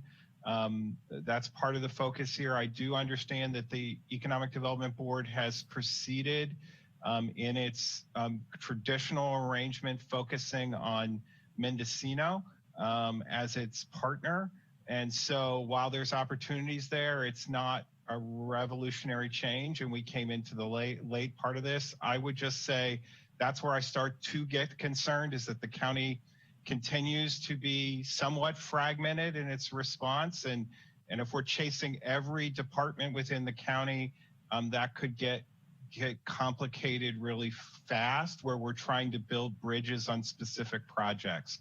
So I'm just weighing that of the downtown issue versus the need to, because Raisa is going to need to be involved in the downtown, the county complex conversation. But we will pursue it. I'm just trying to manage expectations. Okay, any other input? Okay. All right, Councilmember Alvarez, last bite at the apple, and then we've got to move on to the next item. No problem. Thank you, Mayor. Very quickly, City Manager, is there a list of expectations that they want us to satisfy before July that they've forwarded? We don't have that. This is early. They have, what came up in the meeting is that there was a very concrete certain of circumstances, and the conversation might not be full enough. So staff has to go meet over the next few weeks on some of these issues, and we'll have a better sense at that time. There was a very narrow focus in the initial conversation, and I think the step forward we made was widening the scope of that conversation to be one about vision and where we could go as the mayor and the council members stressed, where we could go, and that this would be a change for 50 years. And we need a vision that matches that space.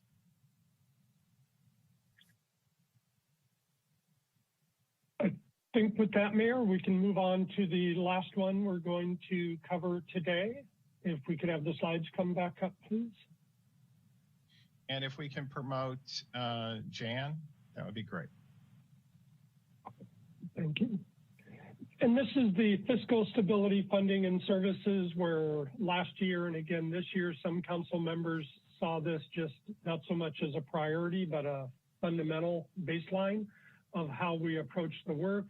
I think the end of the discussion last year and certainly this year with COVID is that there's so much work that has to be done. It's kind of above and beyond the norm. And so pulling it out and recognizing it separately as a body of work that's going to command staff's and council's time and attention is why it's been pulled out. Again, for the council interviews, continue the work of the council, or of the city, I should say, focus on stabilizing or increasing revenues and funding. And this was consideration of both tax revenues, grant revenues, and fee revenues. It was kind of all encompassing. Couple council members did mention, as last year, avoid difficult service cuts or layoffs to the extent possible. And then all of this now in the context of the new CFO's strategies direction that was presented to the committee last week and to the council today, that's framing kind of a medium and long-term body of work that needs to be done that was discussed earlier. I think the appropriate way to this approach on this one would be, since you're entering the budget process, you have a new CFO who's laid out a plan of work already, that to open it up to council, Mayor, for any comments on things they'd like to have in particular focused on in either the 6 month or the 18 months that hasn't already been addressed. But I think really to then have it go back to staff to take the work plan that your CFO, that Jan presented earlier, and turn that into a document that comes back to your committee and council. So I think this could be a quicker, or once around the screen, for each council member to share focus areas, mostly for Jan's education and benefit, as she pulls together the work plan for you. Councilmember Sawyer. Thank you, Mayor. Well, I would really like, given we have a new CFO, I would be hard pressed to prioritize the work in this particular area without hearing what her priorities are for us, and then have that conversation. This is a concern I know of all the council members and the entire organization, is fiscal stability, and how they will continue to deal with their service provision. So I would want to hear from our CFO and have her let us know what we need to do to help right the ship as it, let us know where it's tilting, and then how to stabilize it. And that's where I would start. Councilmember Sweathill. Thank you, Mr. Mayor. For me, it's we've talked about this animal of a structural deficit. How do we address the structural deficit, right? In the third bullet point down there, the avoid difficult service cuts or layoff. I got news for you. For me, any layoff or service cut is difficult. But again, if our service delivery or the number of employees we have is affecting our structural deficit, and again, I'm interested in hearing how do we get out of this, address the structural deficit so we don't have to continue to have this conversation. I don't want to kick the can down the road anymore. Let's talk about it. This is the solution for it. And if it is increasing the revenue, what are our options? Let's make those decisions, but let's address that structural deficit. Okay, Councilmember Alvarez. Thank you, Mayor. For me, it's service level equity, specifically review government facilities and services where we can achieve an equal level of equity. This for me includes education, specifically the Library of Roseland. And this also speaks to, one, the Latinx recovery, the possibilities of education, and really investing into the future of Santa Rosa. Thank you. Okay, Councilmember Fleming. Yeah, I'm with Councilmember Schwedhelm. I would really like to hear from our new CFO about what she sees as the outlook here, and also exploring ways that we can get revenue in order to cover our structural deficit.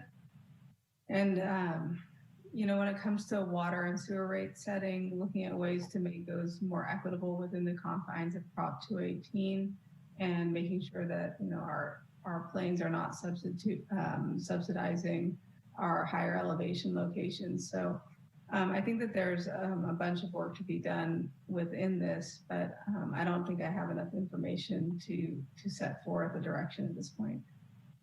All right, Councilmember Tibbetts. You know, I'm coming at halftime here. I apologize. I had to jump on a work call briefly, but looking at these policy goals and what we should do in the first 6 months, I think definitely avoiding difficult service cuts or layoffs should be priority number one.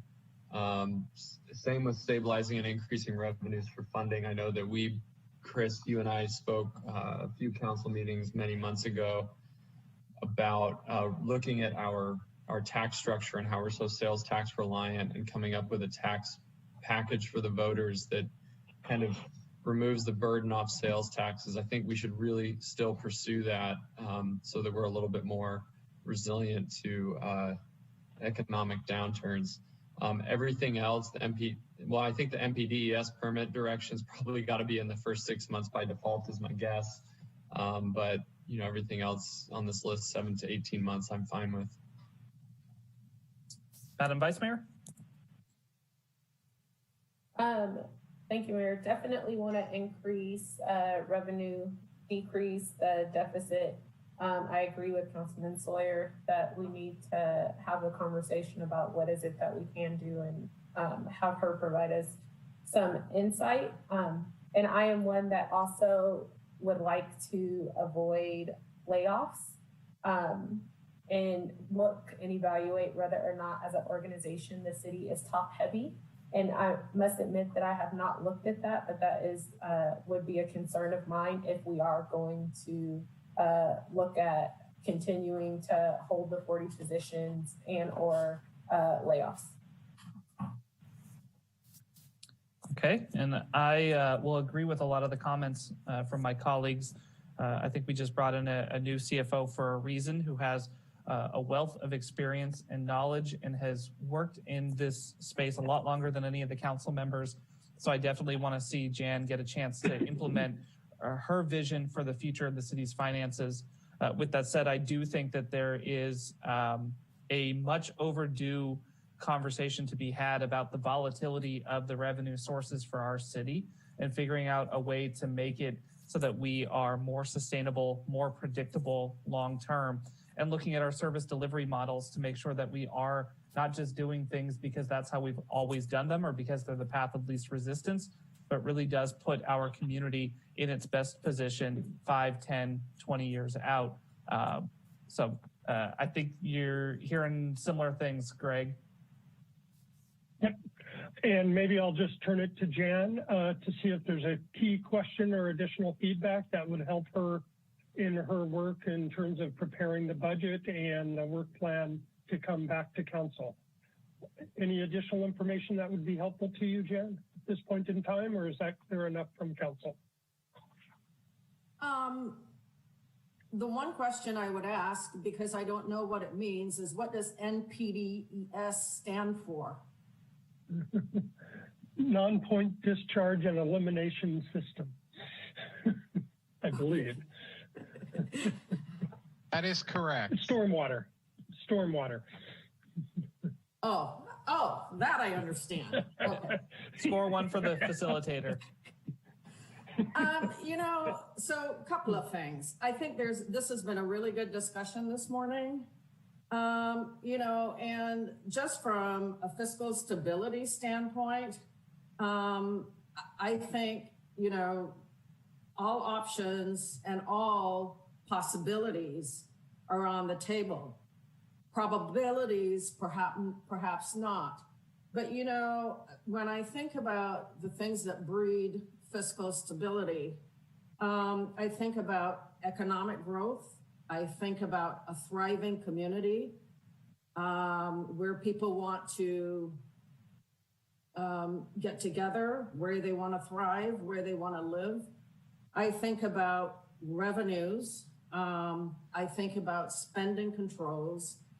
And I think about timeliness in how finance communicates back with the city council and the decisions the city council makes in response. And so that's what breeds fiscal stability in my mind. I didn't mention reserves, but that's very much a given. So I also think that, you know, from a reserve perspective, I think what is it that gives financial flexibility? And we're talking about financial flexibility when things happen that we are not able to control or be immediately responsive to. So, you know, in California, it's earthquakes and it's fires. And yes, I realize that it's, you know, emotional here, but I think that planning for it is part of what also needs to be. Now, and you can't set aside, yes, $20 million just to deal with emergencies, but I think part of it is we make a recommendation as to what that emergency option may look like.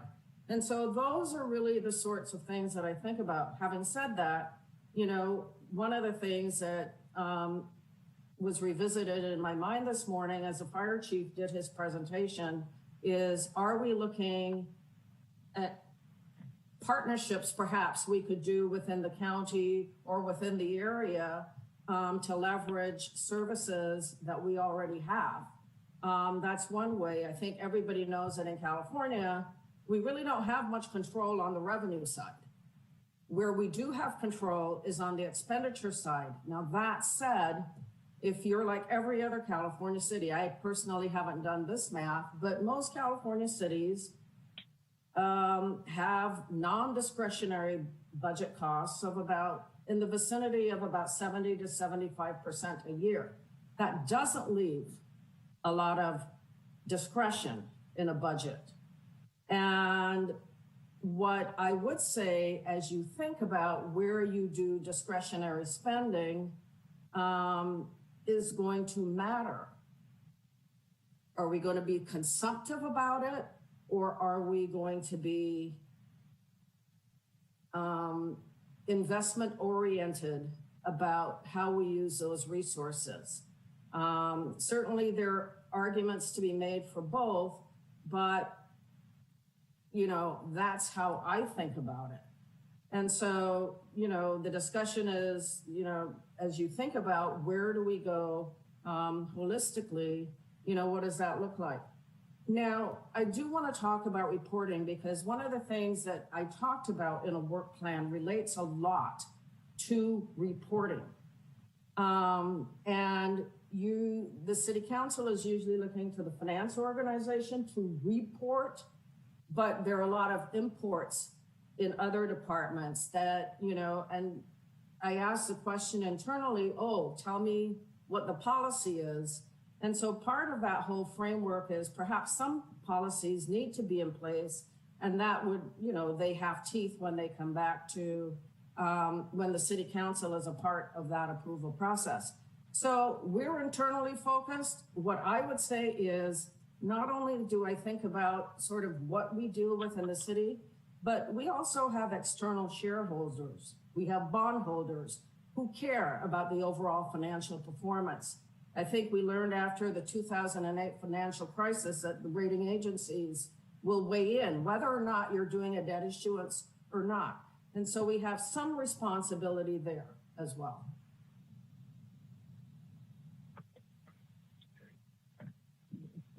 Thank you very much. I think the direction from council was really for Jan and Sean to come back with what they recommend be done here and to advise the council on how to right the ship of state financially. And Jan laid a lot of that out with the strategies discussion earlier this morning.